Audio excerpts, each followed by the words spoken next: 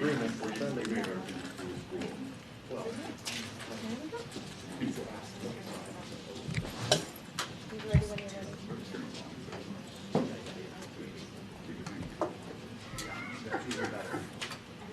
I call to order the December 16, 2021 regular action meeting of the Board of Education of Hinsdale Township High School District 86. We are meeting in the Hinsdale South Library, and the time is 6:02 p.m. District 86 is holding board and committee meetings in accordance with the state's current regional COVID-19 mitigation plans. Will you please call the roll? Member Walker. Here. Member Hirschman. Here. Member James. Here. Member Hanson. Here. Member Ho. Here. Member Leventhal. Here. Member Waters. Here. Please stand if you are able and join me in reciting the Pledge of Allegiance. I pledge allegiance to the flag of the United States of America and to the republic for which it stands, one nation, under God, indivisible, with liberty and justice for all.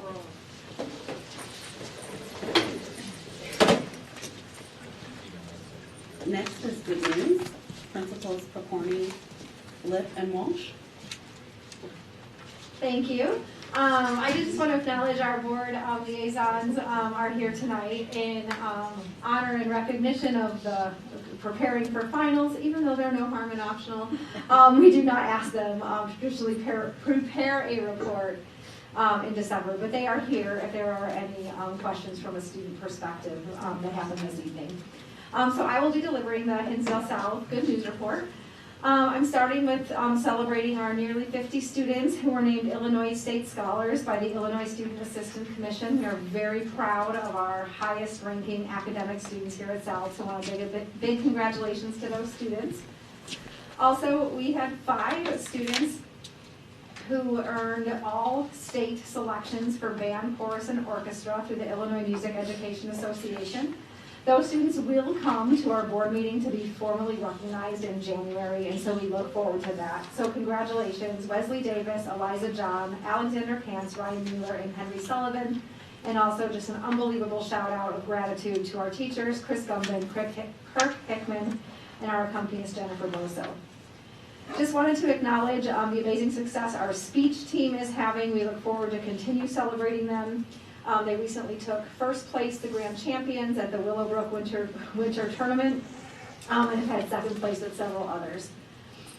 Also, I wanted to share that our student Destiny Parker entered the essay in the VFW Voice of Democracy program, and she was selected for advancement in the district level competition. Comes with a nice cash prize.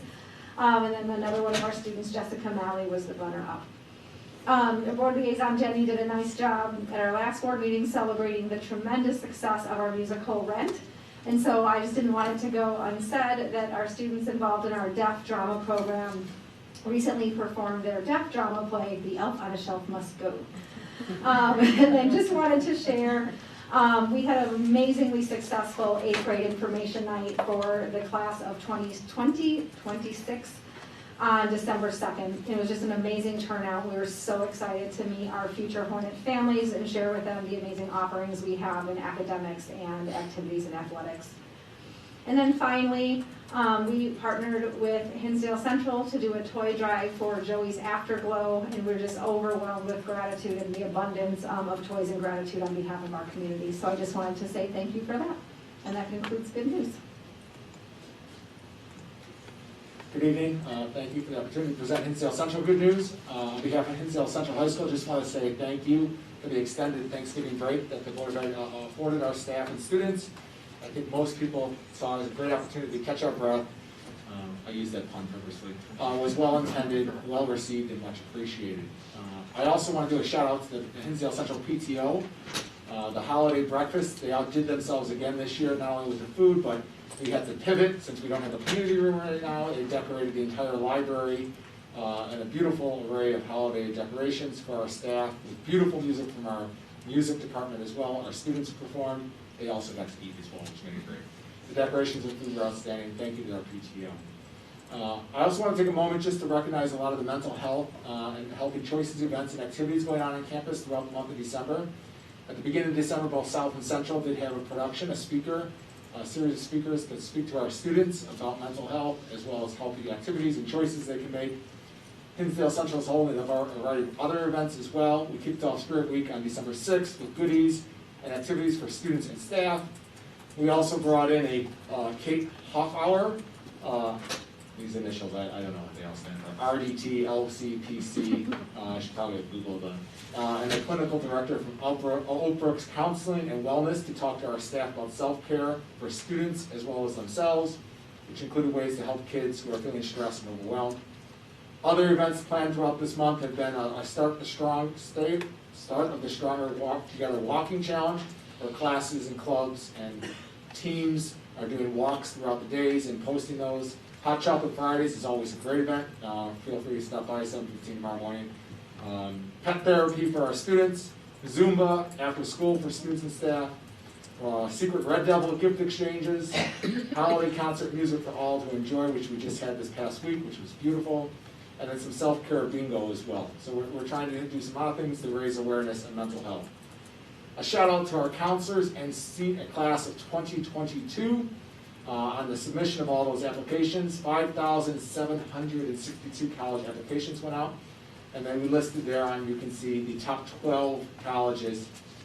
You're like, why did you do 12, Walsh? That doesn't make any sense. It's because 108, then it drops off into 108. So I just figured, why don't you say, everybody over 100.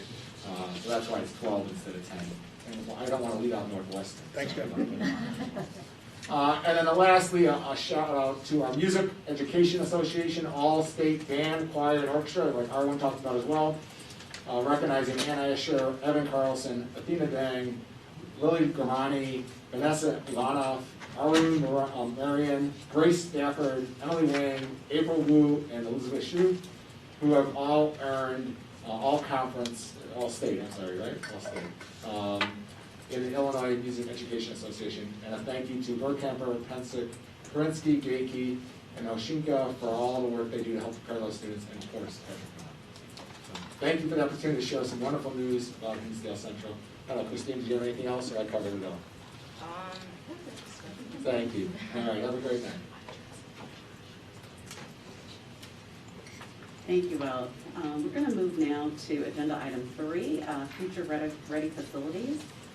And I will turn it over to Josh. Yes. Just to give an update, we had a meeting recently on the 10th. The facilities and special committees for community engagement with construction met jointly on December 10th to discuss the following.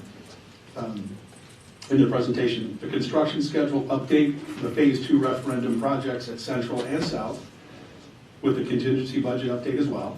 There were a few of Phase 3 bid results, which are projects that will be completed in the summer of '22.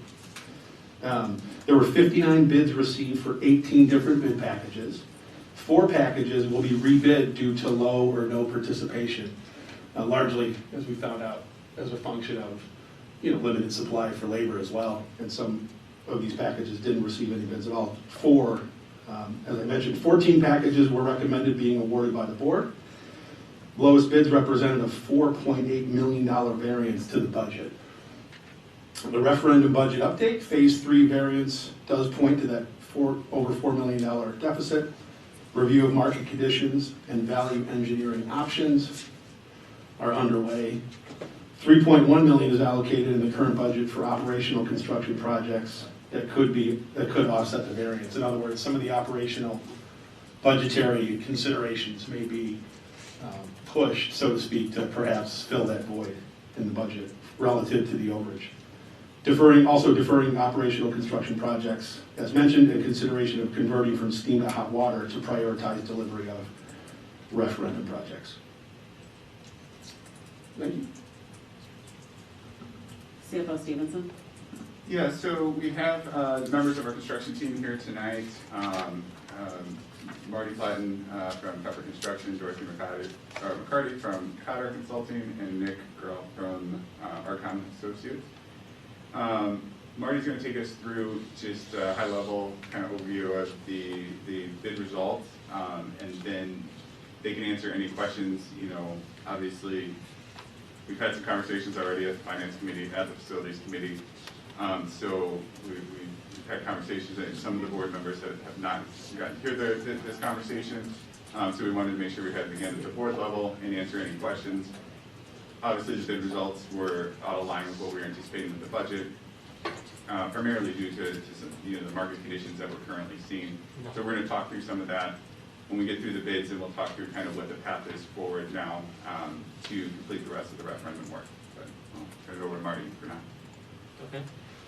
Thanks, Josh. Thanks, everybody. Good evening. We've already covered a little bit about some of the highlights from our bid results with some of the numbers, a few of the packages, as was mentioned. We had low participation. Again, a lot of that's attributed to a few different factors. Obviously, like everybody else, people's labor force is stressed right now. So finding people to bid projects is an issue for them. A little bit different than most years is that typically we'd be out ahead of the pack with bidding work for 2022, but because of the supply chain issues, that's more of the norm these days. So the market is also pressured in that everybody's out to bid trying to get ahead of the supply chain issues in preparation for the work that's going to occur in 2022. Also a little bit different than previous years is that our projects are focused on summer critical work only this year, whereas we've had the advantage of previous years of spreading that work out a little bit over the course of not only the summer but the academic years as well. That also widens the bidder pool a little bit, and because certain contractors are now crunched for field labor as well, that sort of limits the bid pool. They're being smarter about how much work they're going to take on for their summer critical schedules, where we know we don't have the luxury or option of delivering the project late. So really a lot of those different factors considered into some of the bid packages that we had low participation, but as we mentioned, we're out to bid on those packages again. We'll open those this coming Monday and bring those back to the board in January with better results to present. Otherwise, for the packages that we are recommending awards for, we did get some good participation with a lot of those packages, usually 3, 4, 5 or more bidders for those trade packages. So I think it's important to note through that we are getting fair market value for the scope of the work that was bid out, that was deemed the necessary work to stay in line with the referendum for that scope of work. Anything else on the bid results that we wanted to cover, Josh? No, I guess you just want to talk about, you're saying we're getting good market value, but obviously the market value is not in line with what we were anticipating in the budget, so maybe address some of that. Sure. So budget-wise, I think there's a few things to consider. The original budget for these projects was dating back to the early stages of when we budgeted the project, so based on more of a conceptual design, even before a lot of the different mechanical, electrical, plumbing issues that exist in the buildings were really well known. So obviously over the course of the last couple of years, the design team has put a lot of effort in sort of understanding some of those deeper infrastructure needs that relate to these projects. So a lot of that scope has grown to address those infrastructure needs as part of the scope, and has been better detailed out. The other factor to consider is that for this budget, for this phase, a lot of the scope was really a target budget that was carried over throughout the referendum, and that scope was better defined over the course of the last several months as well. So the scope has always been aligned, but that scope was never really fully defined until this design really sort of developed over the course of the last several months from the design team. So really, a third of the Phase 3 budget would be considered part of that bucket of money, whereas the other 2/3 of the budget, I'll say, are really defined projects that we were able to budget along the way. You just want to address some of the general market conditions due with the supply chain and labor? Sure. So really alluded to, a lot of different entities getting out ahead of their bidding period this year because of those supply chain issues. We've obviously experienced it with our projects to a certain extent. For the most part, we've been able to deliver overall on the projects. We've had some things that have shown up a little bit later than others, but we've been able to accommodate that. We've switched materials, made substitutions based on availability of certain things, so everybody's sort of reacting to that from a supply chain. But really, from a bidding perspective, I think I kind of touched on the resources that contractors have available to put towards bidding itself. And then again, that summer critical work, the labor force itself, like many other industries, is obviously stressed. So there's less labor, less people bidding on projects because of that stressed labor force that everyone else is experiencing as well. So questions, I think, from many of the board members about the bid results or about current market conditions. If there are not any, then we can move on and kind of talk about high level what the path forward from here will be. I think I had asked this at finance, but do you anticipate any issues with the supply chain impacting the ability to complete the projects over the summer? I'm not gonna say I don't expect any. We expect any, we try and anticipate them and stay ahead of them. We're constantly monitoring. Some of the more difficult things on this phase are the kitchen at Central. We know that kitchen equipment is one of those things that, just like your appliances at home, waiting 6 months to get appliances, it's similar throughout the industrial kitchen industry. So again, one of the reasons we tried to get out in front of it so that we could award these contracts and release these contractors. So there's lots of things like that, kitchen equipment, really anything that's electrically related right now is a challenge. So lighting is always a challenge, trying to stay on top of that. Working with the design team to say, hey, if we can't get this material in the time that we need it, is there another option that's equal to that we can go? So it's a lot of that, trying to balance manufacturers, understanding where things are in production and those lead times with our contractors. So to answer your question, yes, there's definitely going to be challenges, and we're going to try and stay ahead of those to make sure that we can deliver. Because again, this phase is challenging in that it is a lot of classroom and class-related space that we're working on this summer. So it's even more critical to make sure that we hit those dates. Okay. For the packages, if there was little or no participation, what's going to be done differently to increase participation next time? So obviously more time allows us to focus on reaching out to other contractors to try and get them involved, which we've done over the course of the last week and a half or however long it's been since we opened bids now. And really just trying to give them another opportunity with everything that they have, another opportunity to take it up and take a better look at it. Some of it was due to just, again, everybody trying to get their projects bid out before the holidays is typically what happens. So we're hopeful that that additional time that we've given them allows them to pick back up and get back into the projects.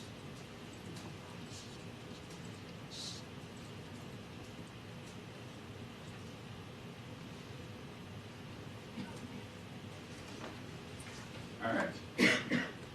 So obviously, at this point, we're looking at $4.5 million budget deficit in the referendum.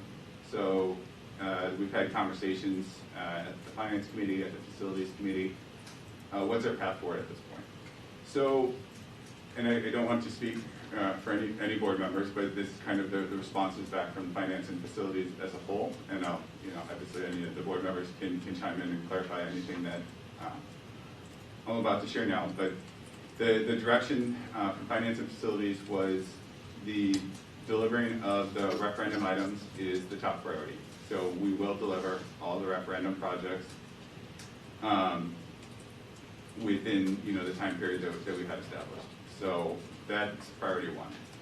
So in order to do that, obviously we have to make up the $4.5 million funding gap. So two approaches that we're taking for that right now are we're looking at some value engineering options, and the construction team is working on those items for phase 3, which is occurring in this upcoming summer, and the remaining phase 4 work, which will occur in the summer of '23. So we're looking at some of those options, seeing how we can, potentially mitigate some of that $4.5 million and use value engineering to reduce some of that cost. The intent is not to reduce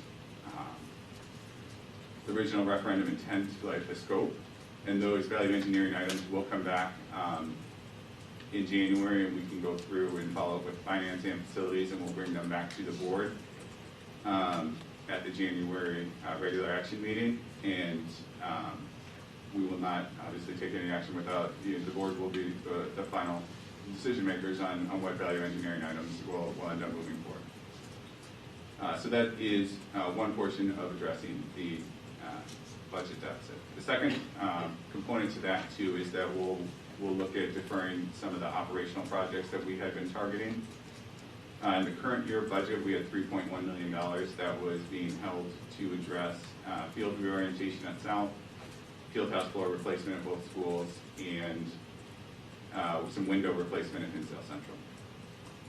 Those items right now, while we'll still open the bids for the central windows, we have some flexibility with either doing that work this summer or next, and still are able to receive the state grant that's helping fund a small portion of that. The other item that we kind of had on our radar for a priority operational item was potentially looking at the hot water conversion at Hinsdale Central. At this point in time, obviously where we are with the referendum budget, the consensus from both committees was that project should be kind of placed on hold at this point. So at the end of the day, we'll use the operational dollars from this budget to address, the vast majority of the budget shortfall, along with the value engineering items. If there's any carryover deficits in the referendum budget, we would address that with operational construction dollars next year.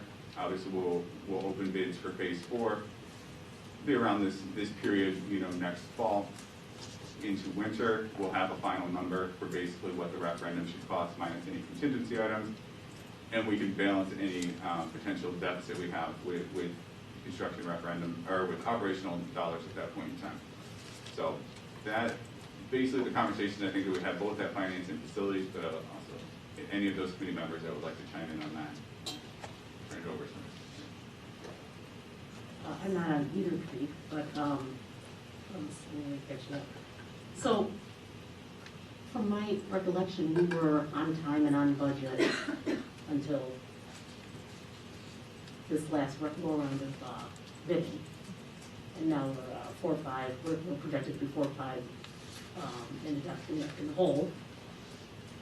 So we sent 59 bids out, 4 packages are going again, and 14 are being recommended. Where are the other packages?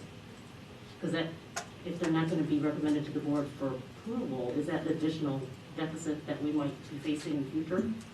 The 4 bid packages that'll come back, there are conservative budget dollar amounts being held in that $4.5 million for those 4 that will return.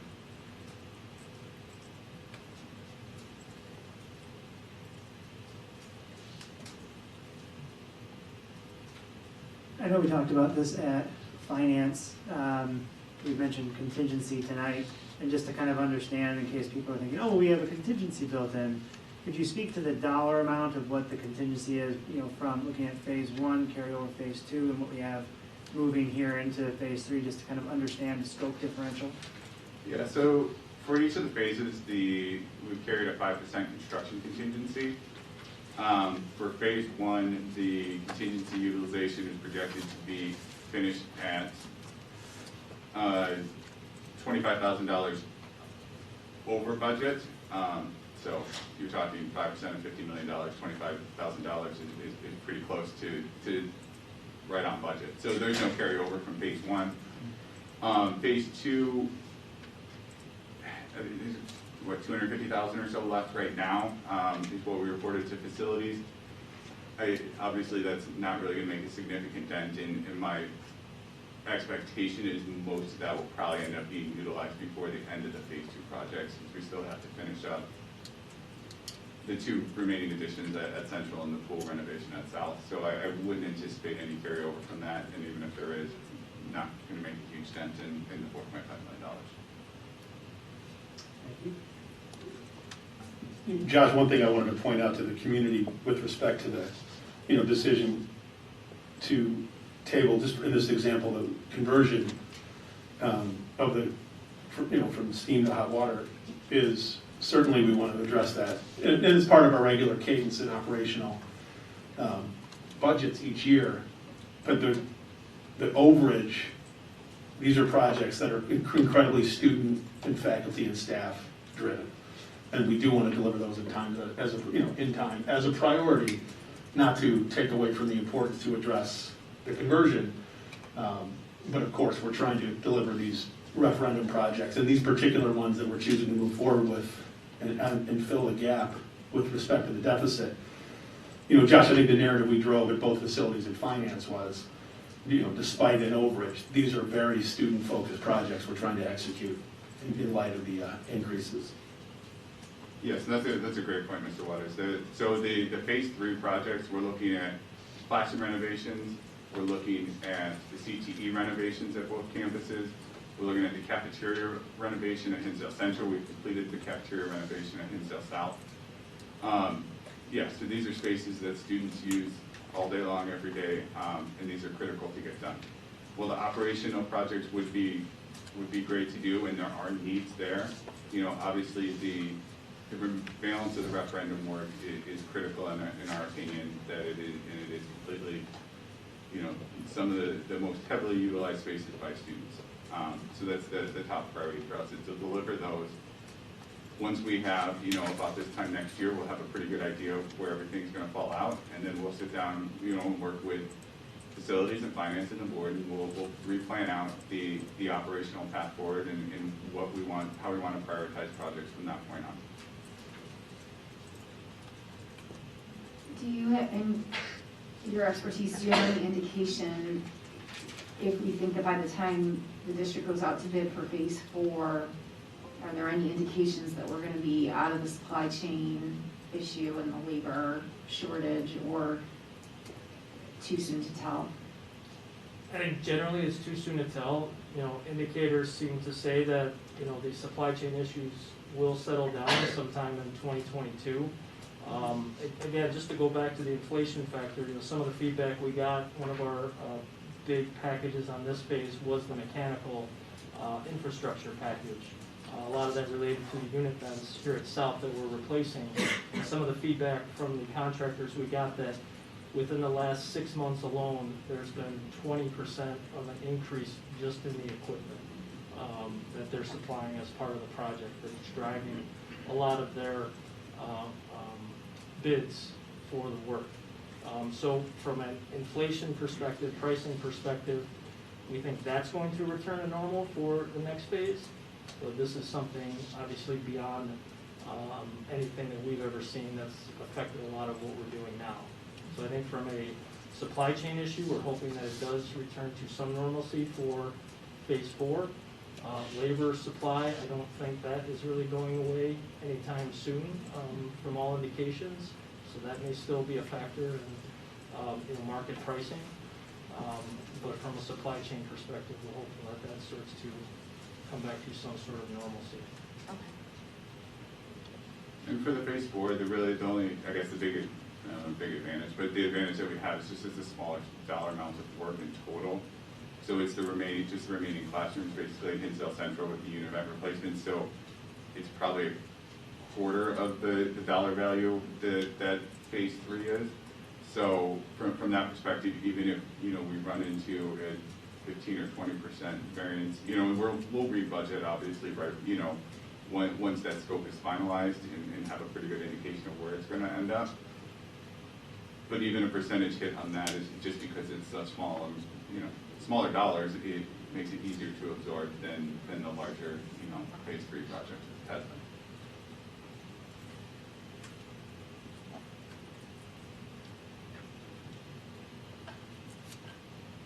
Any other questions?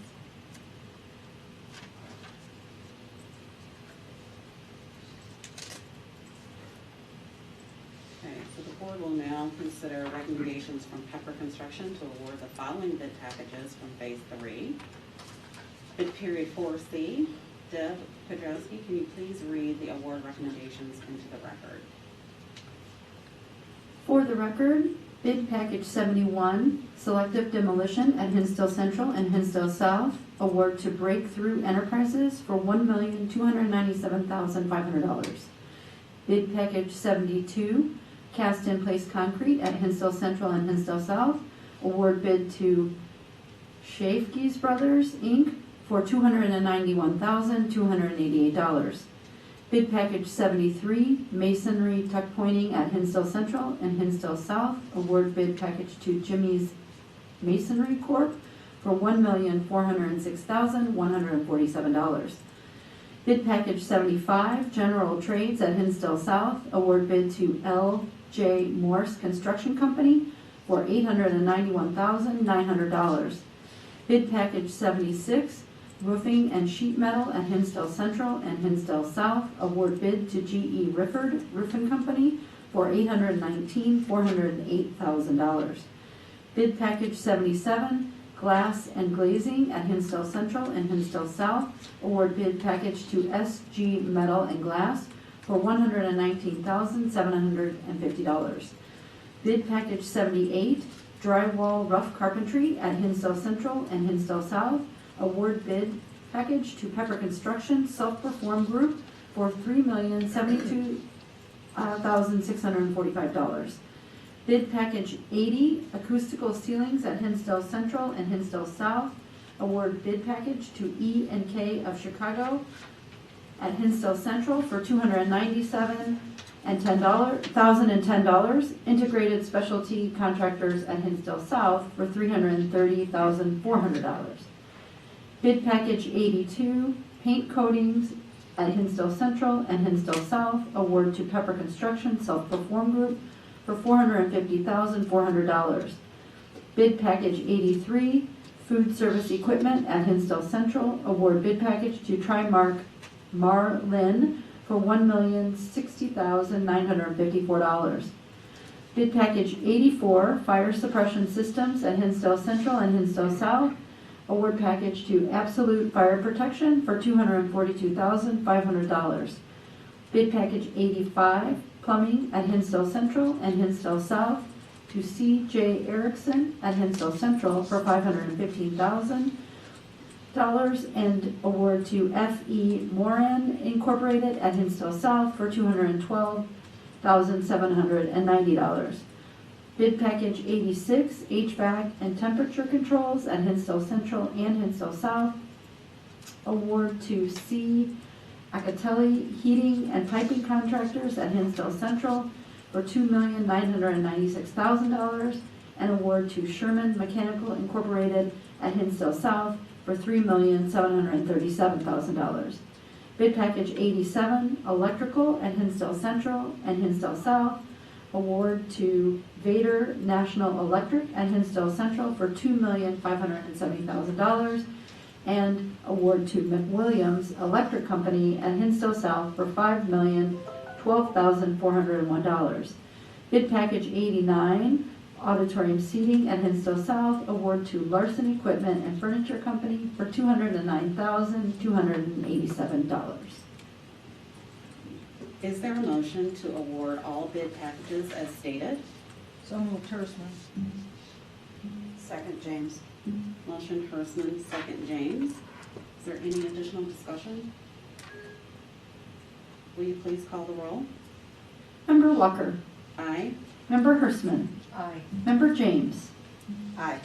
Member Hanson, Aye. Member Held, Aye. Member Leventhal, Aye. Member Waters. Aye. Motion carries. And again, 4 additional bid packages for this period will be presented to the board for a vote in January. Thank you.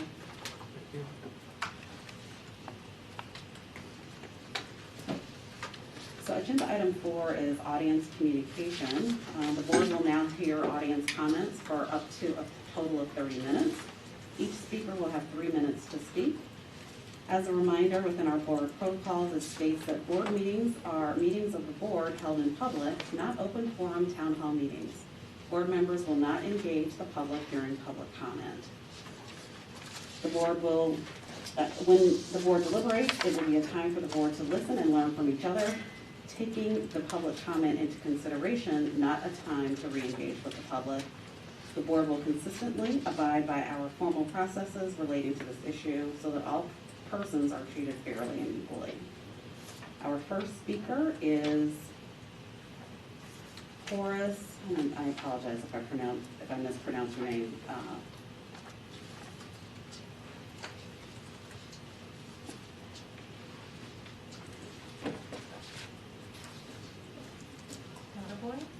Databoy? Thank you. Thank you. Yes, it's Databoy, like Attaboy in football.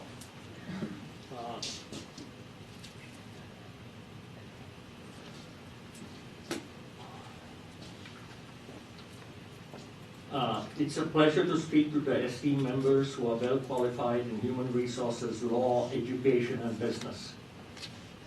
Before the November meeting, I had sent in PowerPoint presentations, essays on the Panacea project on cultural diversity training that was done by 80 chapters and 2,000 students across the United States on cultural diversity training.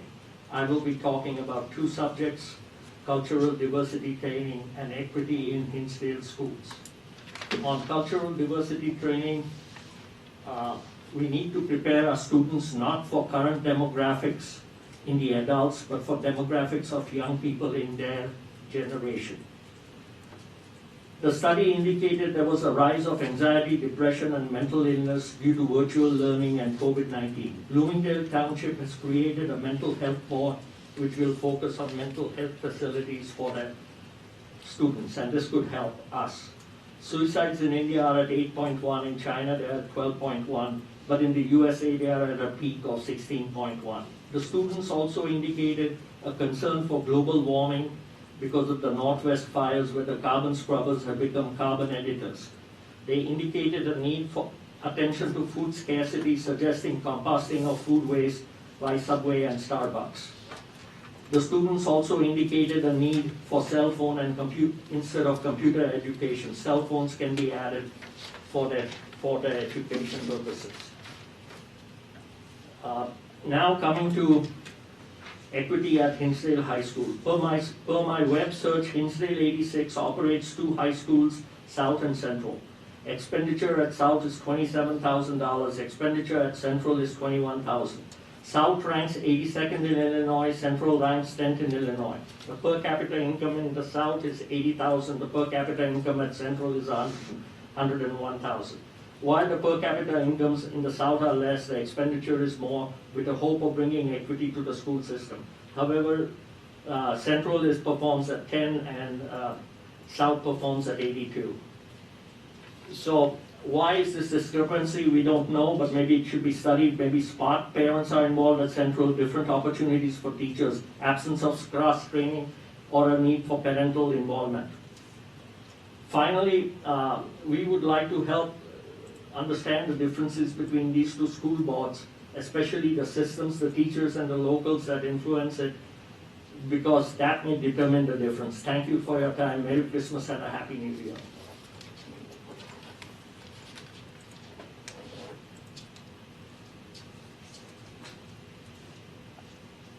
Our next speaker is Linda Burke.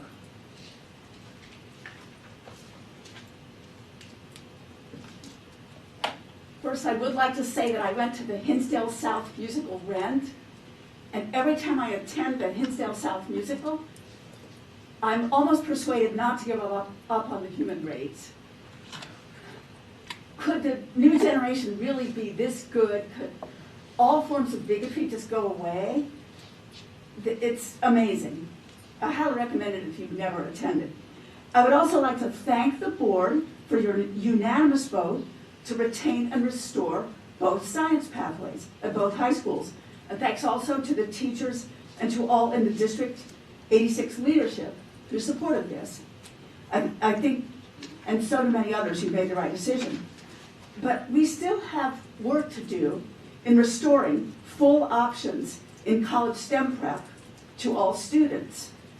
Because the 9th grade PITU experiment is now in its second year, so we should provide an introductory biology opportunity for all the hundreds of kids who missed out on this course and would like to take it, including many who are happy with PITU, but might also appreciate the chance to take College Board recommended introductory biology. They could double up during the school year, but D86 should also offer enough summer school sections of introductory biology to meet demand, with free tuition, transportation, and food. Summer school in general should be more strongly promoted in District 86. Families of privilege have long known about the magic of summer school for many purposes. And it's part of the culture at New Trier, not mainly for credit recovery, but for enrichment and advancement. It's also a great path for late bloomers to discover a talent, to devote full time to a subject, and to rise to their full potential. So the district could and should start promoting summer school more actively, make it attractive, transportation, food, to all who would benefit. Not just the families who have long known about, for example, rising a year in math by taking summer school. Many in present company know as much about this as I do and more. Another academic issue also essential to equity is equalizing course options at both high schools. I'm glad a committee is planned to address this, but let it not become a detour into endless talking. This should have happened a long time ago, and we know how to do it. Latin and German should never have been eliminated. Smaller enrollment classes should be combined for one district experience. We know how to do this. We should have done it a long time ago. We need to get this done immediately for equity and academic excellence for all. Thank you. Thank you. And that concludes our audience communication portion. Next, we will move to agenda item 5.1, which is the Illinois report card update. Administration will provide an update on the SAT and college and career ready data featured in the second installment of the Illinois school report card from the state. Superintendent Penny? Thank you. Dr. Covino will walk us through the recent second release. Thank you for the opportunity. This was a presentation or a report that I foreshadowed the first time we discussed this end of October around Halloween. At the time, we believed, because that's what we were told by the state, that this would be a presentation about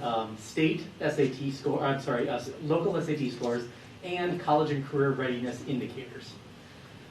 As you can see on this slide, we will be talking about SAT scores today, but the college and career readiness indicators have been removed by the state due to insufficient data. You'll see that little 2021 data unavailable symbol around that area on the Illinois school report card. I can tell you that up until 2 weeks ago, the data was looking so inaccurate across the state that a group that I belong to called the Curriculum CADCA, which is a group of curriculum area directors, in addition to, I'm not sure if the superintendent's group also did, but just wrote a letter to the state saying, we can't speak to our boards of education and our community about such inaccurate data. So in their infinite wisdom, it's been pulled down, and we will be hopefully seeing more of that data in the future. Actually, go back real quick. Just a couple notes about the SAT data that you're about to see. It is in line with other data that you've seen visually. Meaning it is in the 4 categories as opposed to the 3 that we were looking at with the College Board data, as we were anticipating what our Illinois school report card data might look like. It is worth noting that the Illinois benchmark for ELA and math is higher than the College Board, so the data will not match if you're trying to do an apples to apples comparison. The ELA benchmark in Illinois is actually 60 points higher than the College Board benchmark, and the math benchmark is 10 points higher. What you will not see here are state comparables that we can confirm. Those are expected in April. All state comparables and scatter plots provided in this presentation have been provided by that organization I just referenced and a couple of the expert statisticians that belong to it, but are not official and do not appear in the Illinois school report card. All right. So this is what you'll see. You'll notice that there is no state data, it looks a little bit bare. Any other year that you see, 2020 does not appear, and then 2019 through 2017 do appear, and we'll show them to you in a second. So this is District 86 mathematics. One more. This is what it looks like if you bar graph it out. So looking at the trends, you'll see that our meets and exceeds are approximately where they were before, although this next slide is a better picture of that. We are about the same as in 2018 and a little bit lower than in 2019 as a district, but far exceeding the meets and exceeds of the state using the unofficial metrics that we've been provided by looking at the state as a whole. The state's average is going to be somewhere around 30% meeting and exceeding, while our district as a whole is at 63%. ELA as a district looks the same. This is what you'll see in the Illinois School Report Card. This is the total breakdown, so seeing some variance there, but noting that the exceeds is approximately the same as 2 and 3 years ago, and a little bit higher than in 2019, actually 3 and 4 years ago, and a little bit higher than in 2019. And if you take a look at where we are as a district overall, we have a slight 1% point decline from 2 years ago, but far exceeding the meets and exceeds expectation of the state at approximately 33%. So those are our district numbers. The questions are always about how the schools fared individually. So I've also provided the Hinsdale Central. Here's math. You can see how that played out. The next slide is a little bit more telling. This is where we are as far as the meets and exceeds combined. So it is slightly lower, as we did report even in the initial report, that math was down actually across the state, but at Hinsdale Central and South as well, by a couple percentage points over the last 4 years average. But again, higher than the meets and exceeds. And then ELA, go to the next slide, is approximately the same. Again, slightly lower, not a tremendous dip, but a dip that we would expect given what we had seen earlier with the College Board report. At Hinsdale South, this is the math score. Let's move to the next one. So again, maintaining approximately what it has been for the last 3 years and exceeding the state average that we predict. And in ELA, actually this is the same news that we reported before. Go ahead and move to the next one. This is actually where we see a greatest increase over the last, overall of the scores, making actually a 4% increase in ELA and exceeding the state average, which is at 33.4. So this is a scatter plot of all of the high schools in Illinois. The chart on the left is reading, or ELA, and the chart on the right is math. In the simplest terms, the orange line is a trend line indicating what would happen if the 2019 scores and 21 scores were the same, which means that you want to be either on or above that line, meaning that growth is if you're above, and a decline is if you are below. So this is accurate. You'll see that Hinsdale South for ELA is slightly above the orange trend line, and Hinsdale Central is slightly below the orange trend line. The gray solid line underneath is the state average over the for this year. So, I mean, in layman's terms, you want to be above the solid gray line and above the orange line if you can. For math, you'll see that there's a decline in both schools, but both schools still above the average, well above the average, and moving in the right direction. The only other one that we have that comes out of the Curriculum Area Directors Organization, because there is a focus on how schools serve low-income students, is this plot. You'll notice that the x-axis is actually moves from 100 to 0 as opposed to 0 to 100, and that's so that you can see this type of curve.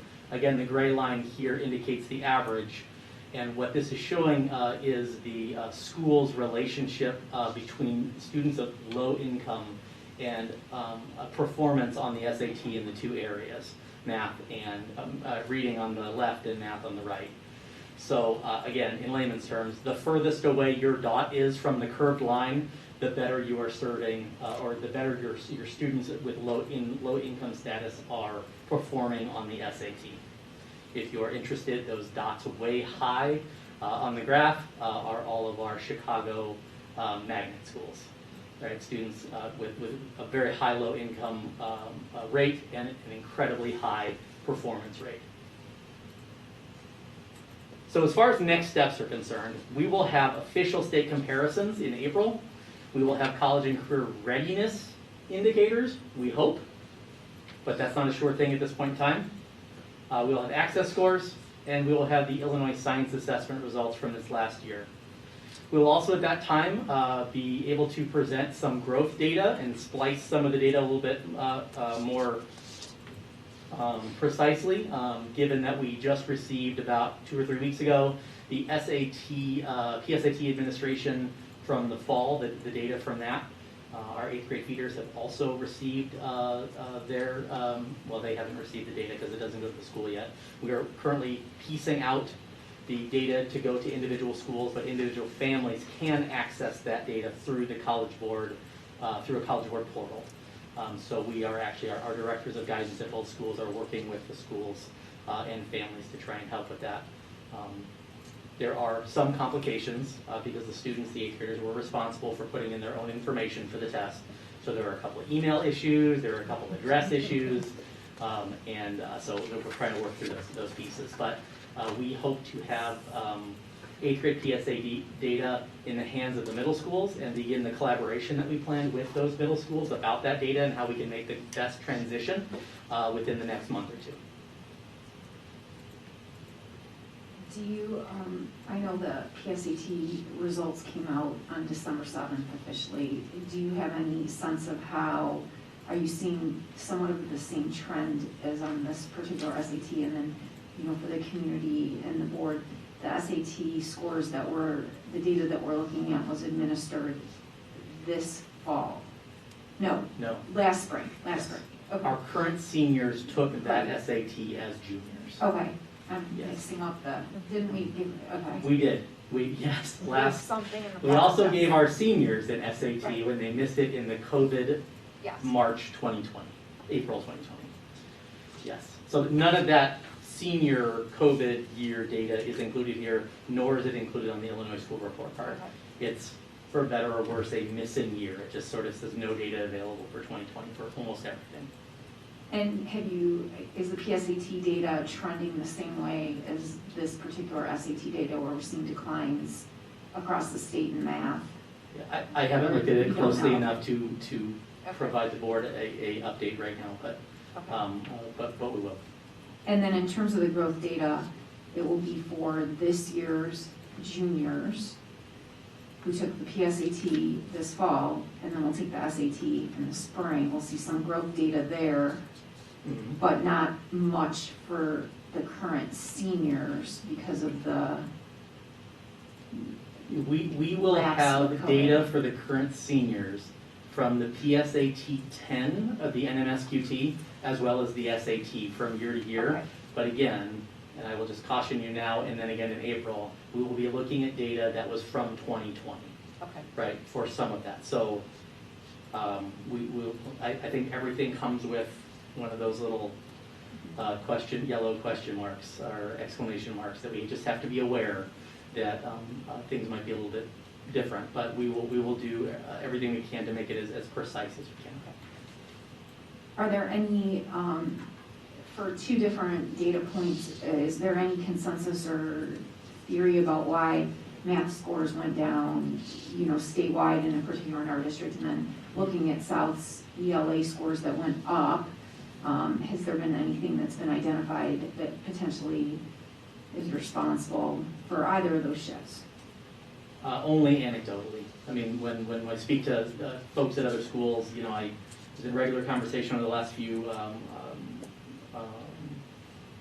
weeks and I guess the last semester, you know, with many of our peer schools, just trying to, you know, figure out like where we are in relationship, and, you know, there's a significant drop in some of the schools. I mean, one of our peer schools, I don't want to be uncollegiate, you know, dropped 12 points in math alone, you know, and so we are, I can say very confidently, doing very well, even though, in terms of the schools that are in this area and have typically performed as well as we have. And I attribute that to the teachers who have, and the families too, but the teachers who have really stayed on top of the curriculum and persevered through and held students accountable. So I feel like, well, I can say it's only anecdotal. The anecdotes are, right, that there is a general trend that with a subject like math, where there's a very linear approach to it, you have to learn this, to learn this, to learn this. Anytime there are gaps for whatever reason, there may be a little bit of fall off. But, as a district, and as our buildings data indicates, we did not fall off very much. We're very much trending in the right direction right now. Board Member Leventhal, you mentioned ELA was increasing itself? Yes. Which slide is that? That is slide 15, I think it shows it. Slides, It's up- slide it's up 16. 16. Can I ask another question while you look it up? Yes. It's on the screen. We had talked about some of the other data at the last presentation, like the decile, MAP scores, et cetera. Will that be forthcoming at a larger academic report? Yeah, I would hope to do something along those lines with the April report at the latest. I would probably want, if the board is willing, to do some slightly more specific questions about what you'd like to see broken down there, because we could really go in a number of different directions. So if there are specific questions, we would like to address those rather than sort of guess. But yeah, we've been talking with, Kurt Boname, our data and analytics coordinator, and he is prepared to begin looking at that, even in terms of the growth data. So one last question, as we kind of look at this year, as we're still in the pandemic, but hopefully crawling out, the remaining data that will be collected is obviously the juniors will take the SAT in the spring. Do we re-administer the MAP to freshmen, sophomores at some point, and then PSAT already happened? But what other? And then we have the Illinois Science Assessment. But is it the SAT in the spring, and then is there MAP re-administration? And the PSAT 9 again in the spring, and Okay. the PSAT 10 in the spring, as well as the Illinois Science Assessment. It's going to be a heck of a month in April. No more PSAT 8 though for feeder. No. We would expect they would give their spring MAP assessments as they have in the past. So Debbie, my apologies, I think you were referencing last year versus the most recent. I'm looking at the 17 to the 21 for both schools, Yeah, and they both decreased. As tells me the 17 cohort was great, but both schools have had a nice step off to the downside. And both with math and English, Central's experiencing about a 5% decrease, 17 to 21. South's about 10%. Is there anything to explain this fall off from 17? not that I know of right now. Yeah. Here's what I can tell you. I am looking at another chart that we put together just to sort of look at the data in relation to other school districts. 2017, I don't know if it's an anomaly year, but when you put that one into this mix, it does throw everything off for everyone. 2017, nearly every school was up, a significant amount of points. Maybe it's a positive thing, so I can share. New Trier High School had an 8-point drop from 2017 to 18. They were at 88, which is the highest they've ever been in 2017. Hinsdale Central at that time was at 78. You can see, yeah. So there were significant drops from 2017 for almost every school district across the state. Maybe it was a testing anomaly. I don't recall actually at this point in time. I can only share this with a White Sox fan. I think it's the year after the Cubs didn't repeat. I will go with that. I'll take offense to that. Out of curiosity, just to kind of give flavor to that 17, is there any way to see, I'm not asking for it right now, to see what the 16 numbers were? They actually are not reported. So we would have to ask the state for an archived copy. They're actually not on the state site. Okay. Yeah. Yeah. When did we switch from For the ECT to SAT? We're pretty confident Okay. that 2017 was the first year of the statewide SAT. There you In go. 2016, we were doing statewide ACT. Sounds good.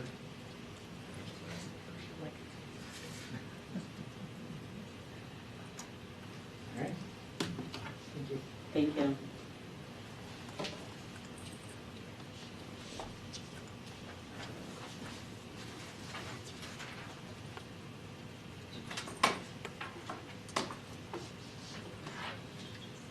So we have a number of committee reports from November and December committee meetings.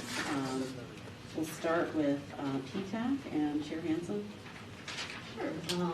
At the November 2nd, 2021 Parent PTAC meeting, Parent Teacher Advisory Committee meeting of the district, we discussed the following topics: 2022 graduation ceremony logistics, and I think we're going to hear more definitively about that later on in the meeting. The earned honors credit, and discuss questions like what does honors mean, how do students who earn honors credit demonstrate that they have done honors work. We discussed grading changes, like the grading scale, weights of grading categories, and when should there be retakes for assessment. And then student stress, what is causing stress this particular school year, what makes this year's stressors different from past stressors, and other factors outside of school that are also stressors. We did it in a different type of format. We had a focus group style protocol, and I want to say, were there 4 groups? 5 groups? Oh, 3 groups, okay. And then each of the 3 groups answered those questions and had some, the group that I was in had really robust discussions. So, so we were able to give every member an opportunity to ask questions, make clarifications, and then seek additional information.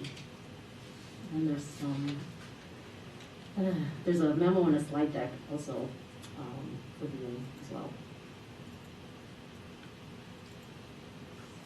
Thank you. Our next committee report is the closed session minutes review committee report. Chair Roseman.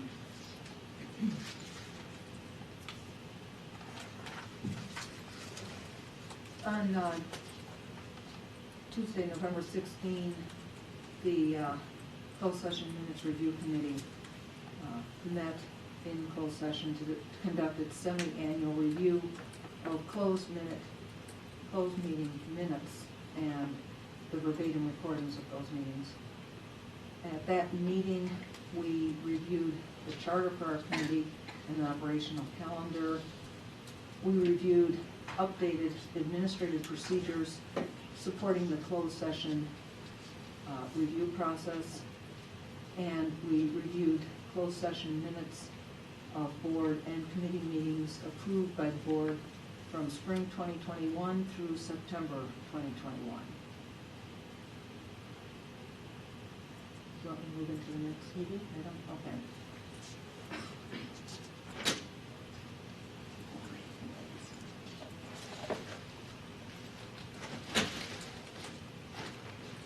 After we completed our review, the committee agreed upon the following. The committee recommends that the board maintain the confidentiality of the closed meeting minutes through September 2021. The committee supports the recommendations of past committees for the treatment of closed meeting minutes preceding that time period. And the committee will continue to explore destruction of closed session verbatim recordings as allowed for and detailed in policy and procedures.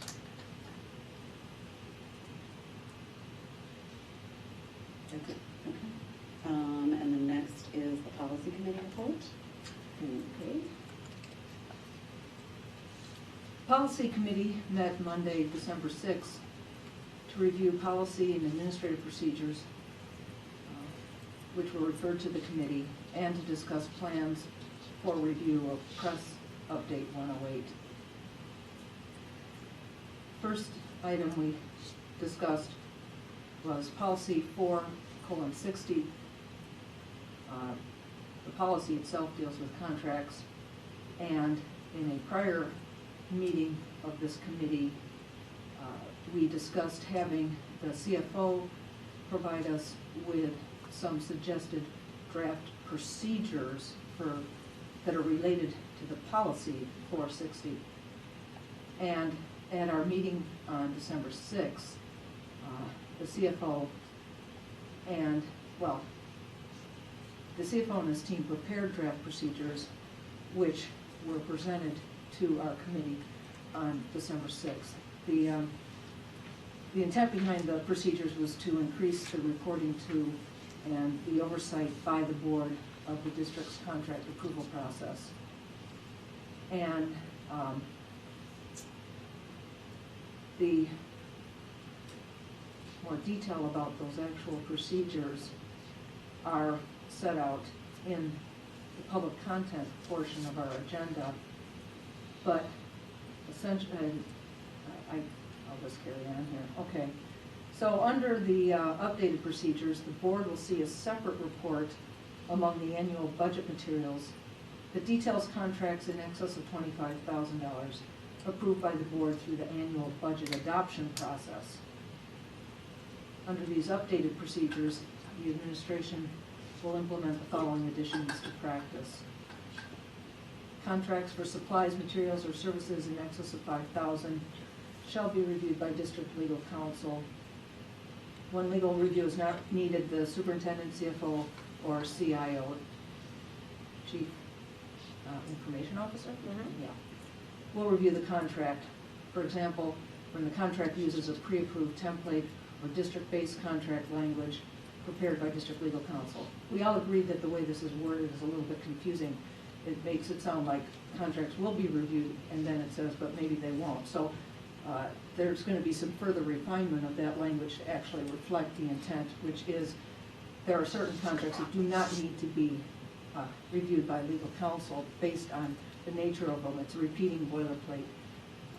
But the remaining contracts will be reviewed by district legal counsel. So that language is going to undergo a little bit of reworking so it's clearer what the intent was.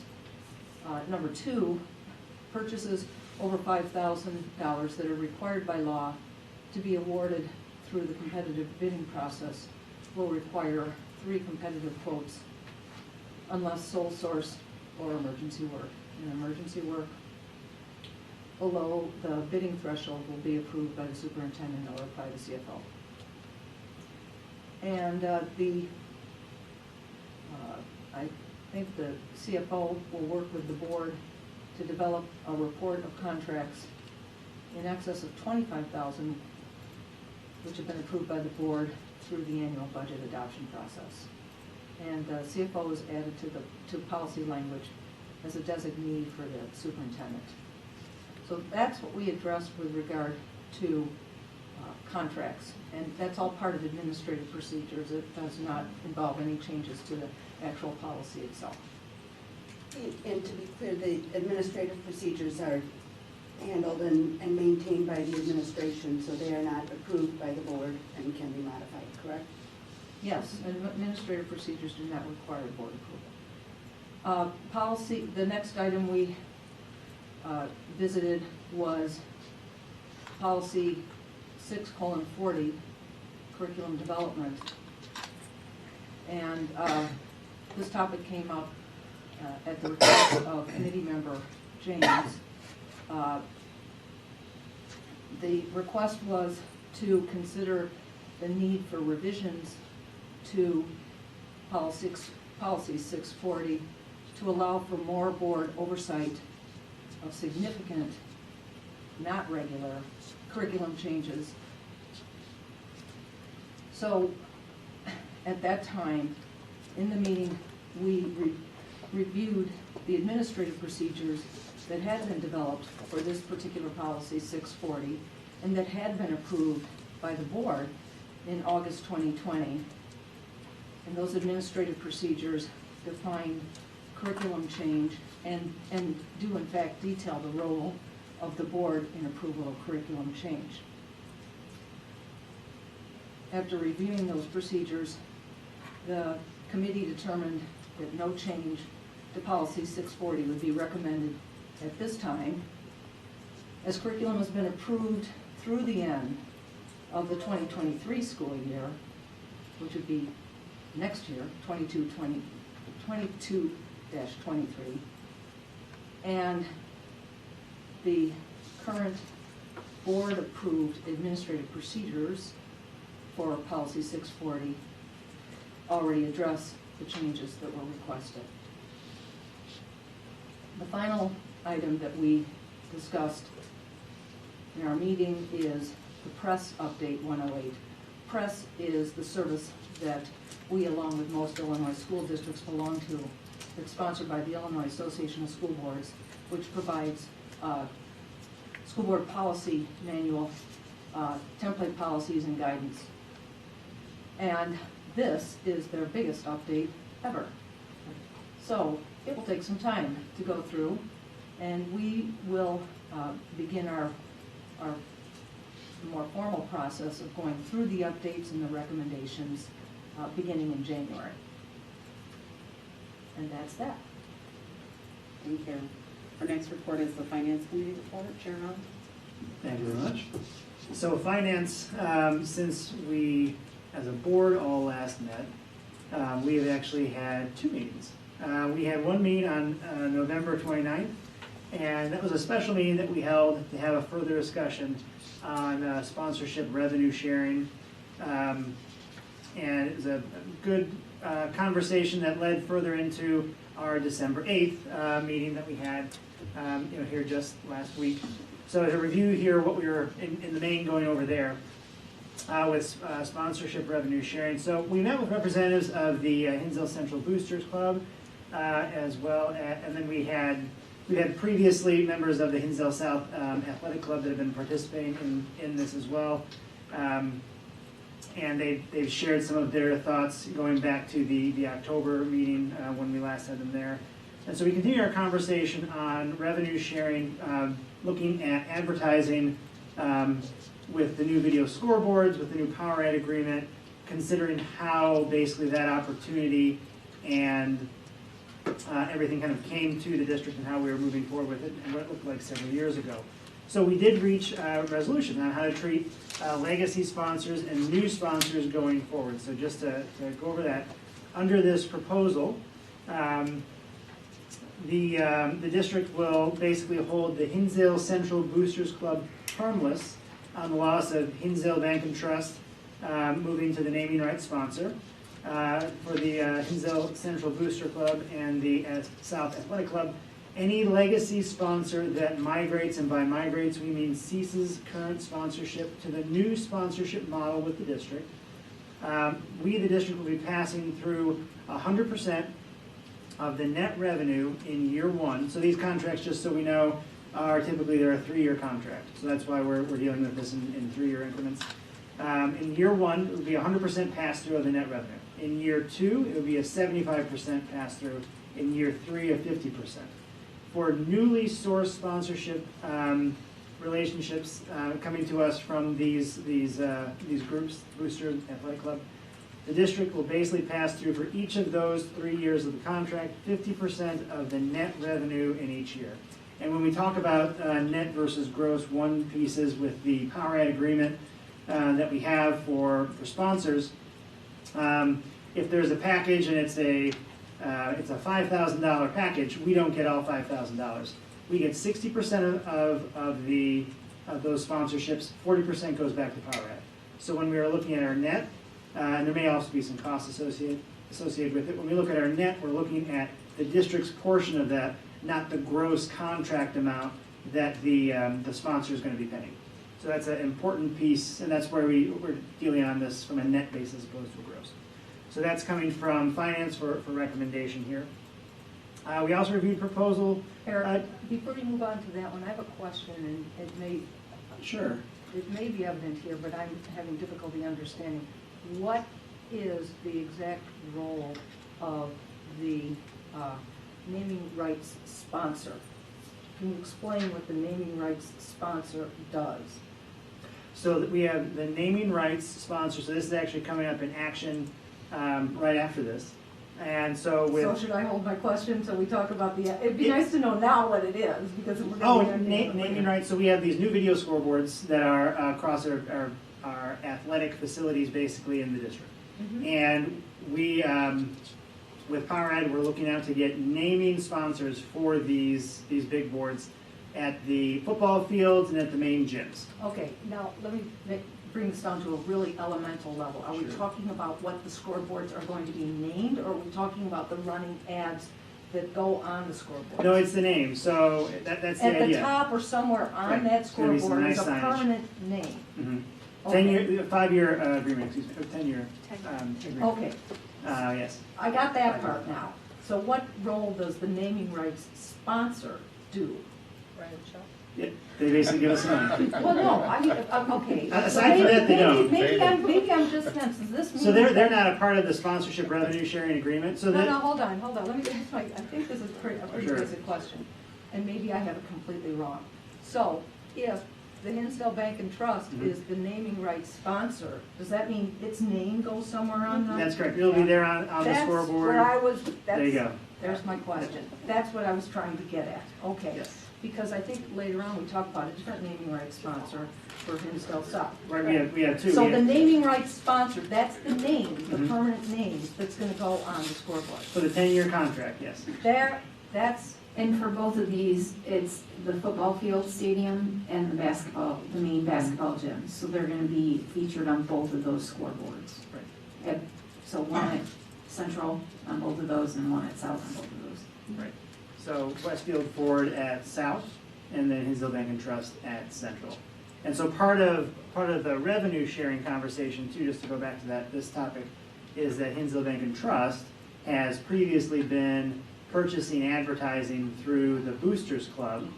And so they will have a defined revenue drop-off as a part of that. And so we are basically holding them harmless for that loss. you're talking about the Booster Club. The Booster Club, yes. Too many days here. For a Okay. lot of days. And so that's what the sponsorship looks like. That's what the when on 6 and 6-7 are our first two actions. We'll be approving those two sponsors to sponsor those 4 different scoreboards between the two schools. And just in get their plain names on English, them. having their names Having their name on them. permanently on the scoreboard for that time For period. that time period. That's what I needed to understand. Right. And other questions you can ask in just a second. So looking on to, we talked about rental fees, and this is a review of our rental fees for a variety of facilities. If you're looking right now to anticipate board action, item 6.8 is to approve the rental rate fees. And in that item, for those of you watching at home, there is on the public content, a fee schedule that's there. One thing I want to point out for that fee schedule, again, it's covering a variety of things. It's athletic fields, other facilities, it's equipment and personnel costs. We have 3 different categories that are laid out there. We talked about this at finance, just so everybody knows, on the new rental fee schedule. Category 1 is us, we're not charging us. Category 2 is in the nonprofit space, and this is where, for example, we've had conversations as a part of this with one of our large district groups, the Hinsdale Swim Club, for example, on pool usage, basically. And they would fall into a category 2 column as a non-for-profit group. And then looking at category 3, you see those prices are a lot more in certain circumstances. That's going to be more of the everything else on the profit side of the table. Little Billy's birthday party or whatnot. Not that we're going to have that. But that's an explanation of our categories 1, 2, and 3 there, bringing us up kind of more to market rates for these various facilities. Our facilities are now far newer, and we feel we can ask market rates as well, so that's part of it. We should always be reviewing those rates every few years to make sure, again, that we're keeping in pace with that. We reviewed a supplemental savings program, deferred compensation, that's being implemented by the teachers' retirement system. We, the committee, recommend that we adopt the resolution, which is 6.9, adopt the resolution and direct CFO Stevenson to complete our participation agreement. However, we wish to hold it until the submission deadline is established. The next item there was what we've talked about earlier. We talked about phase 3 bids and that impact, and that's a conversation we had earlier tonight. That's a conversation that is ongoing. Facilities will be having more conversations there, and it will be brought to us. And it's big numbers. There's no way about that. It's a big deficit there, difference there. And it is something that, the district has been very lucky when we've approached our referendum projects from the finance side of everything, from responsive bids to the bond issuance that we've had to interest rate cost. We've been in a very good position going into this particular phase of it. Unfortunately, now there are circumstances well beyond our control that have been driving the cost increases. So it'll be something that we'll continue as a whole board here to navigate. And that brings us to the end of finance and then to the beginning of finance-derived action items.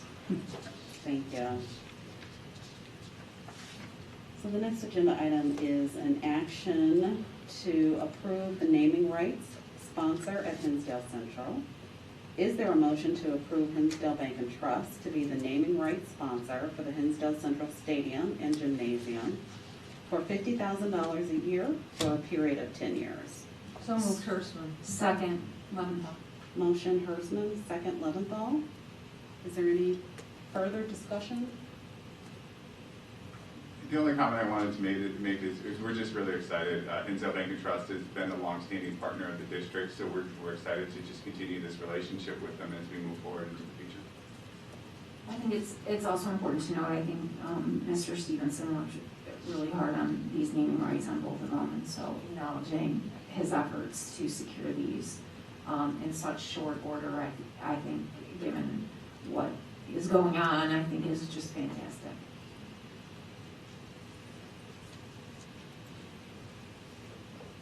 Josh, I would jump in on lauding you for obviously what Debbie just said, and as well as the work you're doing relative to the shortage, along with our partners, Pepper, Cotter, and Archon. There's some amazing work being done, and Josh, you're championing that, so thank you. Any other comments? Will you please call the roll?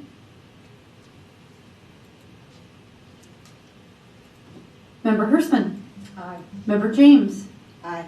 Member Hanson. Aye. Member Held. Aye. Member Leventhal. Aye. Member Waters. Aye. Member Walker. Aye. Motion carries. The next action item is to approve naming rights sponsor at Hinsdale South. Is there a motion to approve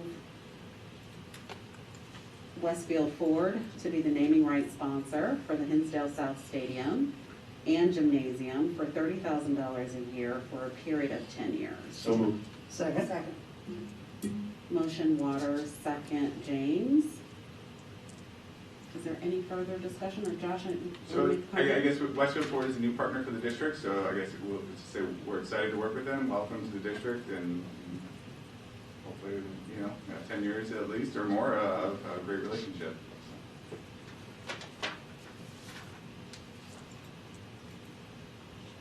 Will you please call the roll? Member James. Aye.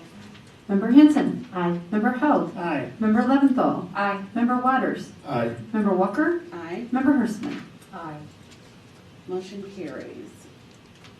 The next item is the facilities rental rates. Is there a motion to approve the attached facility rental rates with an effective date of July 1, 2022? So moved, Hirschman. Motion Hersman, Second? second Held. Josh, any comments here? The only thing, and we discussed this at finance, was we're delaying the implementation to July 1st of 22.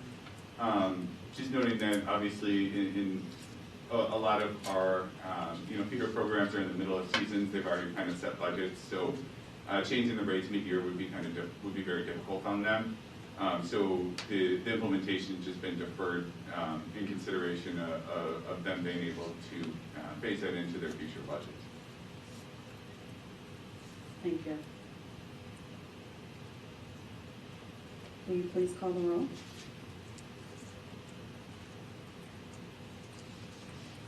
Member Hanson.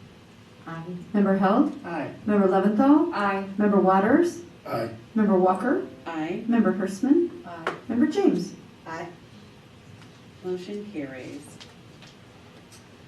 The next action item is to approve Resolution 22.07, the TRS Supplemental Savings Plan. Is there a motion to approve resolution number 22.07, adopting the participation agreement for the Teachers Retirement System Supplemental Savings Plan? So moved, held. Second Horstman. Motion held, second Hertzman. CFO Stevenson? So we did have a pretty in-depth discussion about this topic at finance. We're not thrilled to be moving forward with this, but we don't have a choice, so it kind of just is what it is. We'll move forward, adopt the resolution, we'll hold it and see if any changes are made. Obviously, myself along with, counterparts and, organizations that support us have been trying to work either through with TRS directly or with legislators or governor to potentially make some changes on this. But at the end of the day, we are a TRS employer and have to follow their rules, so.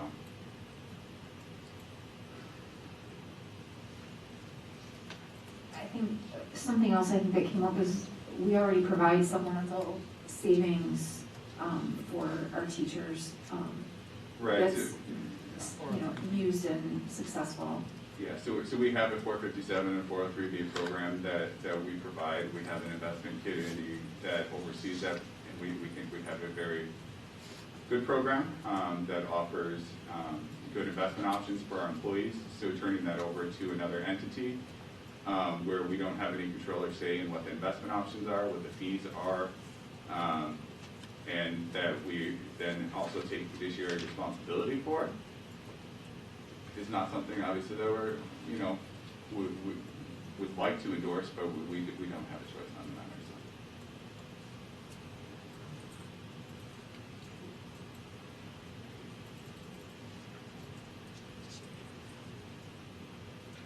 Will you please call the roll? Member Hope, Aye. Member Leventhal. Aye. Member Waters. Aye. Member Walker.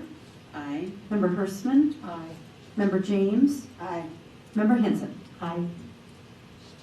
Motion carries. So the next section of the agenda is dedicated to board discussion of new business. And these items were requested previously as future agenda items. The first is the discussion of formation of a special committee for curriculum matters. We will begin with board discussion of formation of a curriculum committee, or of a special committee for curriculum matters as requested by Member Leventhal at the October 28th regular action meeting. Policy 2150 allows for the formation of a special committee for specific purposes or to investigate special issues. The special committee is automatically dissolved after presenting its final report to the board. In the policy committee report we just heard, the policy committee determined that no change to policy 640 curriculum development was recommended because the board had approved curriculum through the end of the 2022-2023 school year. With no immediate charter for a special committee, I, as one board member, do not believe that a special committee for curriculum matters is needed at this time. By a show of hands, can I see how many board members are interested in the formation of a special committee for curriculum matters? So before we do that, first of all, I thought that it was more designed as an academic committee that also helped with academic reports and vetting those prior to coming to the board. So are we just going straight into a straw poll to decide if the board is interested? So we're not going to be having any discussion. I prepared a presentation and all these notes, and similar to the policy meeting where 2 members of the board decided that the policy on curriculum didn't need to be changed on behalf of the rest of the board. You're now saying that you are going to ask for a show of hands, and if there's not, the board's not even going to discuss it. Correct. Yep. And where is this in the policy manual again? I think this is majority rule.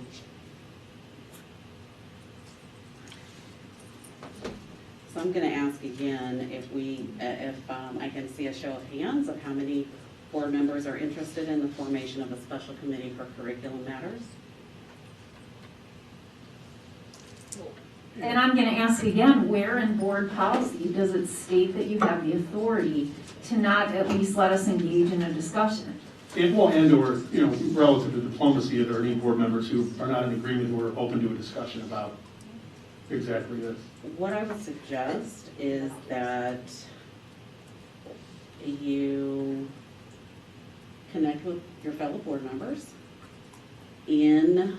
under the confines of the Open Meeting Act. So- See if you can identify another board member that is willing to move forward So with a engage, special committee. okay, in contemporaneous bargaining, to determine if I can find somebody. So, what I'm really surprised by, President Walker, is that you're not in favor of this, given, you know, what we both campaigned on, but, you know, message received. I was proposing something that is vastly different than PTAC that exists in other districts. Not only have I not been given a chance to discuss it, but the curriculum policy isn't being changed, and you're not even allowing for discussion. Because the policy committee decided that the curriculum policy didn't need to be changed. And this agenda item actually is to discuss formation of, and so we're not, Right, and so there's what, no discussion. Correct. Is what you're saying. So Correct. the agenda item is correct. not valid. No, the agenda, it's not that the agenda item is not valid. The majority decided not to discuss it and move forward. To Levin's So it point, can come though, back, there is- it can come back at another meeting, if you can identify another board member who's willing So, to. and I thought that, so I didn't call my fellow board members and try and convince them over the phone, because I thought that we had that kind of discussion at the table. Correct. So had I known that the way this majority of the board practices is by calling other members and trying to lobby another vote. No one said that that was done. That was not done. But that's what At all. you're But that's what you're encouraging. encouraging me to do. No, what I'm suggesting is that you identify one other person, find one other person that's willing to consider Engage in this a as a topic. So I guess my question relative to what we're talking about here, we have an agenda item to discuss. So in the future, do we just vote on all agenda items before any discussion on anything? No. I think that's what Debbie's saying about board policy, she's looking for. So I have a Citations. question. So it was a lip service to even put it on the agenda?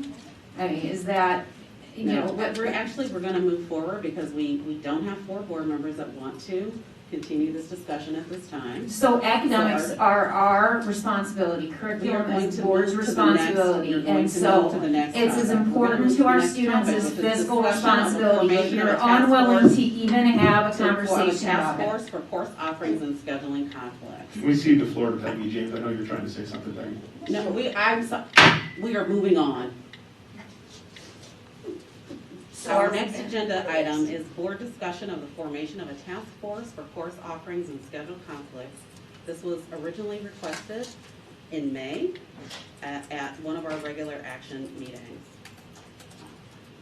What we know about this topic is that every high school confronts the issue of course offerings and schedule conflicts.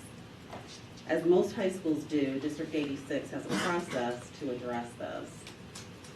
It's done through the annual student course selection and staffing recommendation process that comes to the HR committee each spring.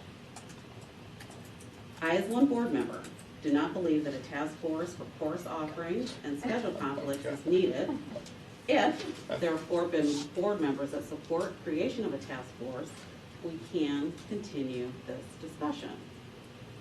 By a show of hands, can I see how many board members are interested in the formation of a task force for course offerings and schedule conflicts? So I'd like to know your reasons for not even wanting to discuss this. I'd like to actually go around the table and We're not hear going to do that. why this Addressing isn't a course valid offerings topic. and schedule conflicts is the job of our administration.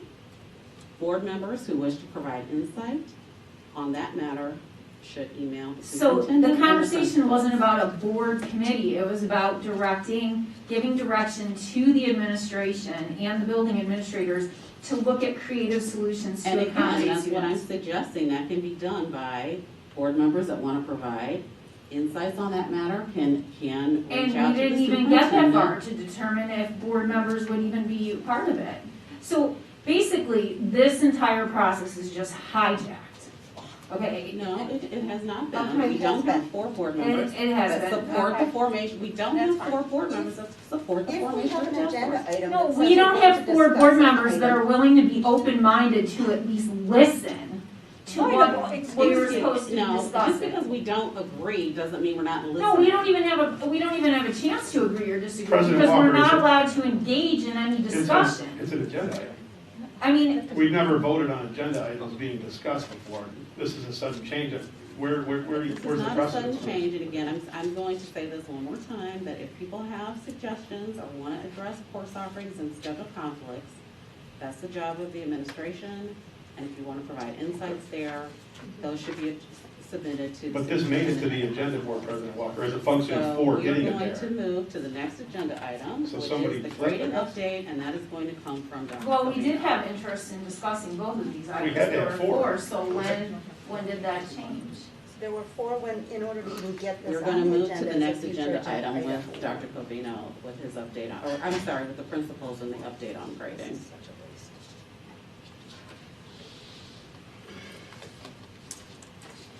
I assume the attorneys would give that advice.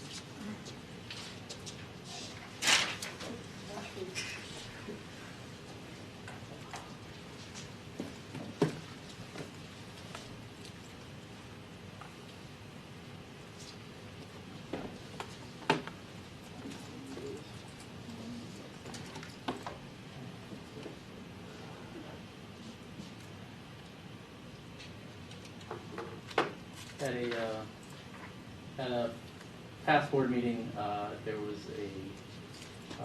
a request to provide updates about where we are with grading practices, particularly about the 2 new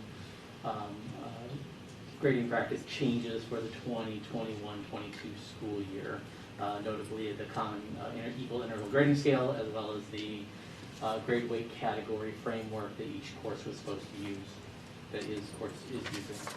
So the intent of this presentation is to provide those updates.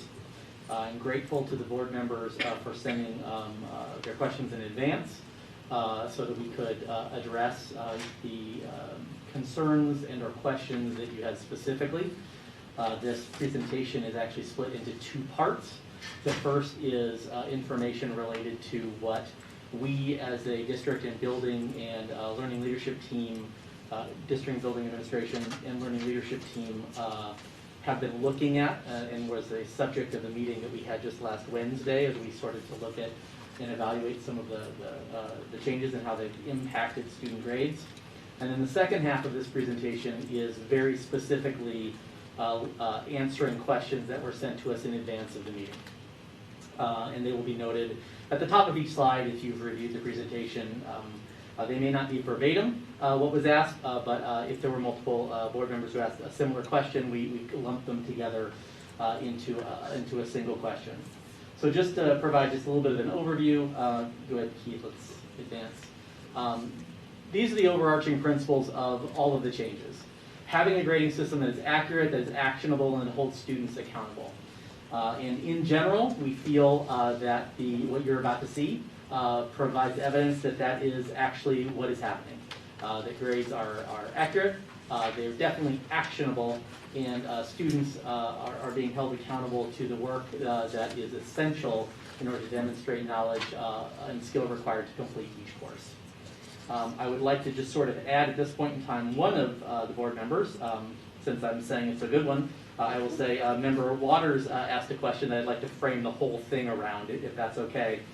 He wrote, if the goal of grading alignment is to bring equitable grading practices district-wide, I'm interested in understanding how the changes implemented this school year are helping accomplish that goal and bringing the district together.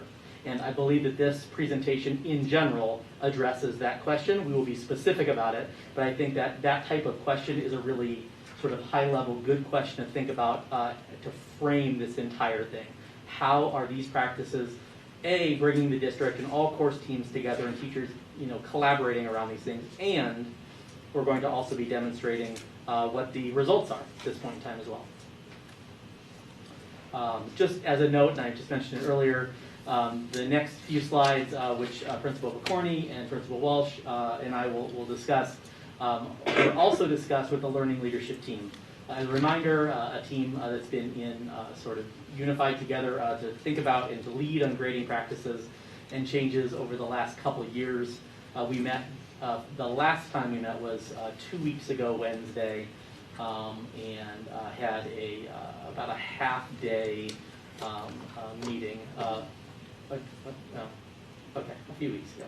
A half-day meeting and to look at some of the same slides that are here, and also to start thinking about how, as a team, we would begin moving forward with next steps, which we will also discuss.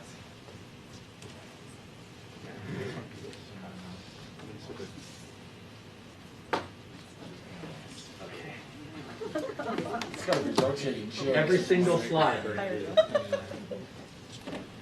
Good evening, Bill Walsh, Principal, Hinsdale Central. As Dr. Covino just spoke about, as you will see in the next 10 slides that we presented to the LLT, the grade distribution, these are grade distributions 3 out of the last 4 years. We excluded 2020, as we've talked about repeatedly. One of the things I think you'll note is that there has been little to no significant difference with the grades over the last 3 years, even with this grading practice policy being implemented, or philosophy, not policy, being implemented. However, it does talk about what Chris talked about, in order they're actionable and accountable grades. So what you're looking at here is Hinsdale Central's grades in progress for the first semester out of 3 out of the last 4 years. So you're looking at pretty much right about on path where we were before, but the significant point is the incompletes. That was not something we've had in past years, which is that ME grade. So now we're giving actionable items that we'll talk about repeatedly to case managers, counselors, parents of where students need to do their work in order to move on and get an actionable, accurate, and accountable grade.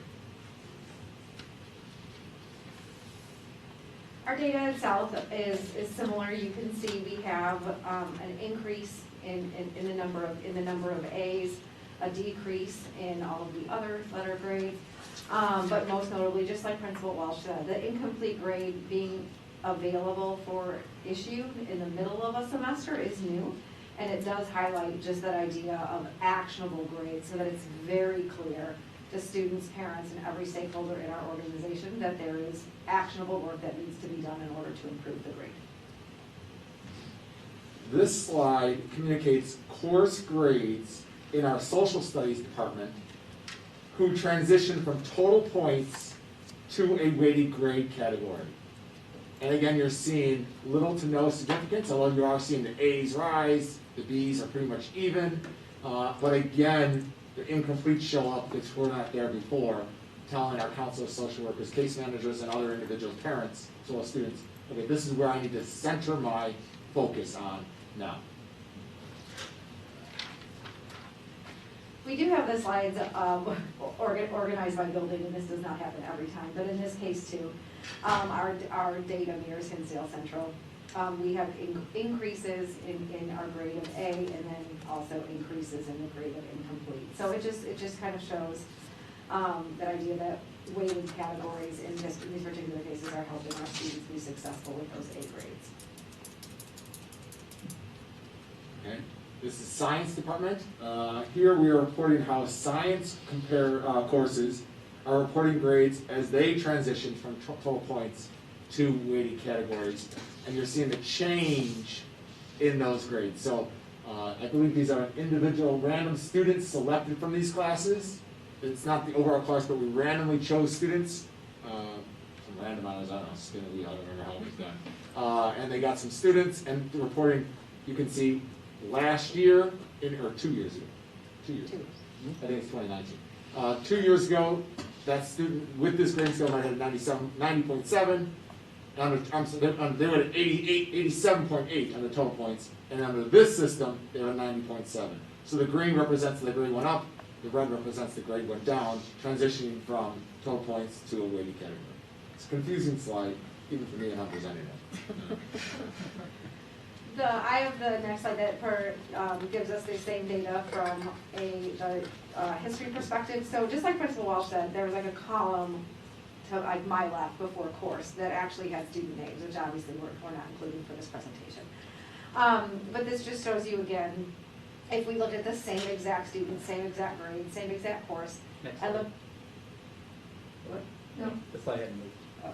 And looked at the weighted categories versus total points, you can see that there's one that had no change at all, the second to the bottom, and a couple of these are very, very small changes, but it just shows you that the majority of students are seeing their grades slightly increase with the transition to weighted categories.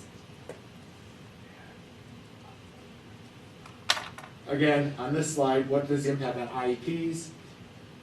Our special ed teachers and case managers who were at LLT really talked about the importance of the ME, because it gives them more time when they're sitting with their child, their student in those resource classrooms, or just having conversations with them, or with parents. It's clearly identifying where they need to focus their attention. Instead of the case manager having run down 7 different teachers and say, where's Billy struggling right now? They can look at the grade books and now clearly understand what it is. They don't have to worry about zeros or X's. What does this mean? What does that mean? You see an ME or you see an M, you know where to focus your attention. And that's what our case managers are noticing as well. You can notice the ICs here, a little bit more on the special ed side, but that's what we're talking about. Here's time we can focus on improving students' performance. Ours are similar with our students with IEPs. We do see an increase in the A grade and the B grade, which is wonderful. A decrease in our D's and F's, and yes, there's an increase in that incomplete. And just like Principal Walsh said, our case managers talked a lot of them in the past. Students with IEPs and other students may have just had D's or F's, and it's not clear or actionable or accurate necessarily because teachers were viewing every grade differently. So one of the terms we're using interchangeably, I just want to take a minute and clarify. The ME stands for missing an essential. And when a student misses an assignment that's missing an essential, it could be a summative exam, it could be a major essay. The grade book, when the teacher enters the ME, the grade book defaults so that the student, the parent, and every member of that student's team see the incomplete. So it's just a big red flag that this is something that you absolutely must do in order to show us what you know. Here, there were some questions about being able to present honors courses versus regular ed courses, general ed classes. I feel like a robot repeating it. There is not a significant difference between these grades, between these 2 levels, and the different philosophies that existed with our grading practice from as many as 4 years ago to the year current year. Same, and it does feel as we're presenting like slightly repetitive in presentation format. In real life format, when we look at this data at LLT, it's just the way that we want to make sure we're disaggregating data by every different subgroup to truly look to see if there's any areas that need to have significant improvement. So this is similar to, again, you can see an increase in those A grades, significant decrease in the F grades. That is because we have those incomplete, so that it's that actionable data. We do see at Hinsdale South just a difference between the number of incompletes between our non-honors and our honors classes, which is not surprising. And it just gives us that actionable step to help our students, like our 11% right now of students in non-honors classes who have that grade of incomplete. This is our absolute go time, where we're working hand in hand with the students and families and the support team to change those grades of incomplete to hopefully grades of A, B's, or C's. Okay, this is a good slide for both here and South to start looking at. We gave you these percentages of incomplete in some previous slides, and now you can look at numbers. So you're seeing what 2% or 5% might look like at the 2 buildings. It's significant. While it seemed insignificant in the percentage-wise on large, you're talking about 214 students who had at least 1 ME. 41 who have 2, and 11 at Central who had 3. It's nice to see they don't have 4 or 5. But this is important to note.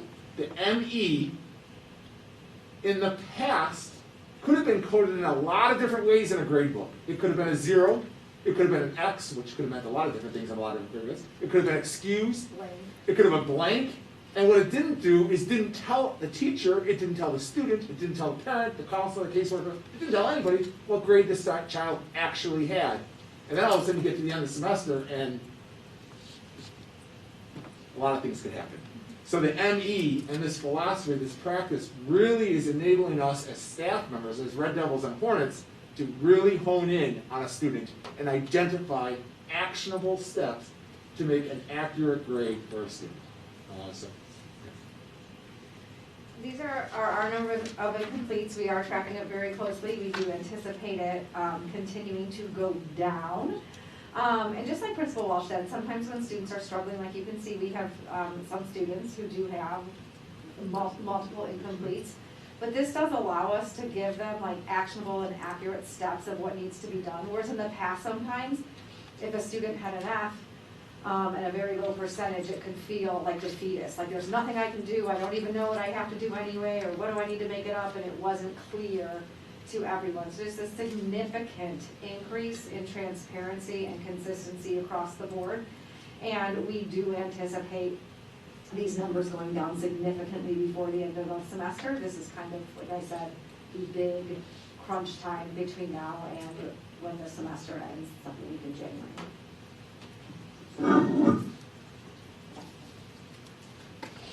So that concludes some of the data that we looked at with LLT and that we're tracking internally. This slide and those that follow begin some of the more specific questions that you all asked that we would address. So the question here is how summative and formative ratios changed by department and courses over the last year. The board received an incomplete document earlier in an earlier presentation. To our knowledge, this is now a complete document. The entire thing is linked to the memo, so you can see it in its entirety, and it is also public facing, so anyone can also go in and see that. But this is one of the summary charts that's on the first page. And the first column, no change in category rates, indicates by department how many courses and the percentage of the total course number that actually did not change at all in their category weights. So that's 38%. The second column indicates that there was a category weight change, right? And that's about 20 row. Yeah, my bad. I didn't have enough coffee today. The second row, 23%, is a category weight change, meaning they used categories in the past. If you dive deeper into the document, you'll actually see that 29 of the weighted grade changes that are in that row of the 23%, 29 of them, are about half, a little under half, were actually changes from like 60-40 to 70-30 or 80-20.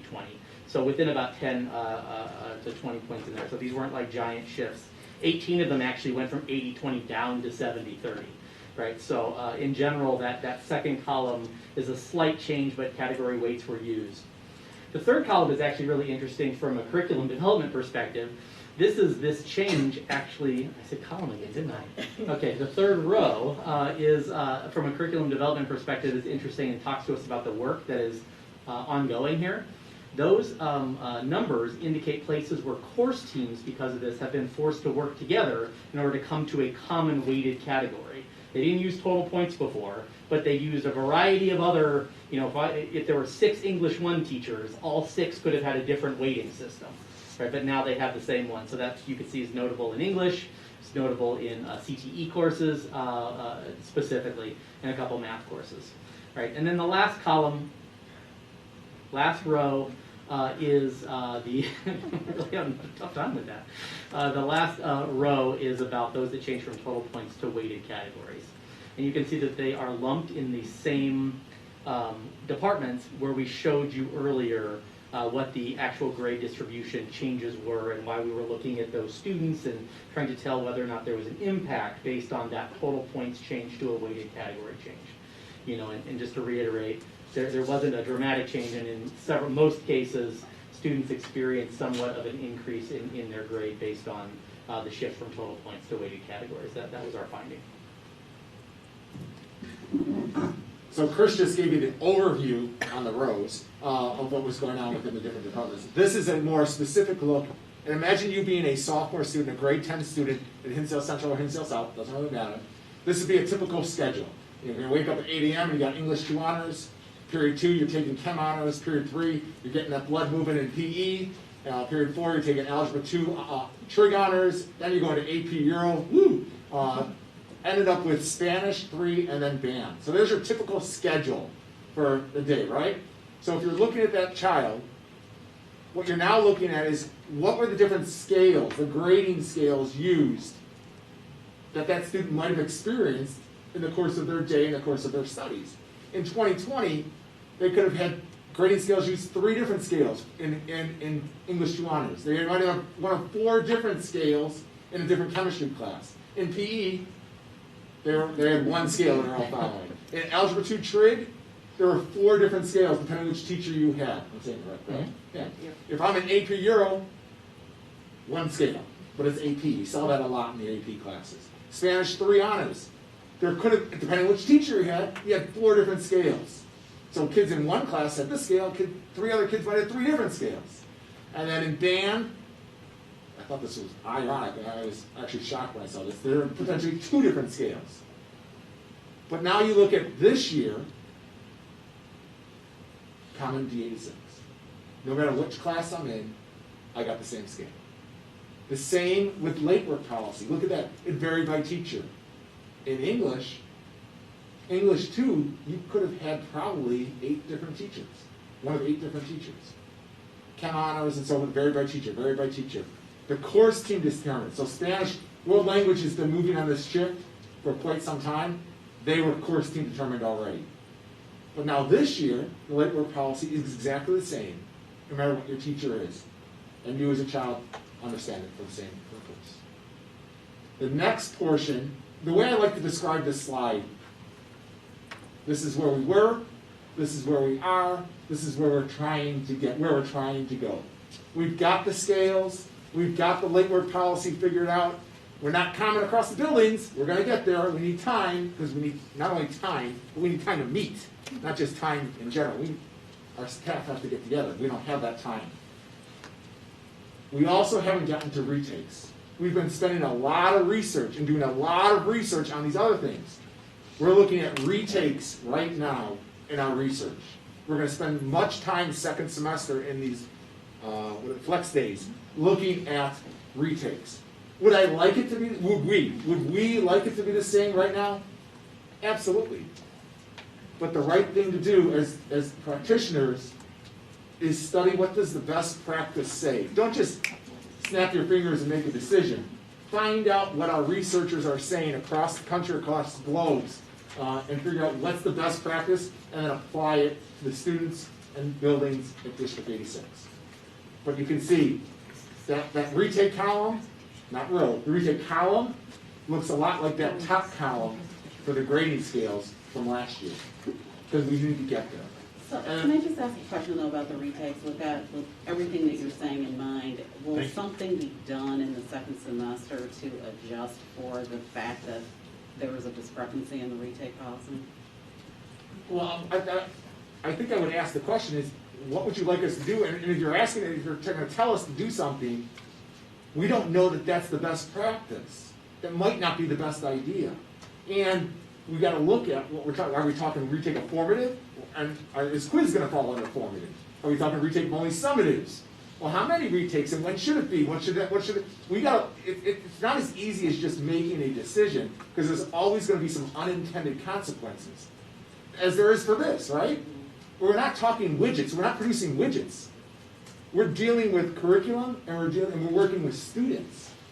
Hearts, minds. What's the other one? I always say souls. It's not souls. Bodies. Hearts and minds. We're dealing with hearts and minds of people, and we got to try and get it right. And that also means getting buy-in and educating your staff on why this is the best practice, and not just making blank decisions. So, yes, President Walker, to answer your question, we would love to be able to just hit that switch and say, District 86 retake policy. But I would like to believe I have a really strong staff dedicated to this profession who wants to make it right. In my 23 years on this campus, that's what I've always believed. What's the best part about working at District 86, aside from the awesome students, is they push me to be the best teacher I possibly could have ever have been. Now, I loved Waubonsie Valley, and I learned a lot there. But I'm telling you, I became an unbelievable teacher, and then they kicked me out of the classroom. And that's because of how we did things at District 86, and it wasn't just do it. It was we collaborated, we talked about it, and we figured it out. We don't all have to agree with that. We don't. But it is a philosophy as an instructional leader in the building I want to follow, and that is to get the voice of our staff involved in decisions that are going to impact 2,554 students, current and future. So to piggyback off that question a little bit, though, changes were made to the retake policies this year in order to implement this, because we had it aligned at the course level within each building, and there's obviously a different... No, we did not have retakes allowed. We don't have anything aligned with retake. In 2020, there were no retakes allowed.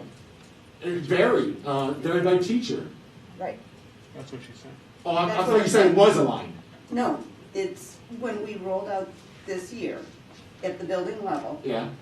each class, each course has a retake policy.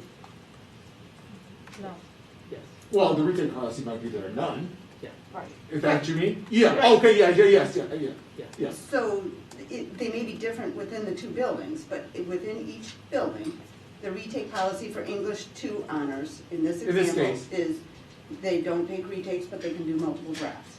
Yeah, they're working on the formative. Correct. And that may have been different last year and in previous years. Well, it wasn't last year in this case, but it could have been. Yeah. So, for example, on the course team determined for PE, that changed from one year to the next. Correct. But now we're trying to get to what should be the standard practice for the building. Correct. So In addition. I'm sorry. in one of the documents that was provided as a link on the memo that took us to, the entire English department in each building, all the different core content areas. There's, especially in the science department in Hinsdale South, a lot of retake opportunities. Were those in place prior to this year, and what was the rationale for those when they were implemented? And then my second part of this question is, in looking through some of the research on this, a lot of the research that kind of takes that 90-10 or 100-0 ratio in conjunction with retakes. So when we're just rolling out, in some courses like Ed Central, we could take chemistry regular. Should I wait, Kathleen? Sorry. I'm sorry, but we're talking about procedure right now regarding the board meeting, which is perfectly fine for the vice president to communicate with the president. Oh, yeah, I that's apologize, fine. no, I apologize for talking. Just wondering, this rolling out these 100-0 courses, we'll just take chemistry honors because it came up on the student schedule. When you take the 100-0, but you don't apply the part that's the retake, it kind of feels like a double ding, right? And so, like you're rolling out a portion of the philosophy, but not the entire thing. So the two pieces, retakes itself, what's the history of them, or are they new this year? And then two, especially where do you see this potentially going, especially with courses that are at 90-10 or 100-0 for summative formation? Right, so I think one of the things that we have to also think about when we address this type of issue, or address this type of question, is just what retake means in terms of like the practical, logistical, like here's what a retake is, as well as philosophically what we actually mean by retake, right? And one of the things that we talked about at LLT last week is that we probably want to start shifting the word retake to the word remediation, because we want to remediate the learning, right? Not just give another opportunity to take a test. We want it actually to mean something for the learner, him or herself, right? So you'll see in some of the documents that we put in parentheses next to retake remediation, Right. which doesn't mean an interventionist necessarily, and it doesn't mean going to a different class, right? It means, how do I remediate what I learned before? So instead of retakes, you might see something like, it's on here, test corrections, which is like shorthand for, I'm just going to give you the questions that you missed, again, because I've related them already to a standard, and I can ask you a different question about that standard. Many tests are not written in such a way so that is even possible. So in addition to what Bill was saying before to answer President Walker's question, we have a number of teachers who will need to go through the process, and typically we shorthand it as like assessment literacy, of working on assessments and thinking about those and writing new ones so that they are remediable over time, which, to also answer your question, is part of what we're doing second semester. We have to lay that foundation and groundwork. These commonalities didn't happen this year. They happened in 2019 and came to fruition this year. Right? It's been a sort of a road to get to this place. Right? When LLT began this work, when we identified that there were dozens of grading scales that potentially could have been used. Right? The more we work on it, the more we understand what needs to happen. And a key thing that's happening for second semester is about understanding how we use assessments to help remediate learning. Right? And sometimes that means giving another test, a simple retake. But other times it's about a whole different type of remediation, which is part and parcel of this entire package. We need to be able to do this right, and it's not just about saying retakes for all. So thank you for answering those questions, and I apologize, I sort of asked the first question and got us off track, so I think we should just let you continue with the presentation, and then if there are additional questions, we can take them. I was gonna say, if it's gonna save me an email, I'm happy to answer. I think I have the next slide, so I'll just transition, but I'll just echo like kind of Principal Walsh's passionate words about the effectiveness and care and intelligence that our staff put towards all of this work. I can just speak just quickly. The retakes at South have existed for a long time in many of our courses. And their reason is just exactly what Dr. Covino said. It's just that reassessment opportunity. One example I can share, and this is where LLT is really diving into best practice here, but one example is sometimes students might take a test when it is structured in a way that there's just, like Dr. Covino used the term test corrections, but sometimes it's just if the test is organized by subject or standard and a student just didn't master 2 of the 3 standards, the teacher will offer like a full, almost like tutoring session. So you cannot just go in and retake the test kind of willy-nilly, but you go in, you work with the teacher on the tutoring session on those 2 or 3 standards you didn't get, you show the teacher that you've learned it and that you've done it, and then you have a chance to kind of retake those sections of the assessment to improve your grade. Because it's not about just a one-time, did you know it on this day? If you didn't, oh well. It should be about, it might take some students a little bit more time, and the goal is to show that you learned the material, not just necessarily that did you know the material exactly on the day of the test, and then never having another chance to show that you know it. So that was the philosophy that South was operating on. That is the philosophy behind current research surrounding retakes, and those are the very things that LLT is diving into to continue that consistency. I also just want to say too, despite the last slide where you can see that the retake procedures are currently not consistent, they are significantly more consistent now than they ever were in the past, and it is just an ongoing growth area. It's okay. Nope. No, sorry. Okay, so this slide, this just dives into, I know we kind of segued, so I'll just bring us back.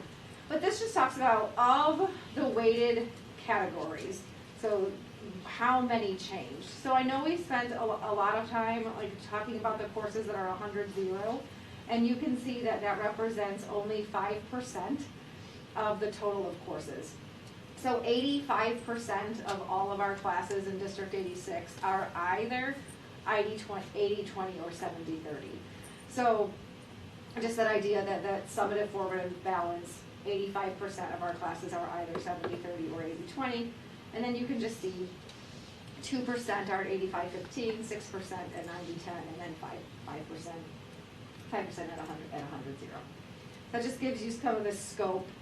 So when we're diving in and maybe problem solving about what's working, what's not working in the 100-0 classes, just wanted you to know that that represents 5% of the current total.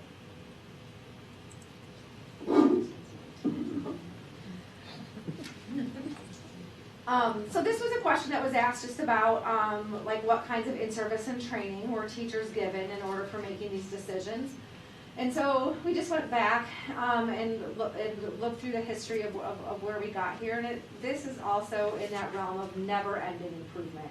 This work does not necessarily end and you box check it and you move on, but it's in that realm of never-ending improvement. So in the 15-16 school year, administrators, department chairs, and teacher leaders from every department participated in a multi-day training on assessment literacy, which is essentially how do you best use formative and summatives to improve student learning in the classroom.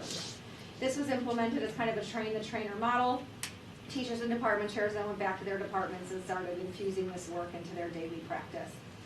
The very next year, we made assessment literacy part of our new teacher induction program to make sure that every new teacher was learning this. That was led by four members of our team, a combination of administrators, department chairs, and teachers. And it's still ongoing. That was just the first year. Then in between 2019, essentially to the present, we're diving in deeper, more formally on Flex Learning Days with those department presentations and discussions. And then also now, ongoing course team collaboration so that course teams are taking all of the research and then applying it to what they do. This would probably be a time to tell you about it, and I should have handed this out to begin with. What Deb was able to hand out to you, I believe, a couple minutes ago. These are not new documents. They're actually documents that are linked in this presentation and or in the memo. I just wanted to be able to reference them while we were talking, so I wanted to put them in front of you as well. One of the documents that you know it was asked for, and this is actually answered to a question later, was just like, is this all in one place? And while it is on the website, one of the documents, the page actually 3, is where you find the statement in the first bullet point. The question is, how was 80-20 decided? So you see the framework there, actually on page 4. A framework that the LLT came up with, right? And you see the language about the default at 80-20 as common ground within this framework, right? Just philosophically, if you can't decide, right, then you know, use 80-20. That's all we told them. Now, the question was, who did it? The answer is no one. No team defaulted to 80-20. They all took the time that they were given, primarily over the last 2 Flex days of last year. And they decided on course team grade weights that met the individual goals and needs of their content and course. Right, so while the default existed, it was not necessary.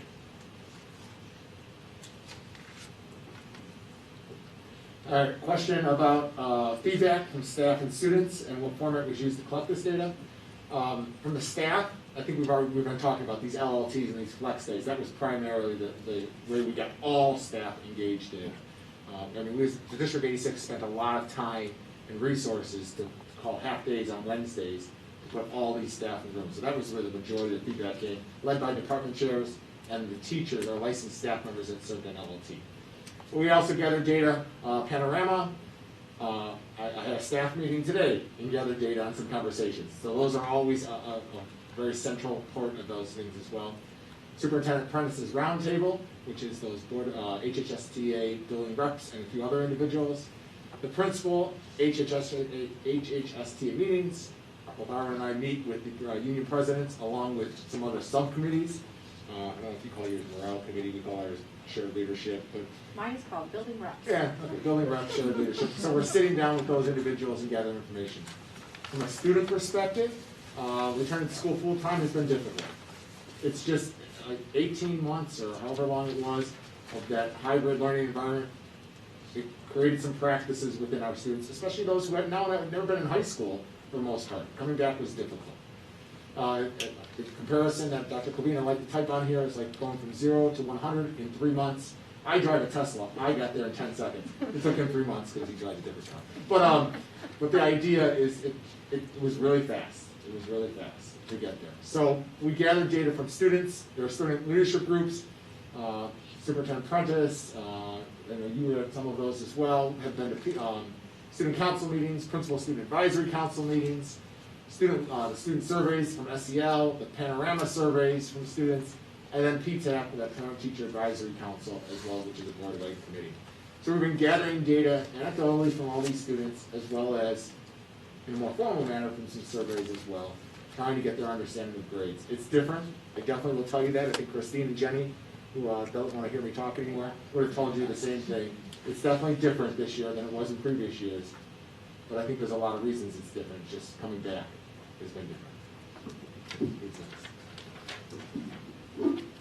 It's a question that often comes up, so I've made good friends with a couple of my counterparts in some of these districts now, and I have sort of an email list when questions come up, and so it was very, it was a little bit easier this time to ask some of the questions about grading practices. I sent a survey out to all of CAT, gets 128, no it's not, I have 128 responses. So anyway, CAT got all the curriculum area directors, so people that are in my position, many principals as well. There are actually more people than there are schools. You know, this is sort of a collection of what they responded to when I asked questions about, do you have category weights? Are you investigating retakes? Are you reading anyone in particular who designs your grade plans and policies? So some of the similarities, you know, were, you know, everyone is an exaggeration, but a good majority of schools, included those that are listed there, are engaging in discussions about grading. It is a focus for PD district-wide in several of the districts that are listed there. There is a general shifting away from compliance and behavior and towards mastery. This is most clearly seen in a school like Stevenson, which has been there for many years, that is practicing full 100% standards-based grading. Okay, so no A's, B's, C's, D's on everything there. They're working with standard levels 4, 3, 2, 1, which you can equate to letters if you like. Anyway, it's one of the more recommended research-based ways to assess student learning. Weighted gradebook categories is an emphasis. Summative assessments as a greater emphasis is across the board. Was a common answer, yes, we always weight summatives more than formatives. There are several districts, as you can see on the right, that are already at 100% formative. We decided to create a framework, summative. We decided to create a framework rather than making a mandate with policy. Most, if not all, are shifting toward common practices across the buildings, if not district. Almost everyone said they're reading Gusky, Feldman, O'Connor, and Reeves. I bolded Feldman because he was the _1 read author on grading. His text, his most recent one is called Grading for Equity, and is a study, a focal point of our work as well. In this packet, I believe it's the second page on the back, you can actually see what our texts are that we've been reading. There's a picture of them, there's a works cited, and they're all available if anyone's listening at home at the district office, or check out if you'd like to read along with us. And discussions are being had at the district level. Of course, teams are doing the implementation of new practices. As far as differences are concerned, many places many districts are in different places of this process, just as I would give that same answer if we were given the survey, right? But there are some that have already moved into this 100% summative, because that's the only way to truly assess what a student knows and can do. Many are moving to standards-based grading. A couple of the schools up above actually cited that they're piloting within individual departments standards-based grading. One specifically in their science department, actually Glenbrook 225, on their own. So retakes vary by varies from 100% mandatory to department specific. Kind of all over the place. So it is not like we are outside of the norm on almost any piece of this, right? Other than we have a very distinct district focus, and we're moving in a specific direction with the grading philosophy. A couple of the departments actually responded very, very quickly. We don't know what we're doing yet, but we know we got to do it. Can we talk? Right? That was the response. Right? So it was kind of nice to know that our district was acting as a leader rather than a follower, knowing that what we're doing is moving in the right direction. So this question was asked, just a little bit of clarification was asked to us by a board member about how grade weighting was communicated to staff, board, and community. So this slide answers that question. These are part of our original LLT discussions that took place throughout the 2019-2020 school year. Things were communicated every step of the way to staff, and then the work was presented at a board meeting in June of 2020. The chart that Dr. Tovino handed out, we put a little snapshot there, talks about that the question of gradebook categories would be determined by district course team with parameters. And we know we did make the modification that we're right now with building course teams, but district course teams is the goal. Then in the staff section, it just talks about the different dates and different meetings and how we've been using our flex days to keep our staff informed of this every step of the way. And just a reminder, the LLT is designed as a collaborative committee that includes department chairs and teachers. So there's staff that have helped to make all these decisions along the way. Then the other column talks about when it was communicated to the BOE community, when those presentations were, when different memos were, and that just outlined how grade weighting and grade categories would be implemented and what it looked like. What role did the CEC, Consortium for Educational Change, play in the grading initiative? I can picture these meetings, I really do. I have them in my mind because they were quite impactful. These are hot topics. These were controversial topics because we moved a lot away from autonomy.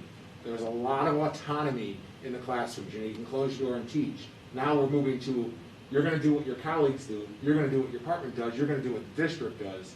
So to help us lead these conversations, these difficult conversations, we did consult with and work with the Consortium for Educational Change. Crystal Conley was part of those conversations to help lead those conversations as a third-party independent person to say, this is what I've done, this is what I've worked with, this is what I've seen. So she led a lot of those conversations all the way back in 2018 and moving forward throughout. She did not work with us last year. So once we hit COVID, I think the CEC, I don't want to say on record what they do, but I think there's some differences with the way they're operating now. So after COVID started, some changes with that. So we have not seen the CEC work with us. We've been leading it from the principal side, from the assistant super side, and AP side, and department chair side. We've been driving the change now because we're in a lot better space than we were in 2018. You? Yeah, this is a great question, and so I appreciate the board members' research into Joe Feldman.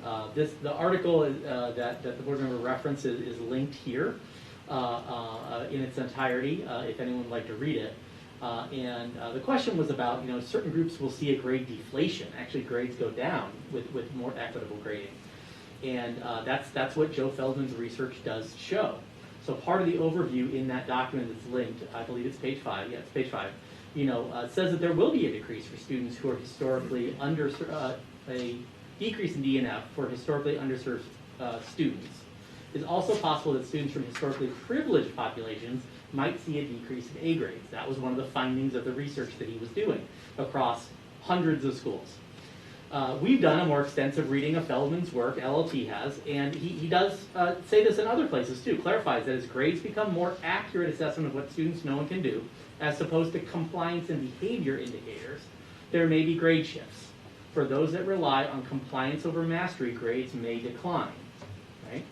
You might think in a district like ours, where we have both ends of the economic spectrum, that we would have seen that, right, based on this research. But as we showed you earlier, as referenced earlier, the data at this point does not indicate there is a decline in A grades at all.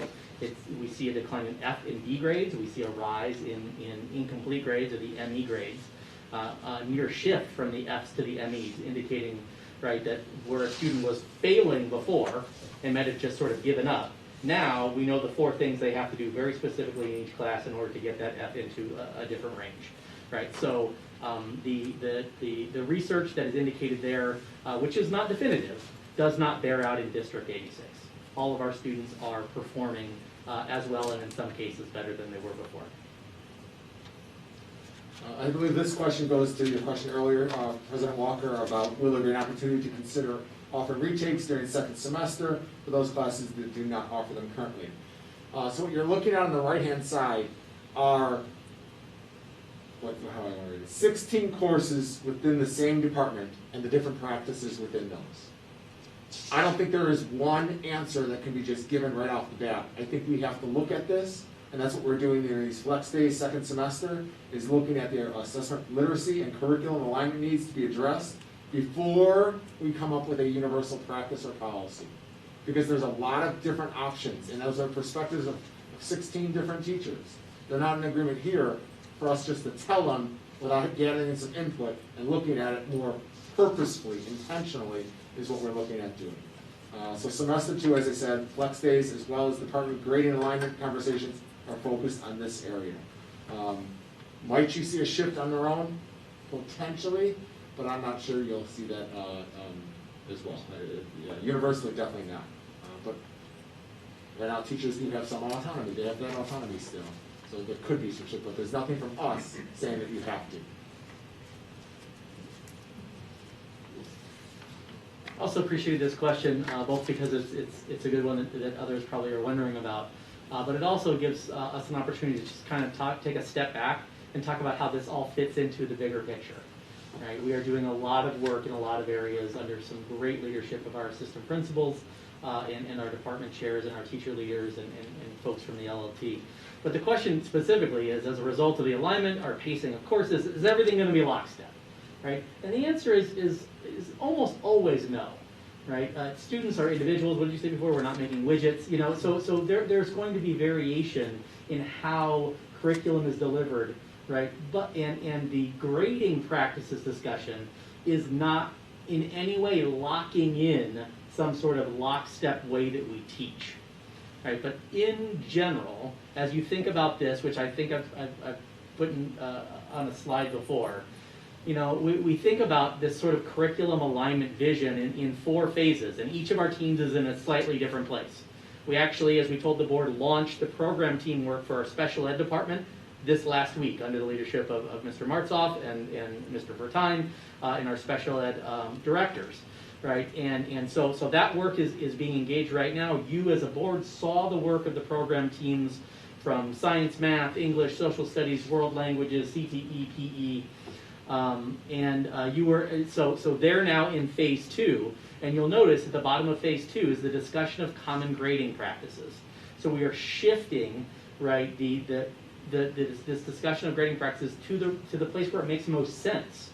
When you're talking about your outcomes, when you're talking about assessments, when you're talking about vertical and horizontal articulation, you should also be talking about how you, in common, communicate, because that's really what grades are, communicate how students are doing and where they're falling off.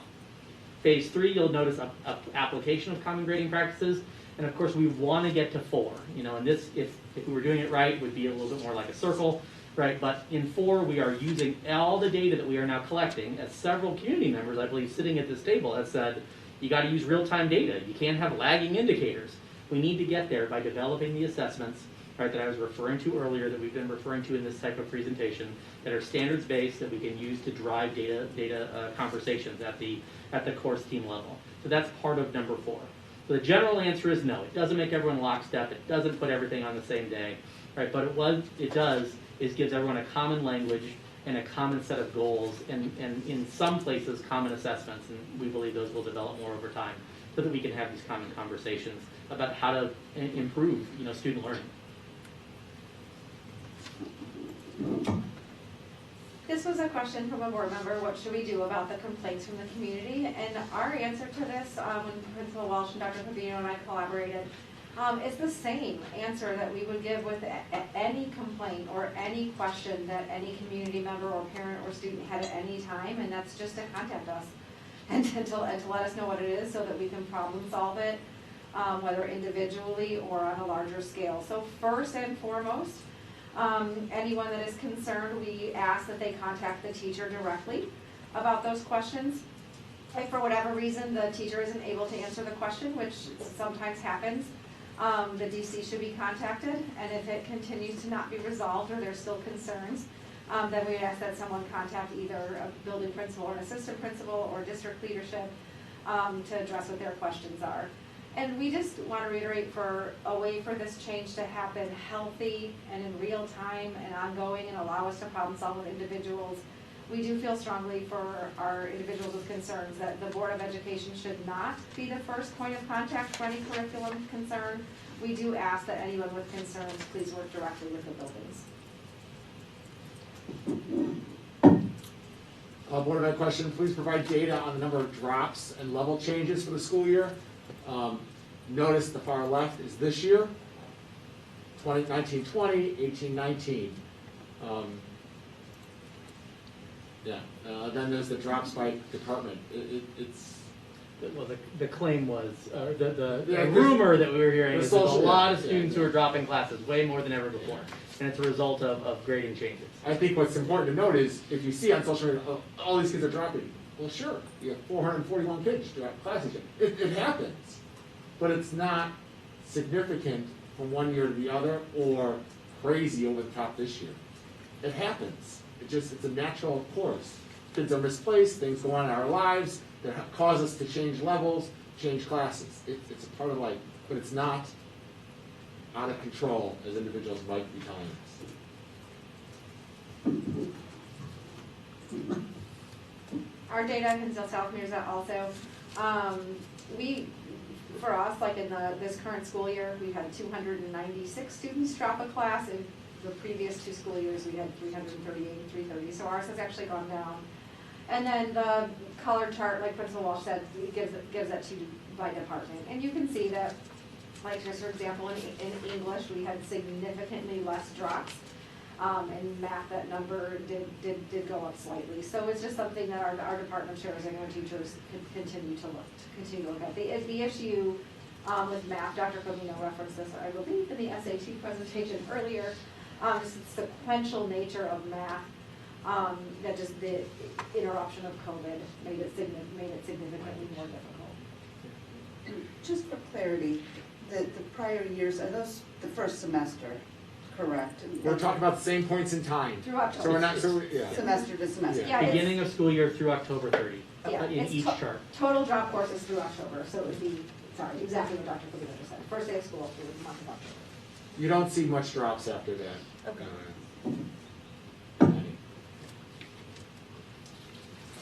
Okay, and we're close. One place you can go to, yes.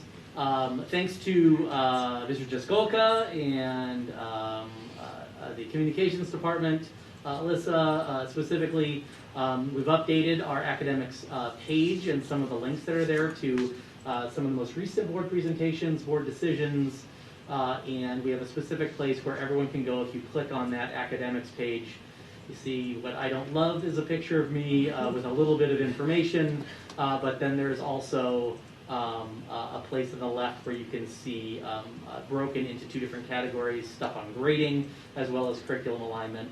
It has all of the documents that were printed out here as well as several others, including the last 2 or 3 board presentations.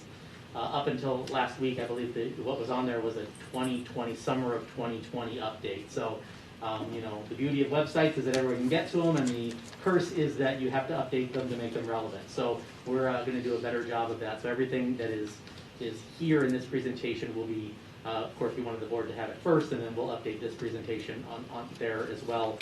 One of the documents I'd like to just sort of show as we click to the last slide that is there and is also in your packet is this nicely colored document in green and blue.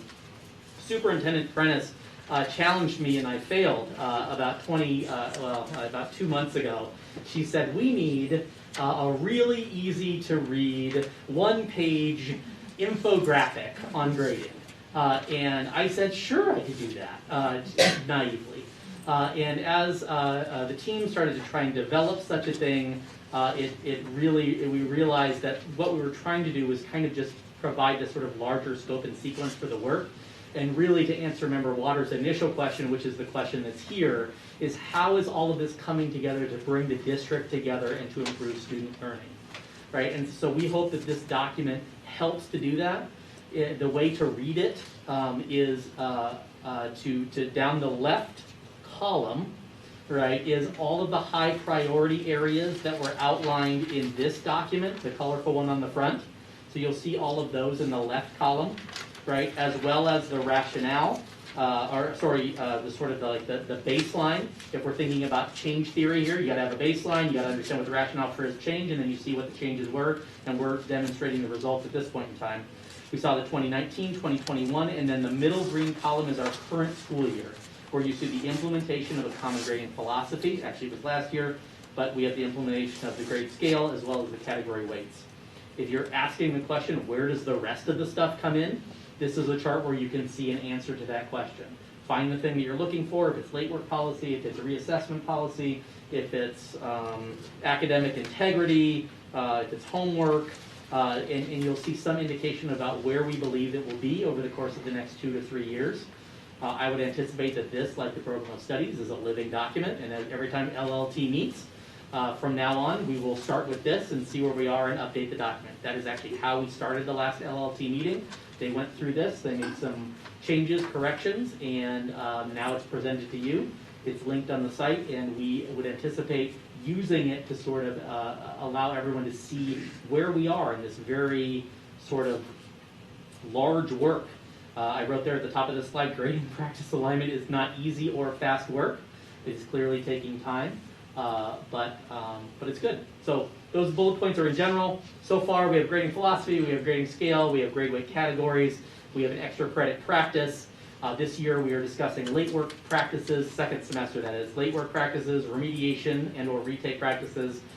To some extent, homework practices, academic integrity policy is probably not going to come until after, because we have one in place right now on both campuses that is in common. So we're looking at those. We're working on them during late start days.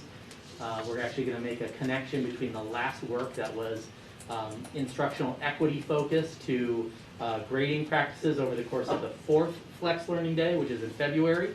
And then the last 2, we are still sort of refining with LLT as to what we're going to do, but we know it's going to focus on course team specific development of assessment literacy strategies based on where departments are currently. Believe it or not, slide 32 ends our presentation. Well, I just want to say thank you so much for this presentation. I think this was really, really helpful, certainly for me, pulling together all of the questions that have been raised over the last many months about grading. And I read through these materials before our meeting, and I thought, oh, I hope Dr. Covino explains these, because I'm having difficulty absorbing all of this information, but I want to commend you on explaining this so clearly. And I think that you answered many of the questions that I have. One that has been in my mind for quite some time is about the retake and basically what we're calling the retake policy, because I know that there's a discrepancy between the 2 schools, and I also know that's the issue of concern. But what you've shared with us today has helped me understand that this is going to take time, and because one size doesn't fit all, and it also goes back to assessment literacy and determining standards. There's a lot to be developed in dealing with this issue of, and I prefer remediation, what do we call it? Yeah, remediation as opposed to retake, because I think remediation is a broader term and it better captures what we are attempting to do. What we want to do is ensure that students have mastery of the material that they are learning.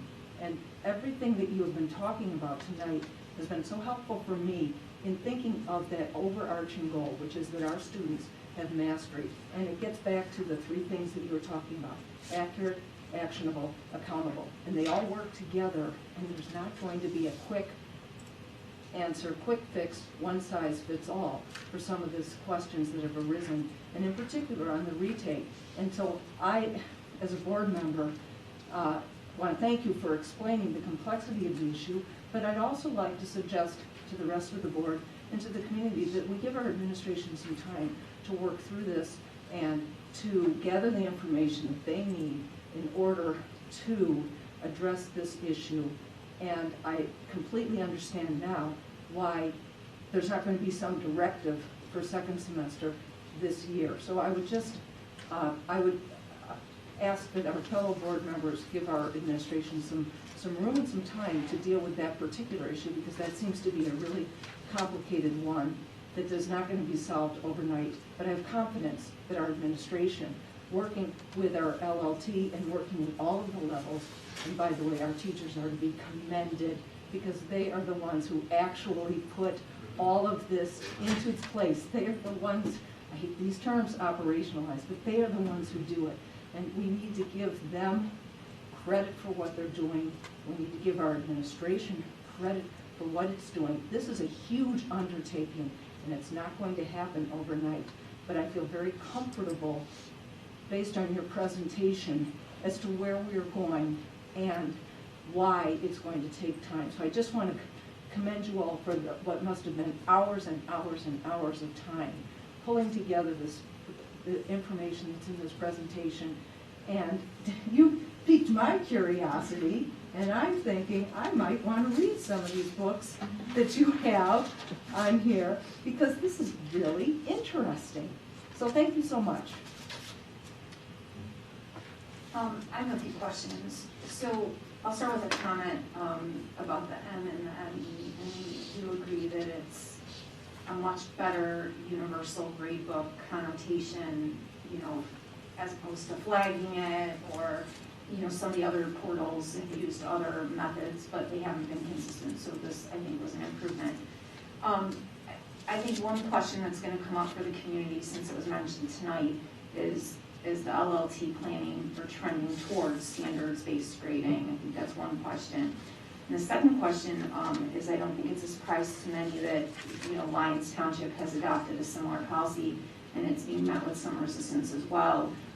But I read an article about it, and one thing that I found refreshing is that the administrator had stated, you know, some teachers like it, some are tolerating it, and some hate it. And so I'm interested to know what the buy-in is among our staff at this point, if there are plans to change some of these category weights potentially mid-year, or the weights potentially, or are they predicted to all stay the same?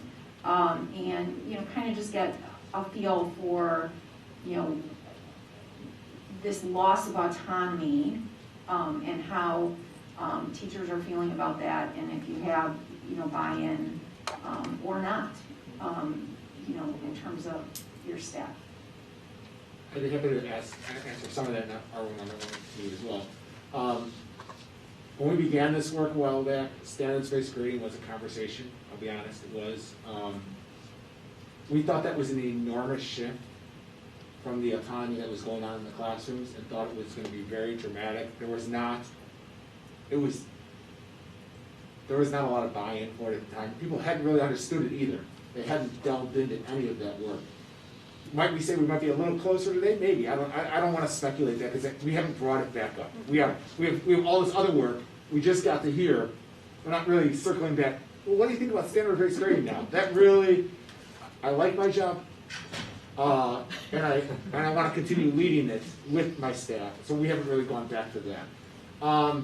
With regards to changes for second semester, here's where I'm a little hesitant on that. I'm speaking as a principal, and I'm speaking as a teacher. This was the first semester they've done this. And we're not done with the first semester. We only have these midpoint IPR checkpoints. Might there be some teachers thinking about it? Sure, I don't know. I'll be honest. But I wasn't ready to question them on this yet, because they're only 80% into the semester. I think I'd like to give them a semester or two to say, now where are you at? I have found our staff to be highly reflective. Highly reflective. I think that's a sign of a really good teacher, to be reflective of what you've done, what would you do different. Do I think they will be reflective on this and talk about it in their course teams over the next 3 to 6 months? I do. But I don't want to say that they are going to make a change second semester, because I would say, what data are you having to say that you should? Because some of the data I'm looking at says you shouldn't. And we're not done with that data. So if grades aren't really finalized until they go live January 24th or 25th, well, now we're already a week or two. You can have more. I think one of the reasons why LLT, the first half of the presentation, when we were sharing the work in the slides that our LLT had dove into, was just a checkpoint. How is it going so far? Are things going okay? Is there any really big problem areas? And it is great news that there were not big problem areas. We were not seeing across the board, like a significant decrease in, you know, A's and B's, or a significant increases in D's and F's. So, globally speaking, I am not anticipating, for Hinsdale South, I am not anticipating, course teams like coming forward and saying that they're making changes for second semester, because what we are doing right now is working, and also it needs time to be refined. The first part of your question about just like, are there teachers not on board? Of course. I mean, anytime you make a holistic change, you have people that are really excited, really big champions of it. You have people in the middle that are like, okay, that'll be fine. And then you got people that, you know, wish it was back the old way. That's just normal as you navigate through change. The number one piece of feedback that I've had from teachers is just that they need more time to focus on what they're doing, more time to collaborate with their course teams to make sure that that they're getting the philosophy right, and that they're thinking through, if they, principal law versus sport. If I give a quiz, there's an instance where you could say a quiz is formative. There's another instance where you could say a quiz is summative. It's going to depend on the type of quiz and what the purpose of the quiz is for. And so teachers were just saying they just need more time with their course teams in order to really think through those decisions through that reflective lens. And that is part of our like ongoing shift with how we're using those flex learning days, and are we using them to truly provide that content in PD that teachers need in real time. So just, I think to summarize your question, like yes, there are teachers who are all in. There are some teachers who wish it was back to the old way, and that we do not anticipate like seeing major changes across the board for second semester. What about the teachers at Central, Mr. Walsh? Buy-in? Yeah, I think it's, you know, we always talk about change, 20%. You're gonna deal with 20% who don't like the change, right? That's going on. Teachers have a lot of autonomy, you know, and we're still going to give them the autonomy. I like to think of teaching as the science and the art of it. The grades should be the science of it. The data should be the science of it. The art is my delivery of it, my instructional strategies I'm using. That's the art of it. That's the autonomy. That's the creative teacher. That's the building the relationships with students. That's the art of teaching. This stuff is the science, which we can come to an agreement. I think in the most part we come to an agreement. There are a couple teachers that just don't like it, sure. Yeah. I was just going to add though that like I want to just be really clear to commend our teaching staff. We don't have any staff that are like resisting or not doing or are not complying. We have just some people that are like, it was a lot easier the old way when I could just do whatever I wanted. This is a lot of work. That's what we're and I would say like the height of the like resistance or not buy-in is just simply like, it was a lot easier when I could just close my door and do my thing. So it's not like a active, overly negative like type of resistance. There's just different levels of enthusiasm, if you will. I would almost go one step further, and obviously I don't have as many interactions with the teaching staff as the principals do, but some of the staff that I've interacted with, particularly even on LLT, I would describe as late adopters or not being completely on board at the beginning of conversations.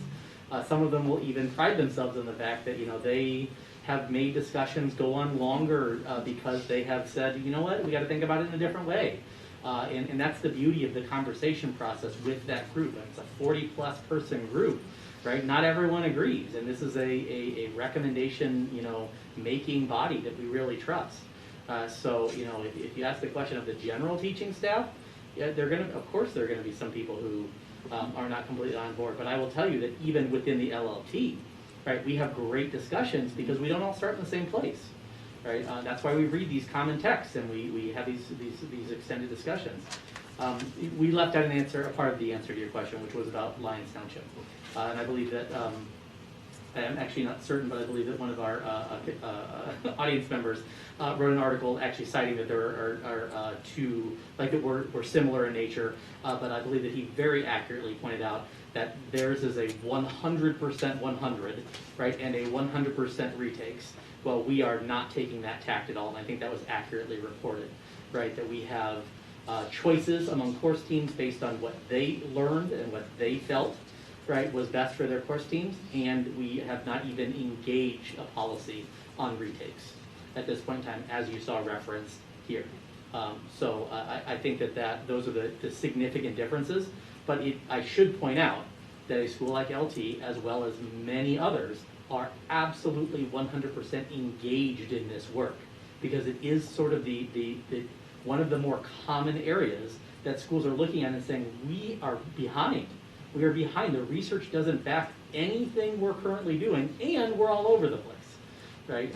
You know, a school like Stevenson, well ahead of the curve, right? Because I don't know when they started engaging in that conversation, but it is settled in now, and that's where they are. And again, I probably should say I'm not endorsing standards-based grading as a direction for District 86. It is just one of the things that comes up in conversations all the time, and is a research-proven method that is used in almost every, if not every, elementary school and many middle schools. We should point out. I mean, all the report cards that I just got for all my kids are standards-based. Probably yours as well. I actually don't know, but that's just the way it is. So one of the things that I've expressed at the table before that I'm concerned about are the formatives, and not putting as much emphasis on that and what that is going to look like in terms of work ethic, executive functioning. I mean, these kids come to us, 3 months after 8th grade. I mean, we still have a lot of student skills that I believe the community, and I know this board member as a parent, expects my kids to learn to move on to college, because college isn't standards-based grading, and it's also not, giving M's and MEs. And so we want to make sure that we're developing those skills. So one data point that I would like to see at a future presentation is, while we're not seeing, a different distribution necessarily of A's and B's and C's and D's and F's, I'd like to know what the impact is on formative skills. So our teachers seeing kids, you gave 2 examples of students, which are just one student and what their grades would have looked like as a total points or as a, grading ratios. And that kid could be a great test taker, but he hasn't done a lick of homework. And eventually, the lack of study skills catches up with kids. They hit a point where they need some of that work ethic. So I'd like to see what the impact is on formatives. Are we seeing, a significant increase in, M, because the M isn't going to get even incomplete because it's not an essential assignment. So it's going to get you the 50%, and if it's only 10% of your grade, your grade is still going to look very much like your summative assessments. But are we then shortchanging our students on building some of those skills? And, hard data, soft data, anecdotally, what are teachers experiencing with getting kids to do nightly homework, a pre-draft before they turn in the essay, etc.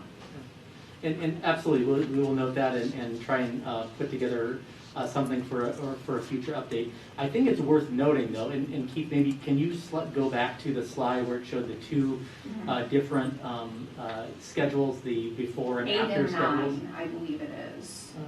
No, not that one. Just go. Okay. It's closer to where we are right here. Keep going. Right there. Okay. Okay. So if you look at the bottom one, what you see is a day that is not filled with summative only, right? So when we talk about this, I think we have to talk about the whole child's experience.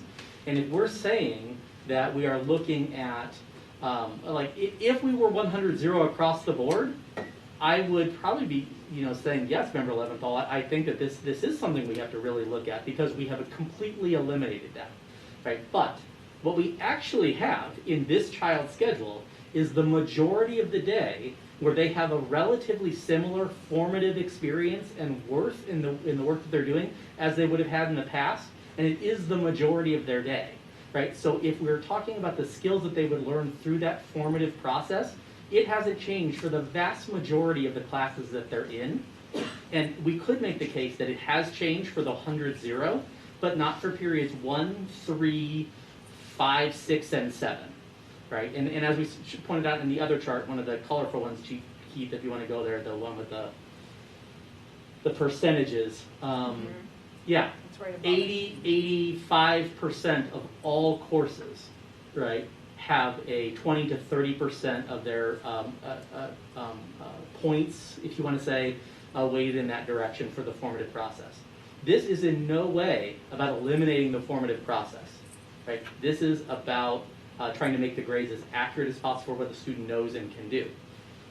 It was really interesting during the LLT meeting, I don't know if you remember this, one of our teachers said, they were talking in a group and we were asking them to kind of like reflect on what we were calling, it was a qualitative data discussion. And we asked the question, have you seen a decline in homework? Right, just like generally, wanting them to talk about it. Of course, there's no numbers to quantify, we can't put it up here on a screen for you. But one of the teachers, look, she was an English teacher, and she said, so, you know, the question's a little hard to answer because homework has always been hard for me to get students to do. Right, this is my 19th year teaching, and it's like, you know, this is the thing that like we always have struggled with. The grades have nothing to do with it, like necessarily, this was the comment she made. The kids just now have a language for not doing it. Oh no, this is just formative, so I don't have to do it. No, it was that way before, and the year before, and the year before that, and 20 years ago when I was teaching, right? It was always the hardest thing to get kids to do. And so two pieces here. The kids are learning the language we're talking about their grades, which isn't a bad thing, right? We just have to make sure we continue to educate them because most of the research says that the kids can talk about their grades, right? Then they know exactly what they need to do in order to know what they need, you know, to perform, right? And I think we have to remember that if you take their whole day in its entirety, like that's a sample schedule, that was collected because it is the most often taken sophomore honors schedule in the district. So that's most of our sophomore kids are doing that. The vast majority of their day, they have at least 30% of what the worth of their work in the formative category. Right? And that has not changed. I'm going to push back just a little because I think that we've now labeled it formative and we've put the ratio on it, and so they're talking about it, and now they know this is only going to impact 30% of my grade. Whereas if you were teaching under total points and you were giving a 2-point, you know, homework assignment every night, they just assumed that they had to do, you know, their homework because they didn't know what that total was going to land at, right? And so I just like to see if we're seeing a fall off of those study skills. Sure. And, you know, and are we seeing this, you know, at such an advantage to that good test taker, but what's happening to kids, I mean, we'll only know this anecdotally through emails and, you know, conversations, what's happening to those kids that really put in all that tremendous effort and they're just, you know, on the day of the test, you know, whatever the reason, that's not their strength.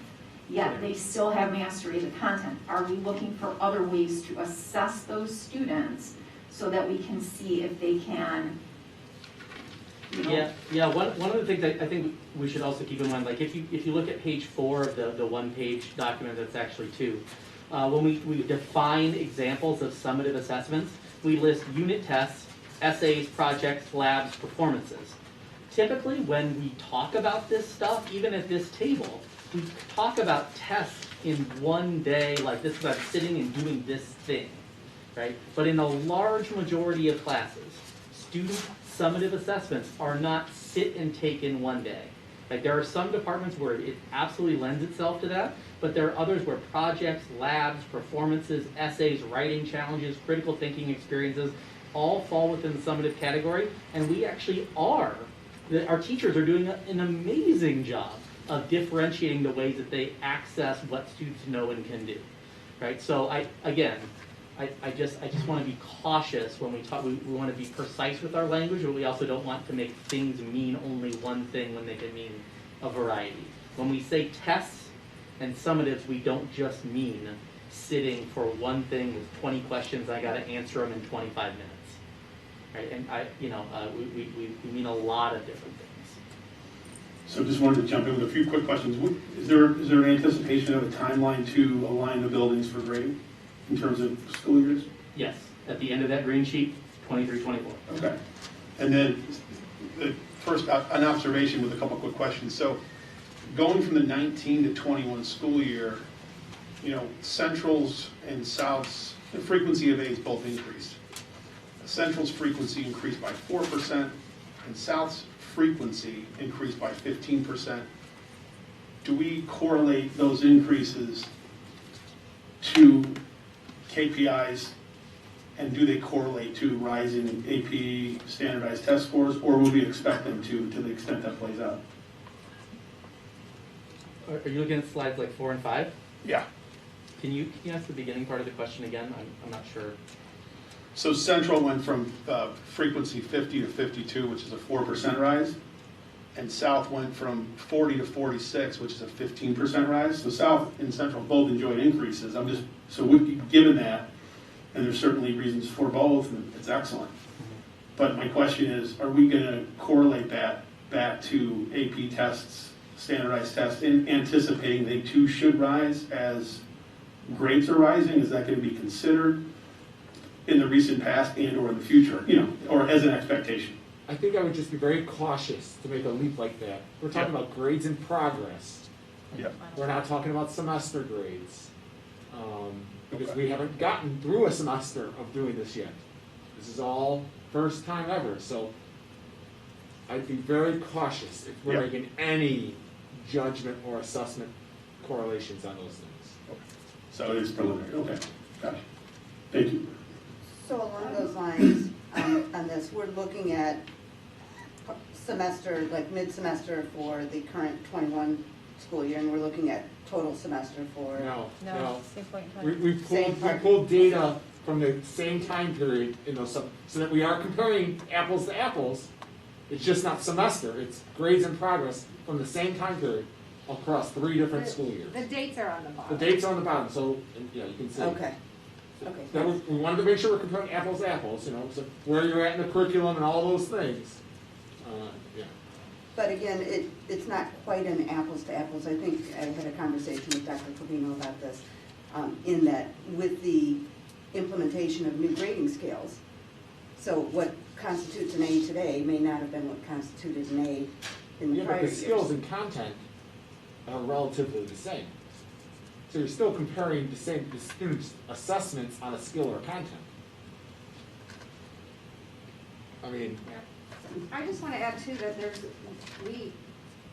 they weren't necessarily consistent from any year to the next. Correct. So I think that's just important to know when we talk about grading. It's always a snapshot in time. The course is consistent, to Principal Walsh's point, the assessments and the teachers making sure that students have mastery is consistent. But prior to now, like any individual teacher could have made a change to their grading scale from one school year to the next, to the next, to the next. Without telling anybody. That's why we're so proud of the work that we've done with the increased levels of consistency and accuracy. So I'm just going to ask, I had originally, and I didn't say this in the very beginning, and that's my fault, but I had originally hoped that this conversation would go for about 30 minutes. As board members had an opportunity to submit questions in advance, and I know that you presented many of those questions in your presentation, so I will just ask if board members have additional questions, if we try to wrap those up by 9:15, so about 10 more minutes. I got a pretty quick one. Go ahead. Thanks for the data. I really appreciate how you took everybody's questions to heart and built them into the presentation as you said you were going to do. It's nice. It was very nice to see that. I wouldn't say set that bar that high for every presentation, but that was very nice to see this.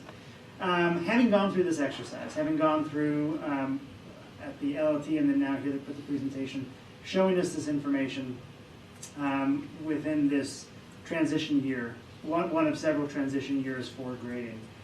Do you anticipate, or do you have an expectation that, for example, on these slides, 4 through 7 basically, that either partway through, either at the semester or that it's partway through the second semester, that there would be another update saying, hey, we are at halfway through second semester, this is what we're looking at, or this is how we capped out the semester, and so it's now maybe the second meeting in February, or maybe it's in March, whatever. I know it gets kind of busy on the agenda there as we move from winter into spring, but coming back to give, even if it's maybe a board update that could drive a later agenda item and not an actual agenda item to start with, But an update, I would just, think certainly the June 1st strategy goal update, that would be included as part of their goal 1 update. because yeah, you I have would both anticipate semester. there. I'm only mentioning because we know there have been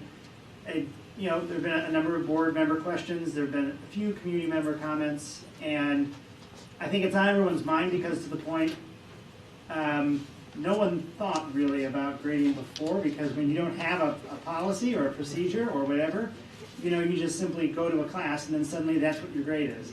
No parent is handed a sheet of this is all of the ways that your teachers grade. Now they can see it, and maybe we're not looking backward and considering how we thought when kids went into class previously. We're just thinking, oh, well, now this has changed. We didn't know what happened before. We just accepted it, and now we're reviewing this because it's something that's new, and it's easy to kind of grab onto that and kind of shake it a little bit. But to that point, and a valid point, because this is whether we're looking at kids who are coming into high school after a year completely at home, whether it's juniors who are planning and plotting their college trajectory, or seniors, wherever they are on their academic career. I think right now is a very sensitive school year for parents and for students, maybe even more so for parents than students. And coming back with this information, again, can be to the board and when it's there, and it can drive a future, hopefully maybe half an hour conversation, because if it's not going to be as in-depth, right? This is the big presentation. And then maybe there's just a little blip update that says, hey, this is how we look later on, to provide, as we're looking at all this, is data points, right? This is one big data point. We have another data point that we can compare, and we can say, all right, our distribution maintained. We can see that we didn't have an exceptional number of increases in drops or whatever the case might be, but that would provide, I think, again, it's just a measure of information that people are looking for right now, that probably that we'll not see an interest in it in 5 years, and maybe even in 2 years, once we're over this particular hurdle. Because again, it's never been a hurdle that people have thought about, even though it's been there every single year. In some cases, it's been far higher. It's a far greater challenge to overcome a variety of different grading scales when you don't actually know what they are. So now that we're all working through this and having these conversations together, I really appreciate all this data, and I would just, as one board member, ask to see the same from those, again, that kind of like 4 through 7. See those pieces again, either whether it's the end of the first semester or it's a second semester midway update. Not just to speak for everybody, I think we want to see the data too. So the short answer is yes. It's a great answer. When you talk about remediation or retakes, and you talk about that the team is going to be looking at this, are you talking about potentially district-wide policy, or will the course team still have some autonomy on this? Will it start at the building level and then progress? Because some content areas will lend themselves to retakes. We've talked a little bit about math, where skills are building on each other. Whereas you have, other kids that are taking college level courses, high level AP courses that may not, you're trying to mirror college experience for them when they're seniors. It may not lend itself to that. So is it going to be individualized by potentially content area, course, or is it going to be a universal policy? It'll be by district course team. So one of the things in the chart, it talks about, and this is just, I guess, a different decision that some other districts has made, but one of the things LLT said, it is slide 23, we believe in the unique needs of district course teams.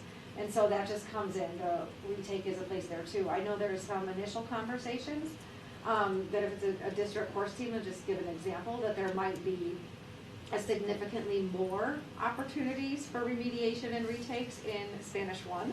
And then as you progress up to Spanish 2, Spanish 3, Spanish 4, you might start to scaffold some of those pieces away.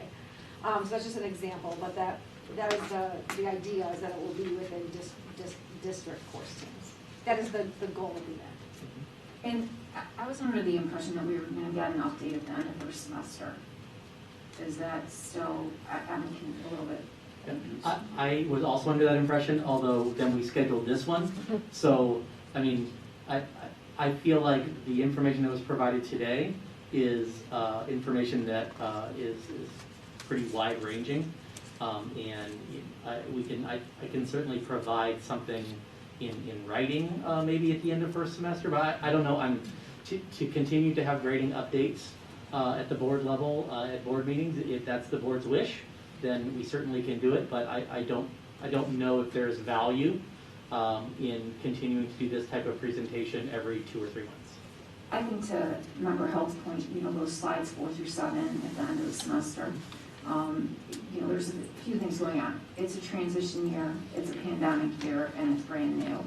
And there was a lot of community engagement on the topic. Sure. And so I'm a belief more is better. The more you share and provide to the community in the form of presenting to the board, the less speculation there potentially is. And I think that those end of semester grades, while they're not going to be a perfect apples to apples comparison because we're doing no harm finals, they're going to give us an indication and give of where the trend is going. We might even be able to pull the data without finals for all the years. We might be able to pull those out just to make it apples to apples. So we'll look into that. I hear your suggestion. I think it's a good one. I would suggest then a end of February because we won't have actually final grades until the end of January. So that gives us a little bit of time to then collect everything, make sure it looks right, and for a presentation, and then bring it to the board. So I'd say no earlier than the second meeting in February, if that is suitable to the board. That's what was in my mind, sometime around there as it fits into the agenda. And again, my request was not this full, magnificent and multicolored 32-page, second presentation like that, but just a slim little update. Because no, I don't want to see, personally, us, every other board meeting or whatever asking, hey, how's grading going? Because you're not going to be able to give us an accurate snapshot, anything more than a snapshot, because the data's not going to change as immediate. So then as it gets closer, we can determine if it's going to be the first or the second meeting in February, depending on timing and other items. Other 4 board members in agreement to make this an agenda item? It was actually already on here from the previous meeting. I'm just looking at my notes. I So can was track. so was the item earlier tonight. No, just the, we're bringing the panorama report No, as a part of that request. What was to I'm have trying to everybody what I'm trying to reconcile, is this going to be an agenda item that we're going to vote on and discuss at the next meeting, or is this going to be for the definite discussion if we can find 4? Eric, Debbie, I'm 3. I don't know if we have a 4th, but to the extent we do, how do we know we're going to have this discussion We're not without voting on it on it. that night? We're not voting on it. What we've decided is that there will be a presentation in February referencing the slides that member Held suggested and member Leventhal suggested, which I think were 4, 5, 6, and 7. But we also had 4 people to talk about the curriculum committee too. We're So not that's going how it back, we're landed not on the going agenda. back to that discussion. We're on to the grading. I'm just trying to topic right understand now. how it works. So, thank you. Thank you. Thank you. So our next agenda item is the consent agenda, and the consent agenda consists of items, minutes, business affairs, personnel policies, contract renewals, and administrative tasks that are routine in nature or have been discussed with the board and are now presented for approval. Any item may be pulled from the consent agenda for further discussion and consideration. All items on the consent agenda are approved with a single motion unless removed before the roll call vote. Does any board member wish to remove an item from consent for a separate vote? I'd like to remove the legal bills. So we will, and for what reason? To ask some questions about them. And could those questions have been asked of Superintendent Prentice prior to the meeting? I'd like to ask them at the table and have discussion. Board Member Hersman, what's the protocol for removing an item from consent? One only takes one person, then we discuss it. How does that work? I'm sorry, excuse me, but I am not running this meeting. Oh. And board president is running the meeting, and when something's on a consent agenda, that information is provided in advance to all of the members. The reason it's put on the consent agenda is because it's anticipated that it's a routine in nature. And I mean, I'll defer to the board president, but the purpose in a board meeting is not to pull out specific items in the consent agenda and then have a discussion about them. That's why they're on the consent So agenda. actually, I'm looking But- at policy 220 about the procedure, and it says upon request of any board member, an item will be withdrawn from the consent agenda and placed on the regular agenda for independent consideration. Doesn't say anything about any approval or any Yeah, reasoning behind it. We don't need to, if you're pulling it, that's fine, right? That's what we've always done. Somebody wants to pull it, and then we come back up, if there's a discussion when we have a vote, then we have a discussion, you have a discussion, that's, right, yeah. I'm sorry, I don't see, you want to pull item, what, 10-6? 10-6? Yeah, that's fine, so 10-6 would be pulled, and then we vote on it separately. Yeah. And then if we want to have a discussion, we have a discussion. Yeah, that's fine. I'm sorry, I didn't see what the conflict was there. There you go. Thank you, Member Howell. Sure. So may I have Are a you sure motion it's and a 10-6? second to approve the consent Wait, agenda as wait, see if amended? there's Or are there any other items that? 10-6 on mine. It's legal bills. Well, Is it not, am I in the wrong agenda? we have some legal bills, 10-6. 10.6 legal bills. Okay. I rolled across. Are there any other items? So may I have a motion and a second to approve the consent agenda as amended? So moved? Second. Motion held, second James. Is there any discussion? Will you please call the roll? Member Leventhal. Aye. Member Waters. Aye. Member Walker. Aye. Member Hirschman. Aye. Member James. Aye. Member Hanson. Aye. Member Hub. Aye. Motion carries.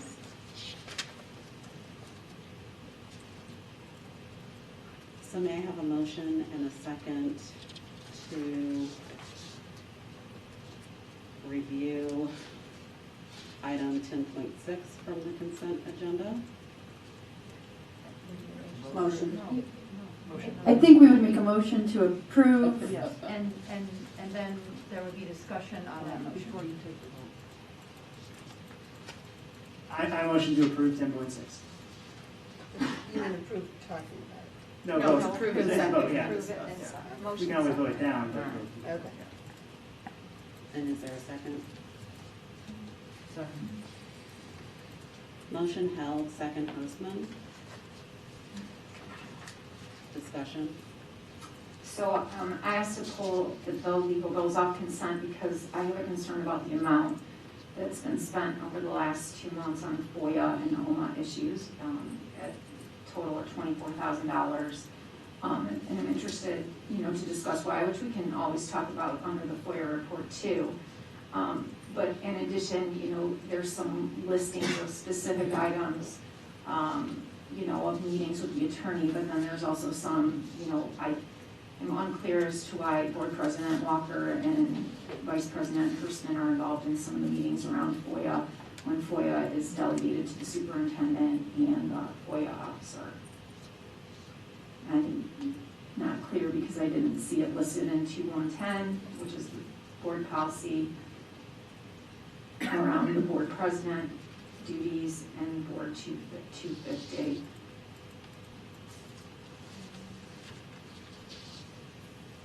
If you can identify dates in the legal bill, that'd be helpful because there were, I don't know, I have them. 300 If you want FOIAs. to walk over, 1115 11:15.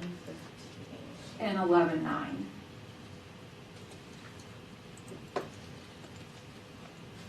Are those Just referenced in our invoices? Hold on, just a second. Just,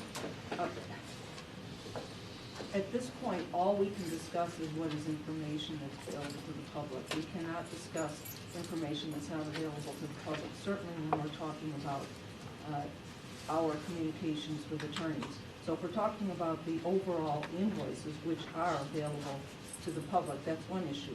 If we're talking about individual bills that are not available to the public, it's not proper, well, that is,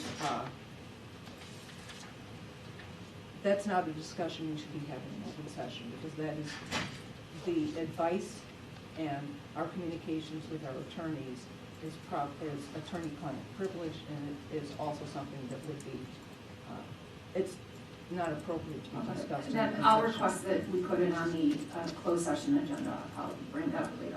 I don't think It's not an exception for closed. closed. No, it's not an exception for closed. I'm talking about attorney-client privilege information should not be discussed in open session. And to the extent that we are going to be talking about the contents of billing entries which involve discussions, that's information that should not be discussed in an open meeting. That's not to suggest that it's a proper topic for discussion in closed session, though.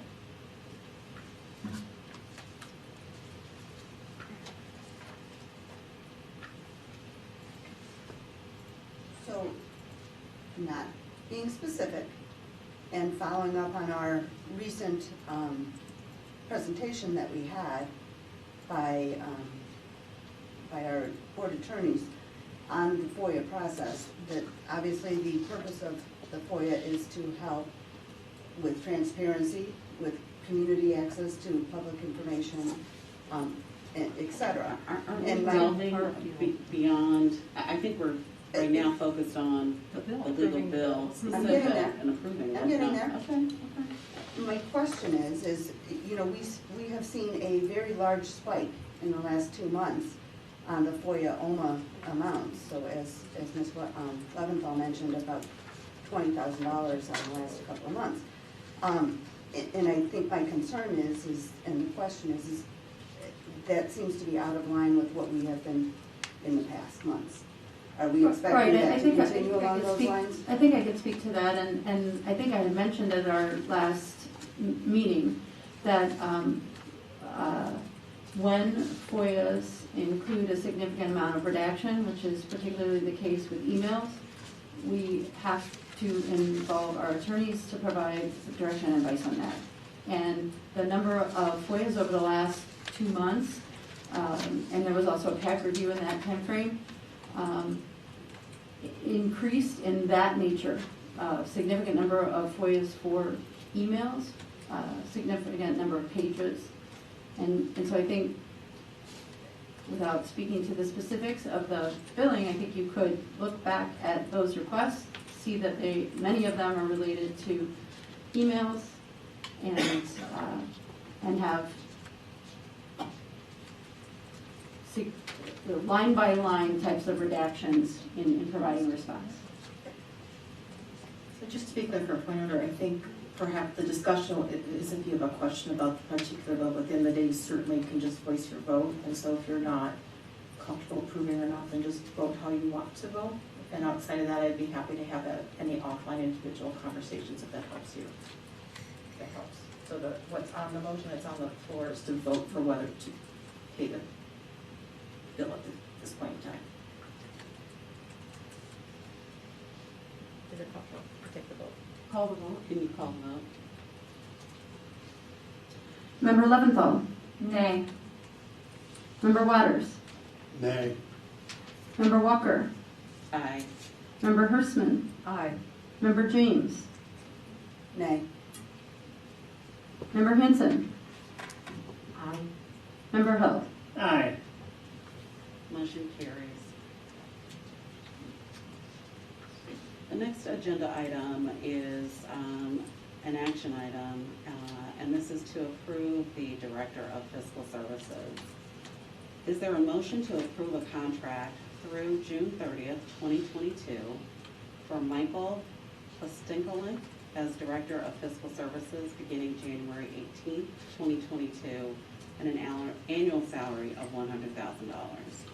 So moved. Second. Motion Leventhal, second Held. Superintendent Prentice. Thank you. Just a few things. As you know, a longtime employee Mark Gelano is scheduled to retire. He is 23 years. I think it's 21 or 22. So a long time server. So this is a very significant shift and pivot. I had the opportunity to interview and meet with my budget team, went through their process, and we are very fortunate. He comes very well groomed and experienced and ready to go right into it. And so we'll have a little bit of a transition time before Mark was about 2 weeks overlap, I believe it is. And so we certainly are extremely fortunate at this time of the year, in the middle of the fiscal year, to find such a solid candidate as Michael. So we look forward to bringing him on board, and certainly want to thank Mark for all of his years of service.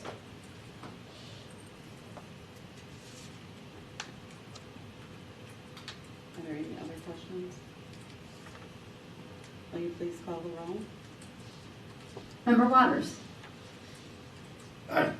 Member Walker? Aye. Member Hertzman? Aye. Member James? Aye. Member Hanson? Aye. Member Hill? Aye. Member Leventhal? Aye. Motion carries. The next agenda item is to adopt the 2021 levy. Is there a motion to adopt resolution number 2206, authorizing final aggregate tax levy for the year 2021? So moved. Held. Second, Leventhal. Motion Held, second Leventhal. CFO Stevenson? Thank you, President Walker. Since I was unable to be with the board, obviously, at the November meeting, I just wanted to see if there were any questions from any board members prior to the adoption of the levy. I do.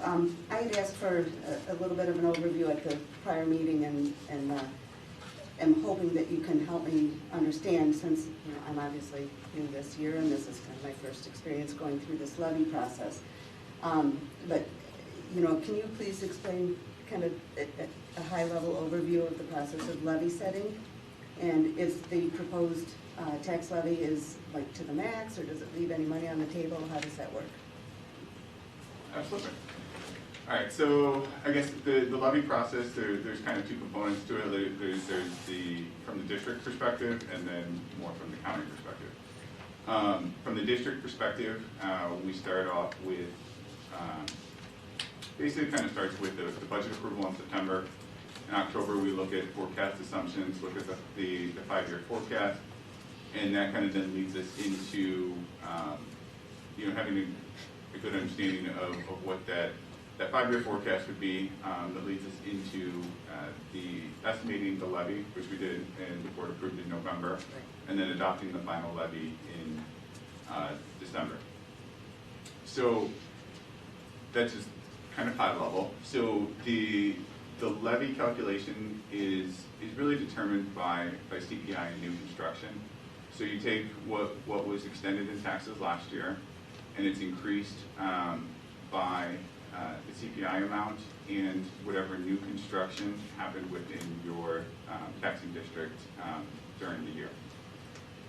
So the levy that's being extended this year, the CPI that was being used is 1.4%, and then the estimate that we used for new construction was 50 million. It's looking more like it's probably going to be a little under that. It's looking like it's probably going to be 40 million, but they don't finalize those reports until the spring, and that comes from the townships, like Downers Grove and York Township will provide those final new construction reports. So the levy that is to be proposed would be the maximum amount that the district could extend. So there is not, there's different terminology depending on individuals' viewpoints of the levy. Individuals may refer to it as ballooning the levy or levying the maximum.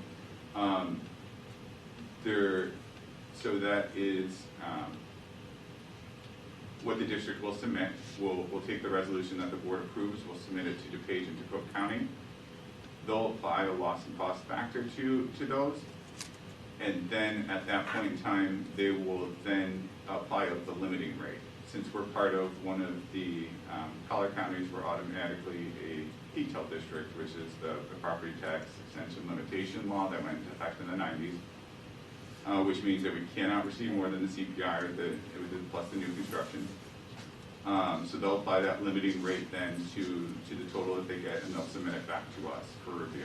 So we'll review what the extension that they submit back. We have an opportunity to make some slight adjustments between which funds the money is being levied for. And then we'll submit that back to the counties, and they'll finish in the final processing and submit it back to us as this is, your levy is now final. Then they would turn around and prepare the tax bills for the resident. It's a little different. DuPage and Cook operate differently.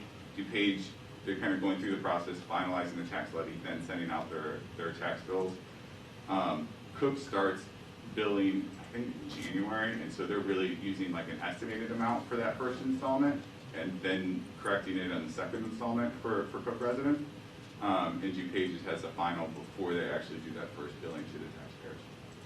So that's kind of high level. Any other questions? No, that's very helpful, and I appreciate you taking the time to walk me through that. Absolutely, anytime. Any other questions? Will you please call the roll?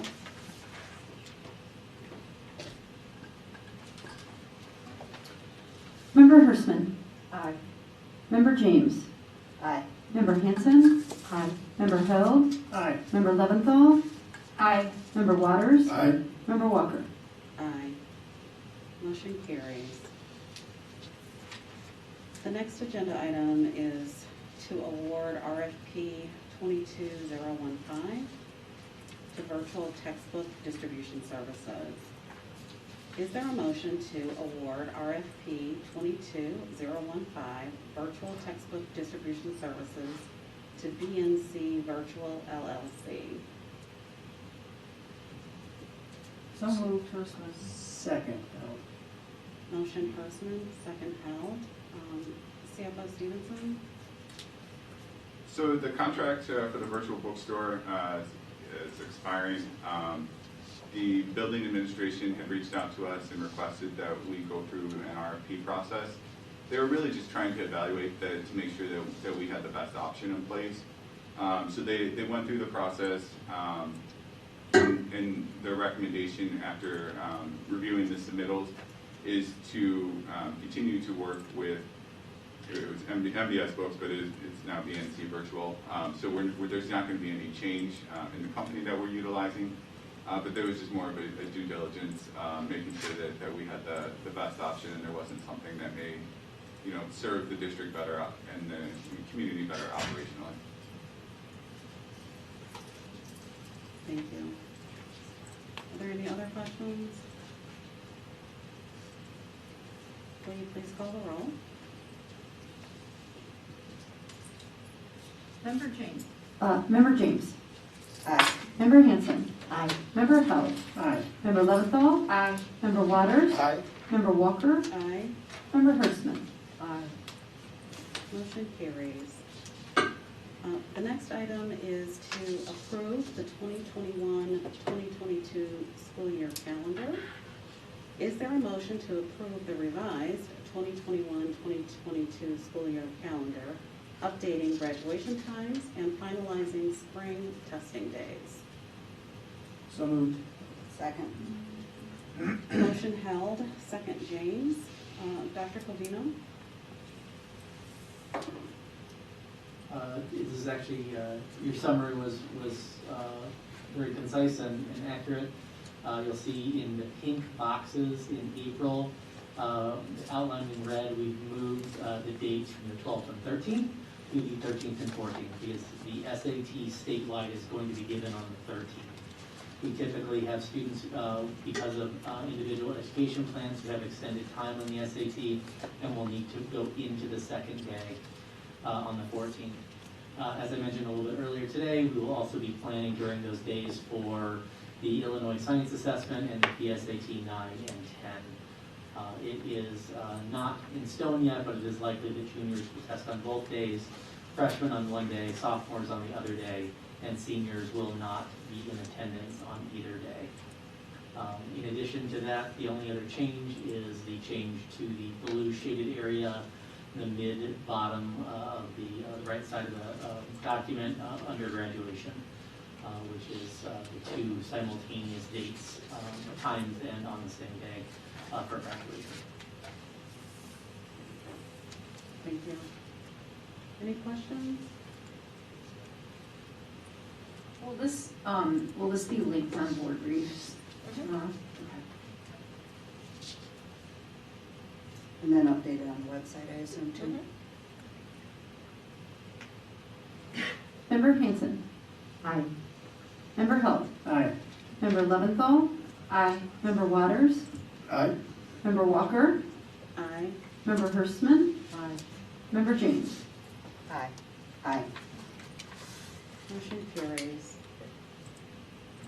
Agenda item 14, I'll just start briefly with my report, and I want to just make a few comments related to Thanksgiving break and also the new No Harm finals.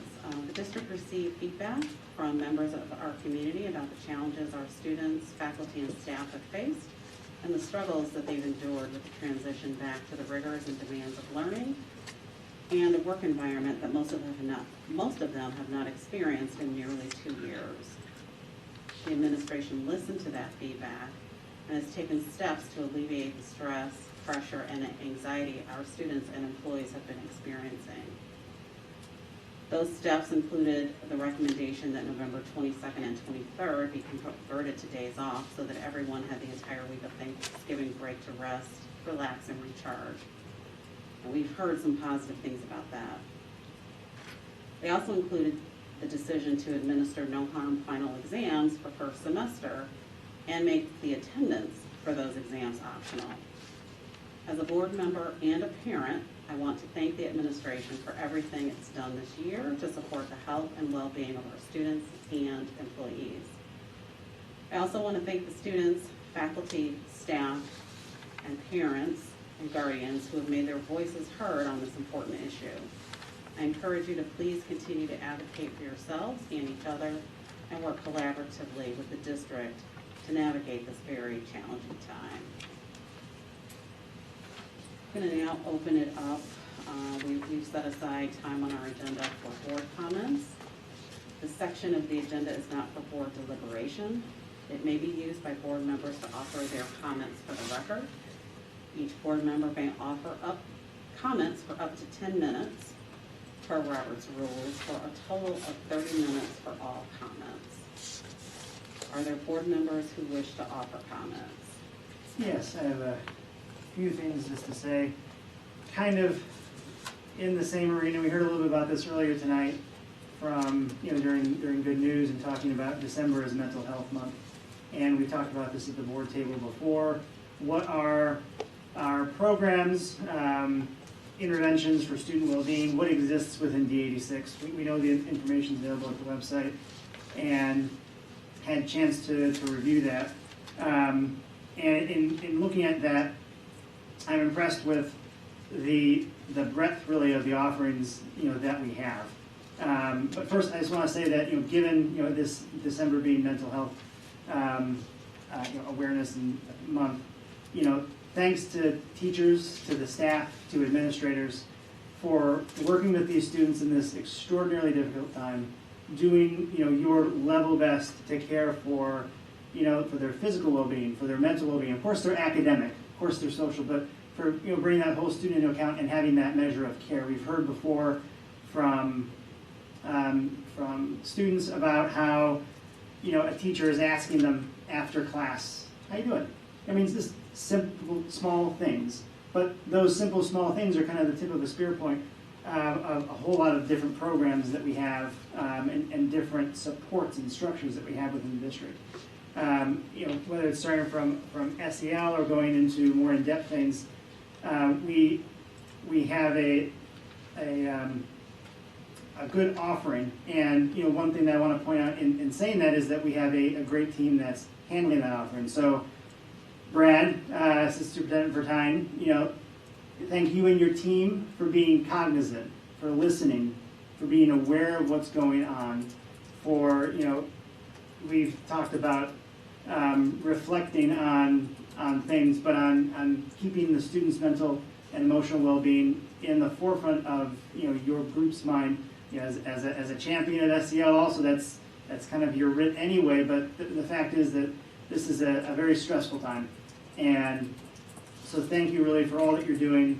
I've seen, again, this overview of the programs here, and I've mentioned it's exhaustive to me because I don't, looking back on my academic career as a high school student, we didn't talk about some of these issues in the same way as we do now. We're not addressing them the same way.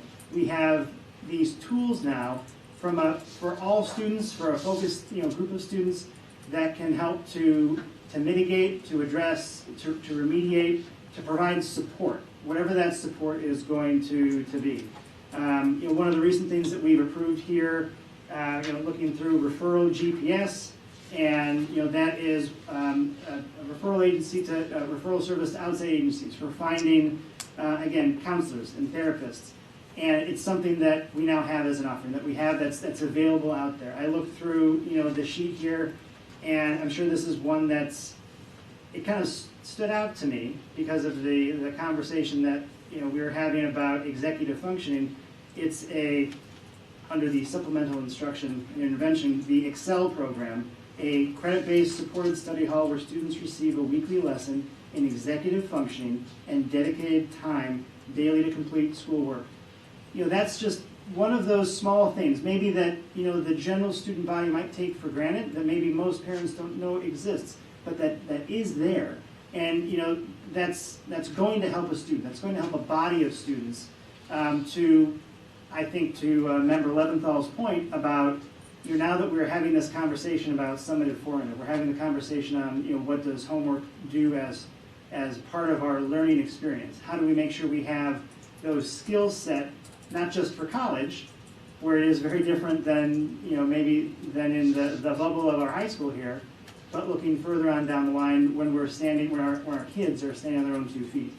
And I'm heartened to see these programs here, to see again the work that's been put into it. Not just to go and pluck off something that's, as some people have said, is edu-fad or something related, right? It's not just to say, oh, this is the new hotness. It's diligent work, intelligent analysis, and recognizing that these needs exist. And it's a recognition, again, as I mentioned, that hasn't always been broadly, there within a public education setting. So, again, I'm incredibly proud of what our district has done here for their commitment, unwavering commitment here to the health and the well-being of our students at this point in time.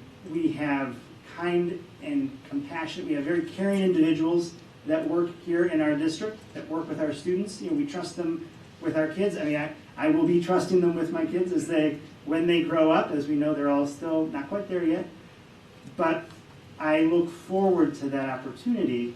And again, just having had the opportunity to read through more of this and seeing some of these programs, that again, we see mentioned in the big strategic plan conversations. We see mentioned as just one little line item. To delve into that, I'm proud of D86's work in this capacity, and I just wanted to call that out here, especially considering everything that's going on with stuff that we're hearing today, that's affecting the mental health of students nationwide. It's important that we have these structures and systems in place, and I'm very happy that we have those here in the district.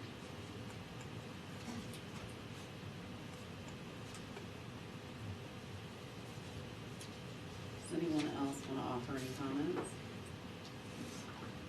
Sure. I have a couple of comments.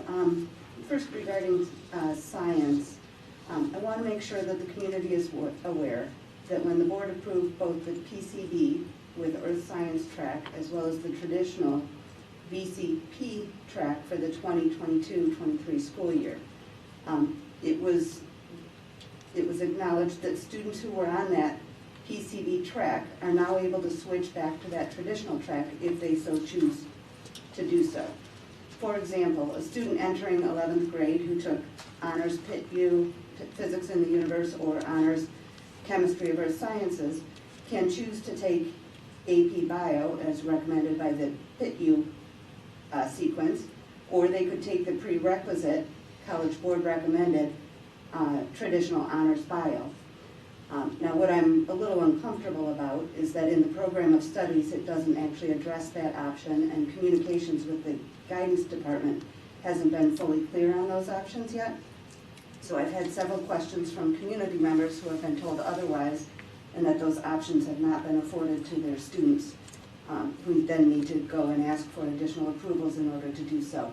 I think it needs to be acknowledged that those students have that ability and they can make that request, and they should be offered that as an option up front. I think that was what the intent was when we initially asked the questions about the ability to switch back into that honors bio track if they so choose to do so.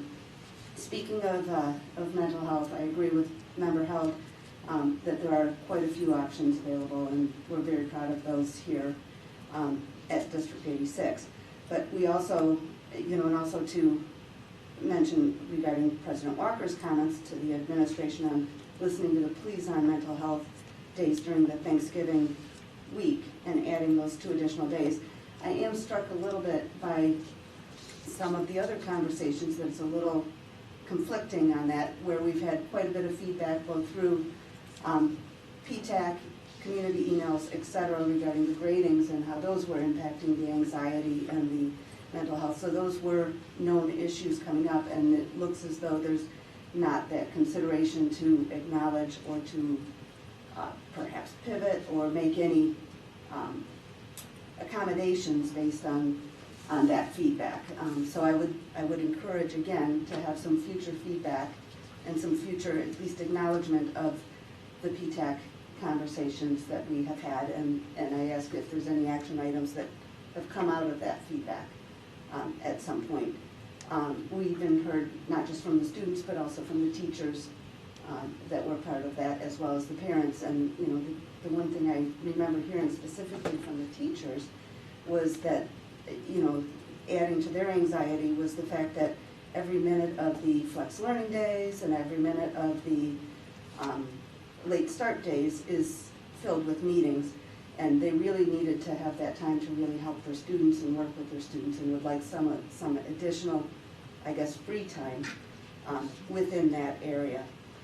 And I think, just to kind of finish up and add, I think, regarding board governance and policy, I think one of our primary responsibilities as a board is oversight of curriculum and other matters through policy.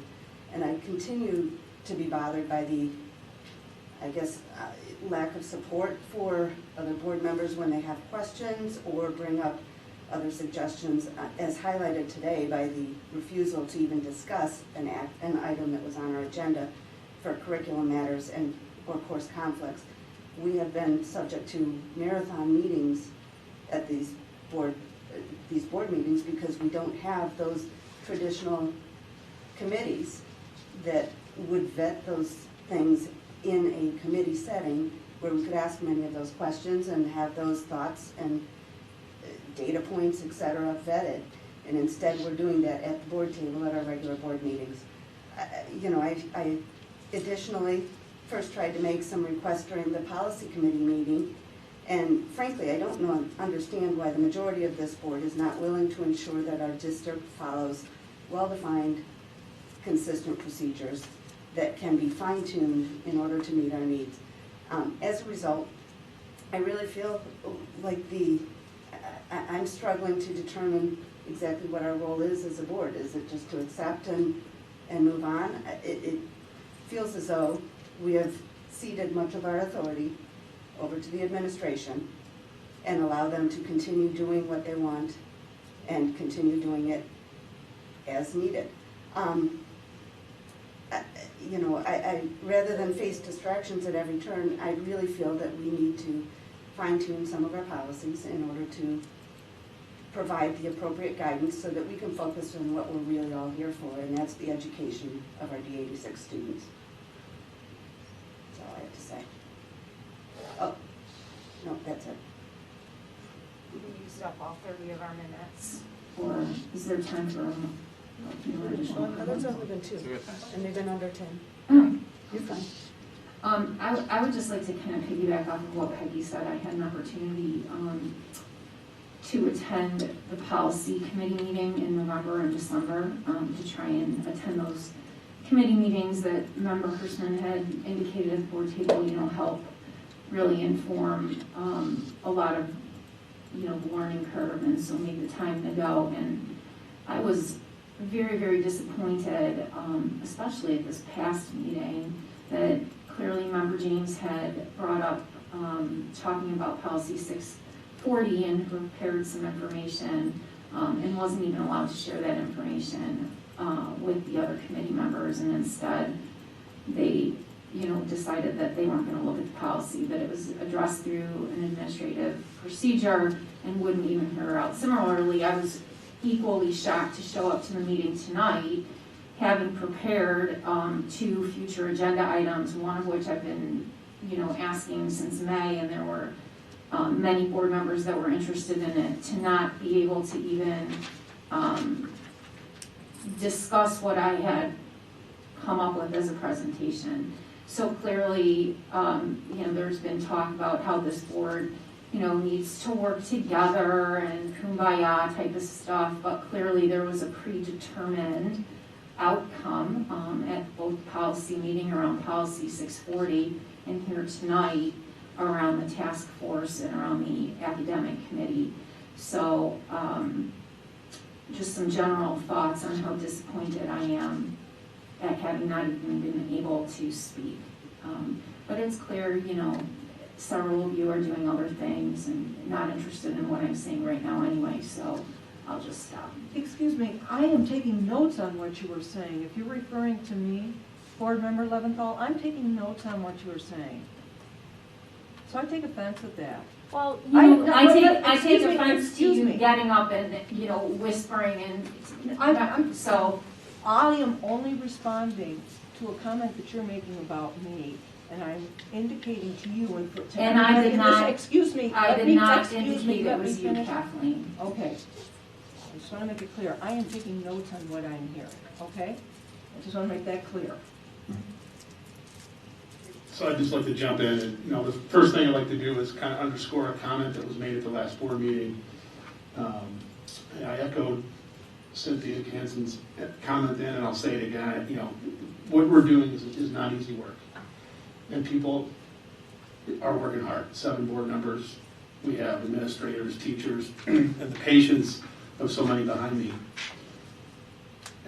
And so I do want to underscore, and thank you again, Cynthia, for saying what you said last meeting about how, I don't want to take, what you said verbatim, I don't know what exactly it was, but effectively it was, Cynthia was proud of the, movement that we made towards coming together to figure out what we had to do.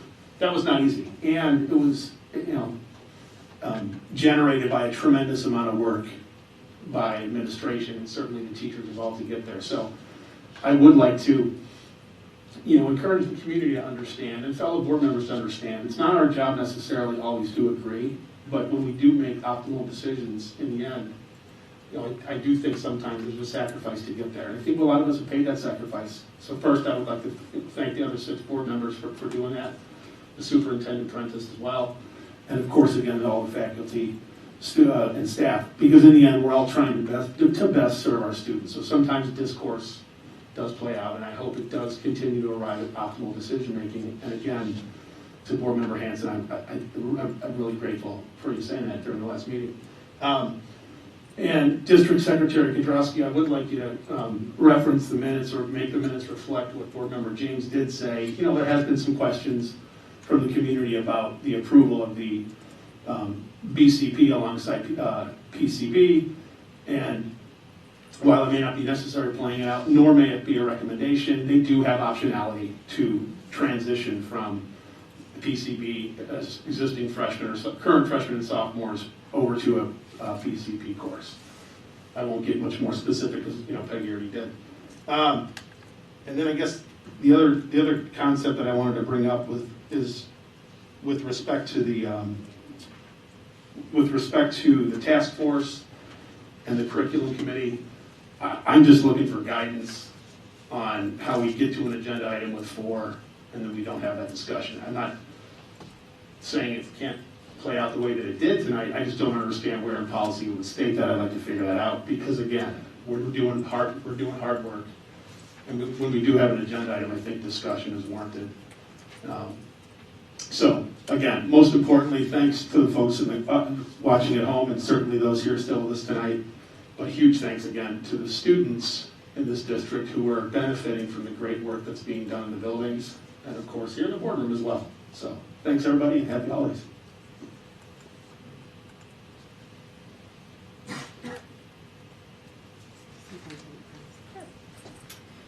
Just have a couple of things. I did want to point out why we've been in this meeting.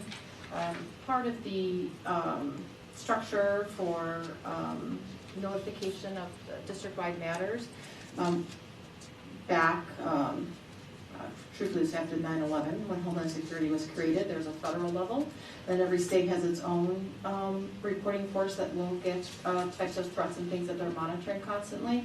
The ROE is the immediate repository for those state-based threats, and then they will immediately let all the countywide superintendents and our directors of security, those type of folks know. So late in the day today, there was information through that entire funneling down, our good friends at TikTok. And so there is a national-wide sort of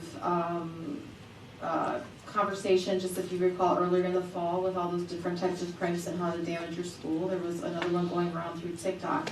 And so that was shared late in the day this afternoon. And so as the day was going on and we were sitting here in real time, wanted to make sure that all parents know and students know that there is absolutely no credible anything to it. But because our students are so attached to their social media devices, then obviously it goes from this to this very quickly. And so we made a decision midstream here while we're in here just to simply make sure every parent knows in case as the night was going on and children wanted a reason not to come to school tomorrow, that the parent knew that absolutely there's no credibility to that threat and we had no concerns. As you know, we have our own system and our own security system already in place, which is far more robust than most high school systems, but we are very fortunate that we have immediate communication with these different systems, but it is very much a national TikTok conversation. So that was an unplanned Superintendent Powers, can I interrupt you just Yes. for a second? Just really quick, could you potentially, since hopefully parents are listening and getting this message, give an indication if parents were to get notice of a threat like that they can call? It's the email that we sent out to parents. We reminded them of our tip line. We Okay. gave them the emails of our SRO. So in our communication, it says what to do by school. Okay.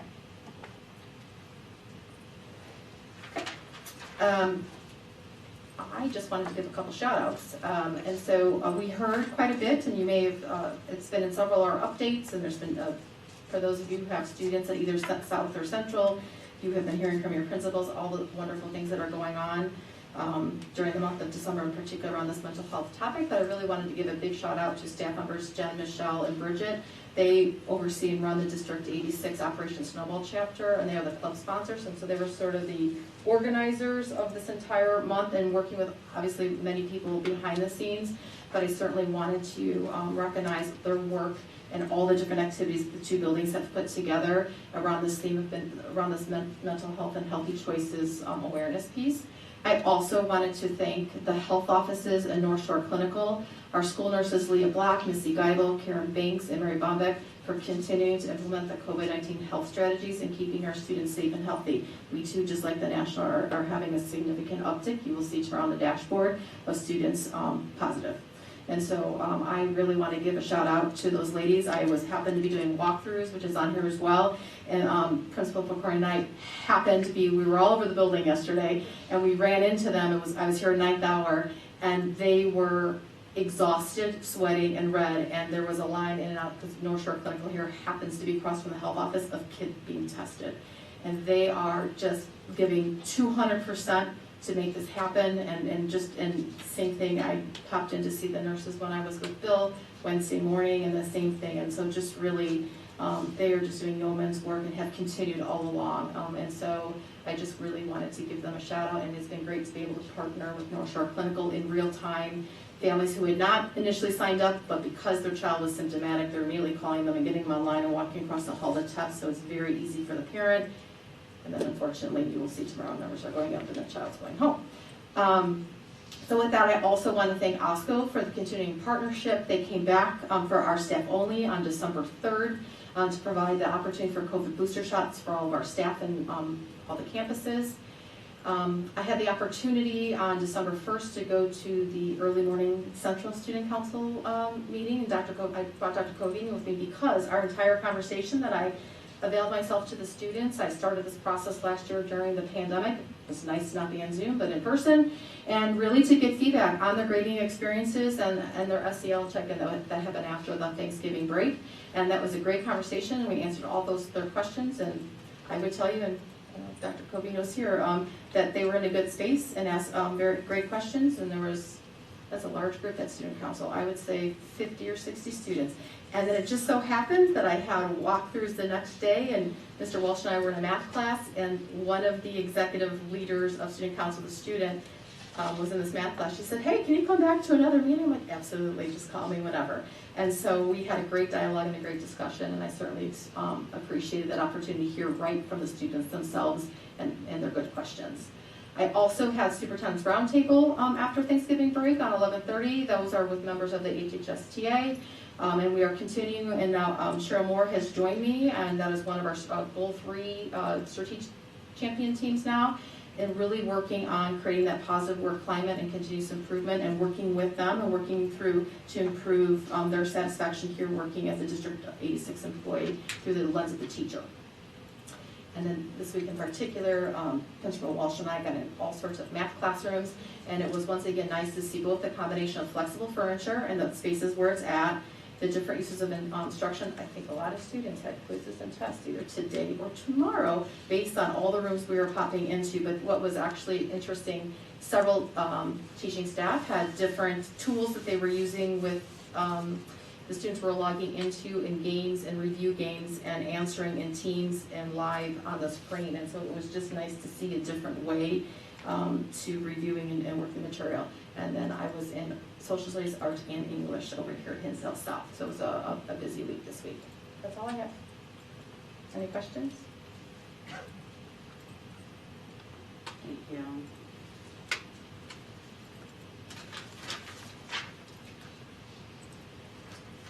So next we have the treasurer's report and the financial reports. So CFO Stevenson.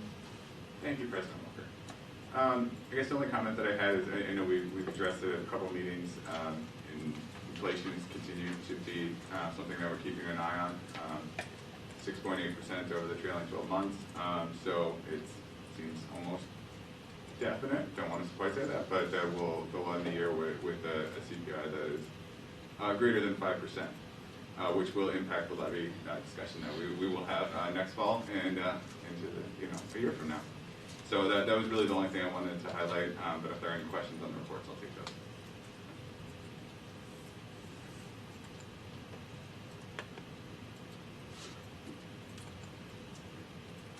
No questions? The next agenda item is the FOIA, and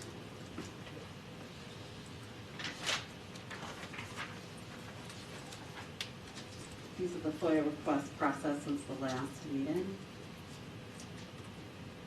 So were 13, we processed 13 FOIAs since the board's last meeting. The report is attached there, and I can answer any questions that you might have.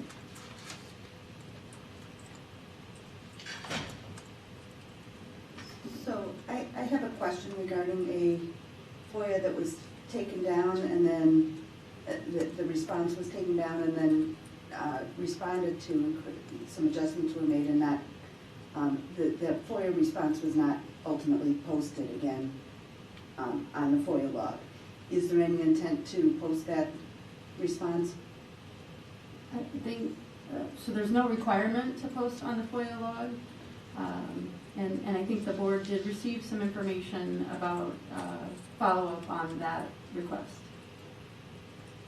So, understood, and I realize that it may not be required, but it is common practice for us to do for every FOIA response, and I believe I did respond and ask if it's going to be posted.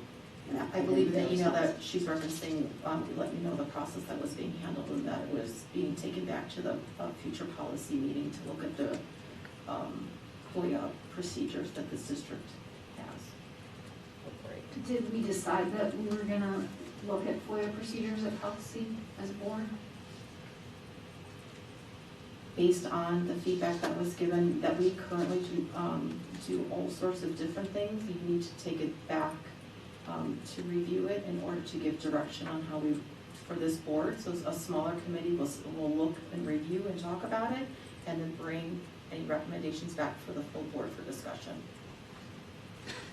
In September, we had reviewed with the policy committee some updates through the recent press update that impacted the FOIA process administrative procedures that support our policy on records. And we had already at that time said that we would be bringing back a review of the administrative procedures that had been updated through press, but also just because of the life cycle of implementation. I think we had shared at our presentation. We implemented GovQA 3 years ago, and so in public entity space, generally 3 to 5 years. If you've implemented a tool, you're looking at, is there another tool that's now competing with it that's cheaper, more efficient, meets your needs better, and costs your taxpayers less. And so we had said we would be reevaluating that tool as well as the procedures that supported it as part of just regular protocol, as well as it kind of lined up with changes to administrative procedures that were coming through press with the policy committee. We had that conversation, that's I think was reflected in the report at that time after the September meeting. And then in addition to that, there was some additional information that had been shared with the board. And so do we know what month it'll be discussed at policy? I'm sorry, I didn't hear that. What month? What month it will be discussed at policy? Sure, it's a good question. I don't know if you stayed for the full policy meeting, but as we shared in the update, Press 180 is so huge. So what I have been meeting with each cabinet member with Deb since that policy meeting, because we also have the March ROE audit. So we are looking at which policies have to be reviewed in January in order to be ready for the audit. So I can't actually answer that as we've been meeting with each individual for them to self-reflect on. So for example, Brad's going through all the section 7s, which there are a lot in Press 108, and comparing it to the probe request of the ROE. So for example, if the majority of the updates to Press 108 also are being asked in this ROE audit, we would have to bring them all in January. So the agenda is still being created based on all of those pieces. So if it can come in January, it'll come in January, but it's really being dictated by each of the sections to that March audit, because there's a whole process for the board. The committee has to review those policies in 108, then bring it to a board for a review, first read and second read, and that would all have to sort of happen there in that second meeting in January, beginning of February, to be ready for the March 1st ROE. So it's a little bit more complicated, I know, but in theory, yes, January. It's just, it's dependent on all those other factors. And then in response to the earlier question, we I think I had presented a trending report that we had given, that the previous board had asked us to bring, and I haven't brought it back here. But through the first 6 months of, and it's not a direct correlation as to why the bills in those months, so you can read some of the line items, you can understand what the bills in those months are addressing. But in the first 6 months of 21-22, we have surpassed the number of FOIAs processed for all of 2021. And perhaps that is something to do with COVID. I don't know. We are still well past the 6-month mark of the last 4 years. So I could share that report with you. I would tell you in general, we see a trend when there's an election of increased interest in documents in FOIA. But it's really like this more than very specific. But I could share that document, I could post it for the board if they were interested.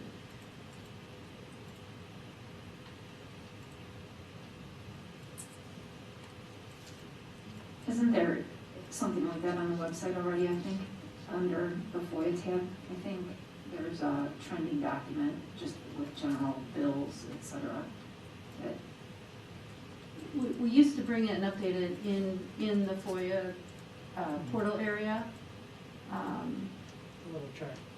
Yeah, and it would show how many, where we are compared to over the last 5 years, the trend of the fees and the trend of the, but I had not brought it back here. Can we add it back in? Just, Yep, it seemed like sure. there's an interest there and Yep. just give that perspective. Absolutely.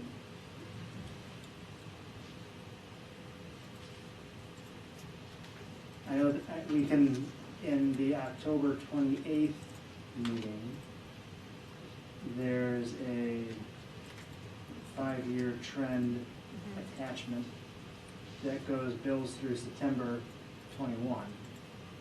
But it gives, that's the chart that would be then included, or the tables that would then be included in the regular FOIA agenda item here in meetings.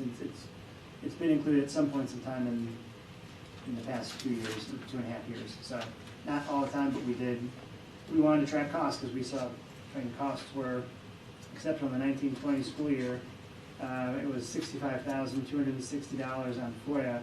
In the 18-19 school year, it wasn't even $13,000. So there's been a proliferation in cost. Now, at the same time, if this is correct, in the 19-20 school year, we had 82 FOIAs. In the 18-19, we had 82 FOIAs. Now, it goes back to what is the difference in those FOIAs and what is the legal aspect, or what is the requirement that we go back to HLRC and say, or, the attorneys, we need you to help us with this, or what do we need to do here? And if there was a desire to see, what was our cost? And we were kind of trending in the mid to low teens, and then it blew up in 1920. 2021 was at 43,720 over a total of 61 FOIAs. And we've had, this, going back to this tracking report, which is just through part of October, 44 FOIAs at that point in time, compared to, again, 61 the previous. So, and that's only a third of the year. So I think that's tied to, the volume is tied to cost as well. But it'll be handy to see at least some of that for historical. And I know that those numbers, if in past agenda items, past FOIA agenda items, I think that, I don't know when that started to get put in there, but there are some of the previous years, right? So 16, 17, 15, 16, I think, just to give an idea about where things have gone. Because there was a point in time, I think back in 15, 16, when it was higher. So there's been kind of an ebb and flow there, but it's handy to have that information. I just added it. So we have 65 FOIAs through the first 6 months of this year. And one thing that maybe isn't accurately reflected in the report is that lumped within the FOIA processing costs are any PAC, makes sense, are PAC reviews, but they're not tracked as far as how many we have in the FOIA process number.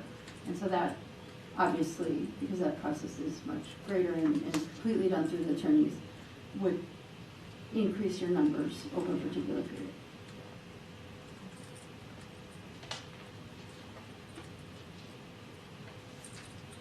Any other questions there? Thank you for that. Our next agenda item is future agenda items, but before we open the floor to request future agenda items, I want to try and review and resolve any outstanding items that are listed on the future agenda item tab in board docs. And I think there's only two that remain following today's meeting, and that is the COVID transition plans with North Shore Lab. And we're tentatively targeting a January meeting for this. That timing will be driven by any updated guidance for schools that's issued by the CDC and IDPH and also ISBE. So that is again tentatively targeted for January. And then the other item here is alignment of student activities and opportunities.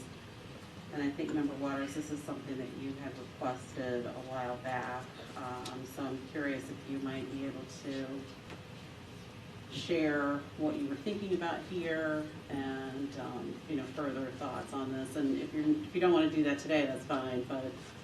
Yeah, I would defer that till a later point. I think there's certainly some merit to it, but I think there's other issues we should probably be resolving first. And I think part of that was a function of some of the things we dealt with a few months back, but there are.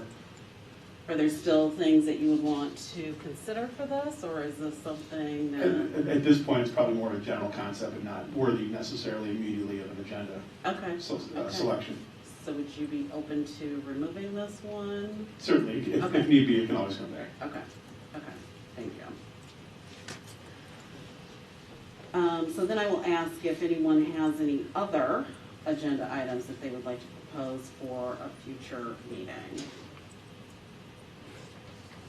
I'd like to see the board discuss, discussion of revision of policy 640 sometime later in the school year. It was said at the policy committee that, there are no major curriculum changes on the horizon through the end of 2023, but having gone through this cycle very recently, we know that once the school year starts, the program of studies for the following year quickly follows. And so I think it would be a good conversation to have well ahead of that time, potentially in April of this school year or May.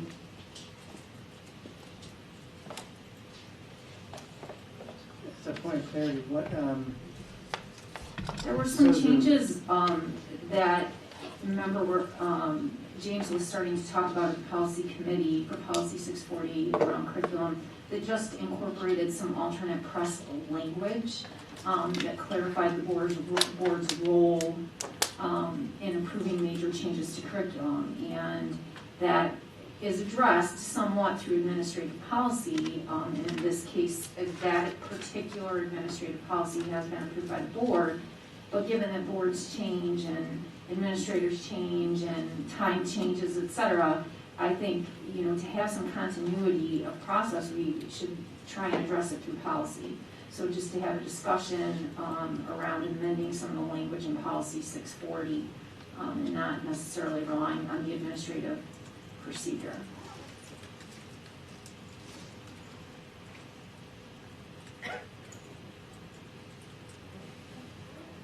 I think I'm a little bit confused, because didn't the policy committee just discuss The this? policy committee just addressed this at its last policy committee meeting, and the majority of the members of the policy committee determined that no changes were needed. And it seems to me that you want to bring it up again because you didn't like the response that. Well, I think one of the reasons that you had given at that meeting was that there were no major curriculum changes on the horizon given through the end of 2023 because we just approved the program of studies. I would like to see it revisited and sit here in like the little table and potentially revisit it in the spring in anticipation of the approval of another program of studies that's going to potentially incorporate more new courses, maybe major curriculum changes, so that we can look at amending the language. But we've already determined all of the curriculum all the way through the end of the 22-23. Exactly, but we would be approving the curriculum for 23-24 early in the fall. We just did it for the next school year. So I'm saying instead of waiting till the last minute, looking at it in the spring in anticipation of another program of studies coming before us in the fall.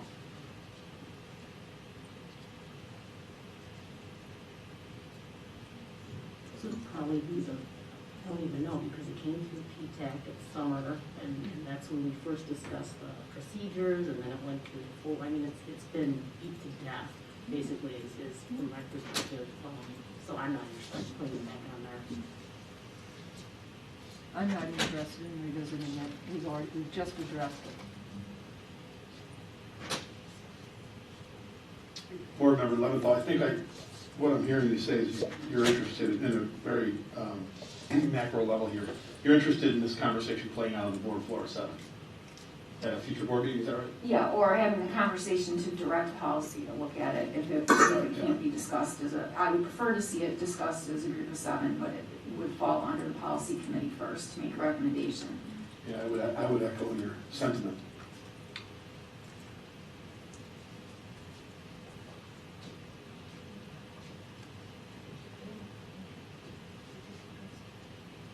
So,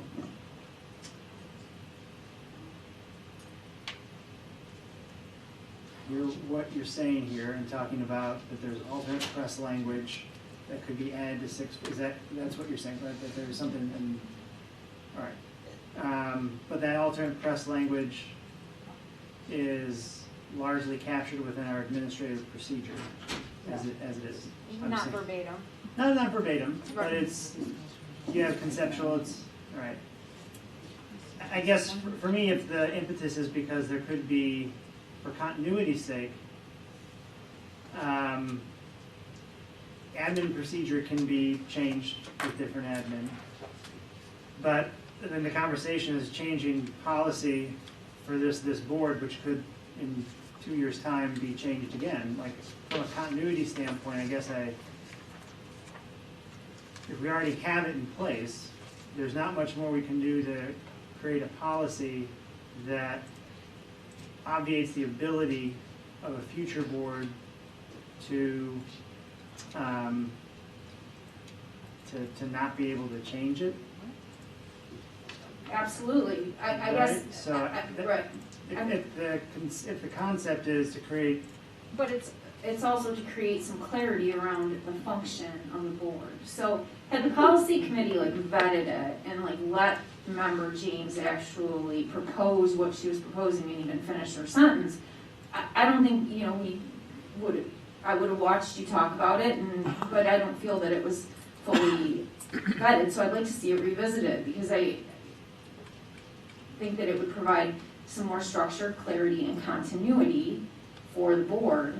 It certainly doesn't give the board any more authority over curriculum than it already has, but it just clarifies the process a little. I disagree. I feel like that one of the problems that we've been butting heads on as we've gone through all of this is where does, and you have said it as well, it's been stated at this board, there's not a clear understanding of what the role of a board is with curriculum at the school, at a district. And so that is where I believe that our administrative procedures appropriately allocate who should be in charge of that and clearly delineate where we step in or step out. That's why I don't want to revisit it. Respectfully, I've never said that, but I believe that that has come up as a question among board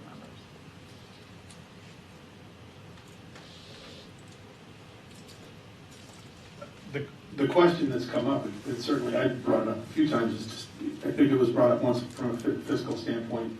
We were competing against a district a little west of here to understand what financial consideration should come in front of the board for approval. On the same line, what's the trigger for a board measure for what absolute value change of curriculum? And I thought the sequence change perhaps what warrants that consideration, and I think that's, I don't want to put words in your mouth, Debbie, but I think that's what you're driving at. And I would agree when it gets to a large curriculum change. Just to clarify, that science decisions were done previous administration, previous board, before policy 640 had been updated. So the policy and procedure that was approved and written was after the science changes. So I just want to be clear. So this district was operating on very outdated policies, and the past practice for decades had been the approval of the program of studies was the board's role. Right or wrong, that was the past practice. When I got in this seat, one of our primary roles was to update the very outdated policies. Part of that also was the board direction because Member Hirschman, Held, and Hanson inherited a very outdated policy manual, and they were in the middle of all of that. And so there was a very specific board directive, which was about day 2 of Dr. Covino's job, is to also write then an administrative procedure once we adopted the press policies. There was a significant update to policy 6:40 because we adopted press. Partnered with that, that board directed us to have a board-approved administrative procedure, which is what was written, presented to PTAC, and was adopted because of exactly what you're, because it was not clear. And it was not anyone's fault. Systemically, this district has never outlined what the process should be, but from that point forward, science was already done. From that point forward, there was a clear process and a procedure and what everyone's role was. So just to want to be clear on the science piece, it was pre-6:40 current policy. That helps just for historically. Sure, and I think the bottom line is it's not that it was looking to rewrite anything or redo anything, it was to discuss some potential updates that are available on alternate press verbiage, and that consideration was not being listened to, and I think that's the impetus for this coming from. But I will say, when we reviewed all of our policies for the manual, we did review alternate language, just at that time. I know it wasn't in your, but that language had been reviewed by the policy committee. So do I have 4 board members that would like to bring forward policy 6:40 to a future board meeting for discussion? Yes. I think there's 3 so far, right?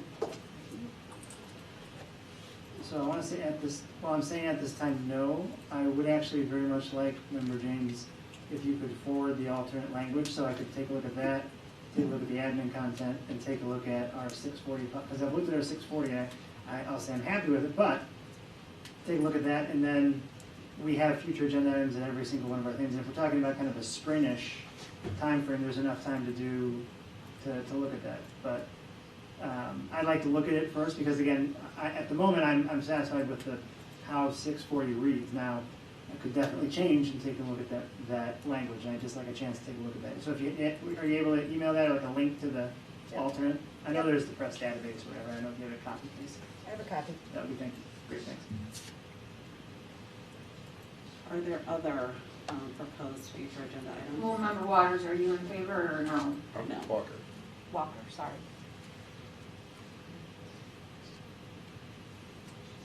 So no. So there are other proposed future agenda items? Well, I mean, I would propose adding on our discussion that we decided not to have on the curriculum committee and the, the academic committee and the special committee on curriculum matters, since we didn't have the opportunity to have any discussion. Well, I think what we did with both of those was we made a decision based on the fact that the policy committee determined there was no changes needed at this time for the curriculum policy. And as a result of that, there's no need for a curriculum committee at this time. That doesn't mean in a year from now or some future date, perhaps we will want to revisit this, but not today. And with regard to the task force, the same thing. We did not have 4 board members tonight that wanted to continue and discuss having a task force. So if there is something other than those 2 items that people would like to present, sure, we can discuss those. I'd like to present an academic committee that would also look at some of the academic reports and help, vet those before they come on board, so potentially make our meetings more efficient when we're discussing some of the data.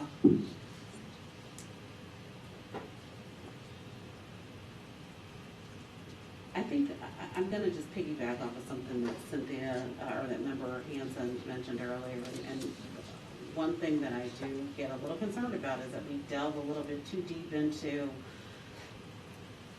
areas where we are not delegating authority to. So many other administration. districts have committees. I mean, are we delving into CFO Stevenson's job when we meet as a finance committee? Are we I'm not delving suggesting- when, you know, I'm we not have a gonna- policy I'm not committee? arguing about We're this. trying Let's to just- foster collaboration and with the So are there other board administration. members that would like to consider an academic committee? Well, and we'd have to obviously talk more about what that would look like and what that would involve and include. Right, we're just talking about proposing it as a discussion as a future agenda item. I understand what I'm suggesting. You want to try to just poll everybody so we, okay. Hold on. Yeah, before, I had a question, so academic committee to vet that, so you just snapshot, elevator pitch for the committee? Well, I mean, we have working board committees that oversee other extremely important functions of the district. And there have been, you know, numerous comments, you know, that our meetings go on so long, you know, lots of questions, et cetera. So a way as a working committee to kind of vet through some of the presentations so that when they get to the board, you know, maybe they're more efficient, et cetera. Obviously, everybody could come to the committee.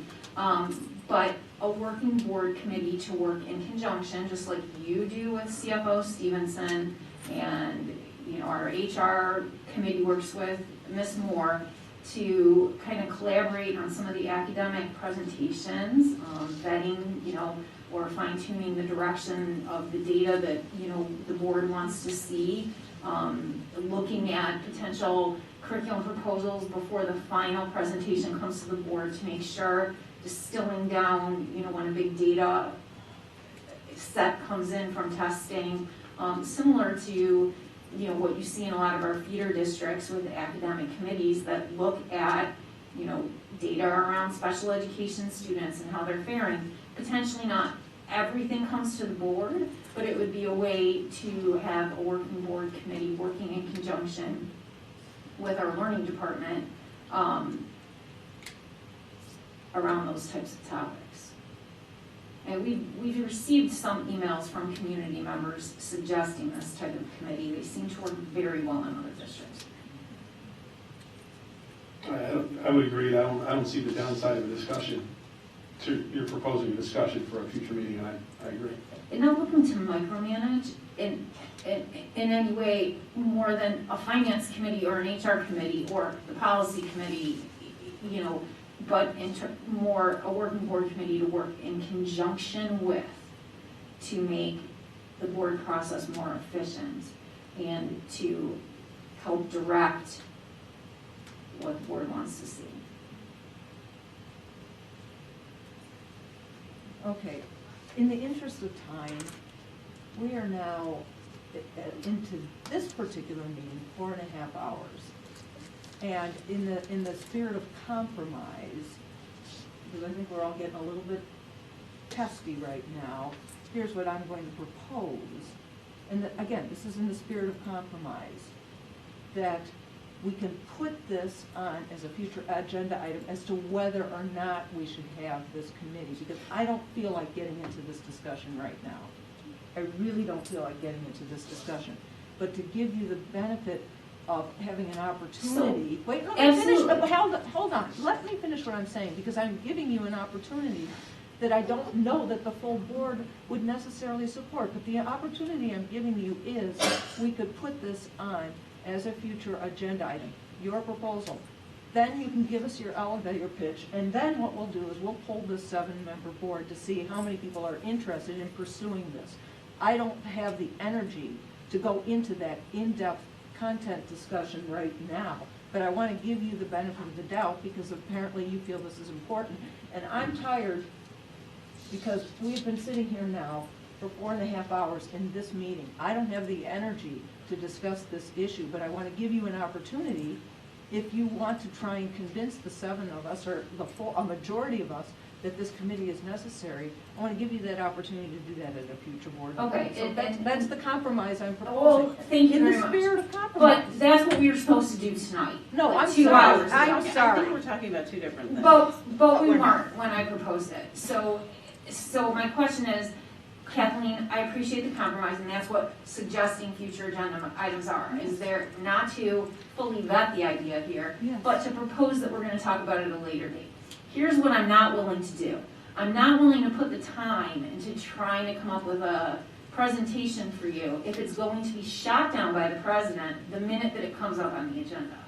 So you're either truly interested in looking at the idea, or you're gonna give me lip service again and put it on the agenda only to pull a bait and switch at the last minute. Can I So- just clarify process? I think, just because Deb and I always have to clean up the minutes. I think what I'm hearing is, for the sake of this topic, to put your concept on the chart, but at the next board meeting, when we go to future agenda items, that's when you'll do your little elevator Okay, pitch, and that's then fine. that's when you guys will decide, right? And then from there, it would, if, depending on what you all decide, it would go on as an agenda item at a future meeting based on whatever you decide. Is that an accurate Is there statement? currently a fourth, or no? What? Okay. Yeah, Kathleen became a, I think, No, she became a third. No, I was just confirming with the goodness other. gracious, all I'm suggesting is that we not have this discussion tonight, and that it be placed on the, on the future. I mean, you can bring it forward, let's put it this way, you can bring it forward as a future agenda item, and I don't know when. I suppose you could bring it forward at the next meeting, because future agenda items is open. Well, that's really all it is. There's no compromise. Debbie, the answer is no, and you can propose it again later. Excuse me, Mr. Waters, may I finish what I'm saying? My apologies. Please. My apologies. Please. What I'm trying to do is give Ms. Leventhal an opportunity to present her idea, but it would be in conjunction as a future agenda item, not for discussion tonight as to whether she can even go forward with it, okay? So let's just make this clear. I don't know, we don't have to schedule it as a special agenda item. She can bring it forward as a proposed future agenda item at a future meeting, and we'll have this discussion at that point. That's what I'm suggesting. And it may be that we'll poll the room, and there will not be 4 people who want to pursue that. But I'm just saying, let's put that discussion over for another night and not deal with it tonight. So what I'm hearing is you want to push it until the next meeting to I don't know even discuss when. as a She can bring future it up at agenda any item time. maybe. A board member can bring up an item at any meeting in future agenda items, okay? That's the only thing I'm addressing right now. I'm just suggesting it is way too late tonight to have a substantive discussion about whether or not we're gonna If pursue we this. had a committee, we wouldn't And, spend as much time. excuse me, I'm trying to fashion a compromise that gives everyone a voice, okay? This is the best I can do right now, and I don't have anything more to say. So just to clarify for the minutes, I believe on the current grid of future agenda items, everything is going to be grayed out with the exception of COVID transition plans. And I believe we are now adding 2 more new topics that will be white for, at the next meeting during future agenda items, people can Shark Tank it, the idea to see what move forward. And those 2 items were a spring 6:40 and a academic committee. That in future agenda items section is when then you will do your thing, and that's when we will see if there are 4 individuals who want it for a future standalone agenda item. Do I have that accurate? Yeah, that's what I'm proposing. Okay. Just because Ms. Kadowski and I will need to make sure we have it correct. Thank you.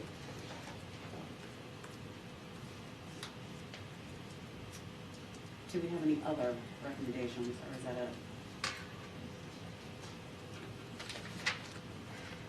So the board will now hear additional public comments. Is there anyone interested in addressing the board that have 3 minutes to speak?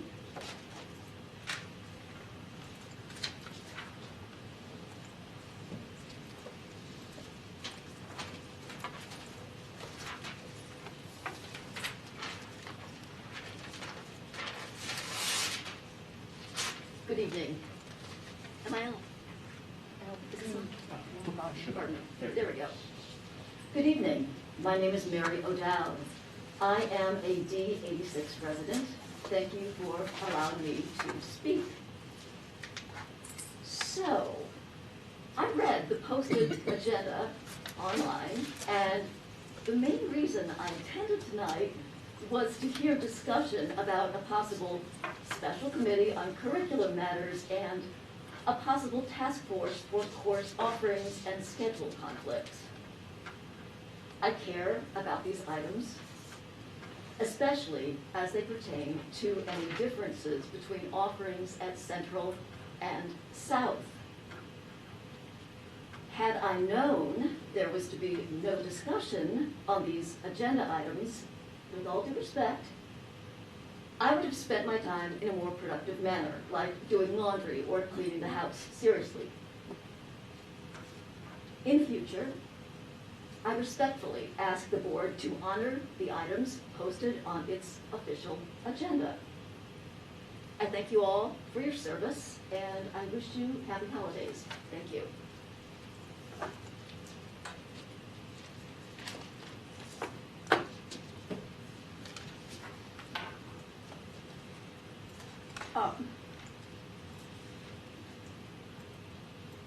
I really wanted to say something inspirational and not controversial as we enter the holiday, but something happened. There were a lot of concerning elements of this meeting, but one aspect of it was so appalling that I'm astounded by it. I don't understand it.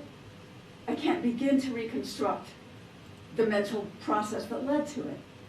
And that is refusing even to discuss the practical ways that we have of eliminating curriculum disparities between the high schools. How is it moral? How is it fair? How is it even legal? How do we get away with it for another minute when we know how to combine smaller enrollment classes in an equitable way? Latin and German should never have been lost from Hinsdale South. Both high schools are harmed by these disparities, particularly the difficulty of accessing ASL for Central students. But our school with a higher low-income population is losing out even more. I don't see how this is not systemic racism, bordering on overt Jim Crow. To condone this, to allow this to go on, to refuse even to discuss fixing it. Because we know how we could combine smaller enrollment classes using technology and alternating teachers back and forth for the sake of equity. You can never get to 100% equality between two freestanding high schools, but we could get to 95%. And we could have a shuttle during one period of the day that would work schedule-wise, and we could join smaller enrollment classes through Zoom, and one district classes would be a district-wide bonding experience. So of all the things I heard this evening, I don't understand why this equalizing course opportunities couldn't even be discussed. It's almost as if some board members will oppose anything anything at all, even justice and decency, in this case, just to oppose other board members.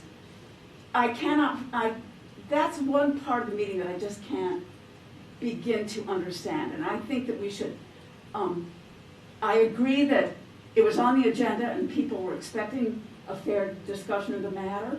I agree with Mary's point. Let's get it back on the agenda.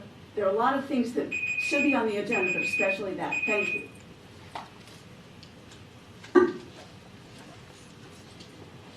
Thank you. We are now going to move into a closed session. May I have a motion to adjourn the closed session for discussion of collective negotiating matters between the public body and its employees or their representatives, or deliberations concerning salary schedules for one or more classes of employees. So moved, Hirschman. Second. Motion Hirschman, second Howell. Will you please call the roll? Member Held. Aye. Member Leventhal. Aye. Member Waters. Aye. Member Walker. Aye. Aye. Member Hirschman? Aye. Member James? Aye. Member Hanson? Aye. We will now adjourn to closed session. Please note that the board will not take action following our closed session other than to adjourn the meeting.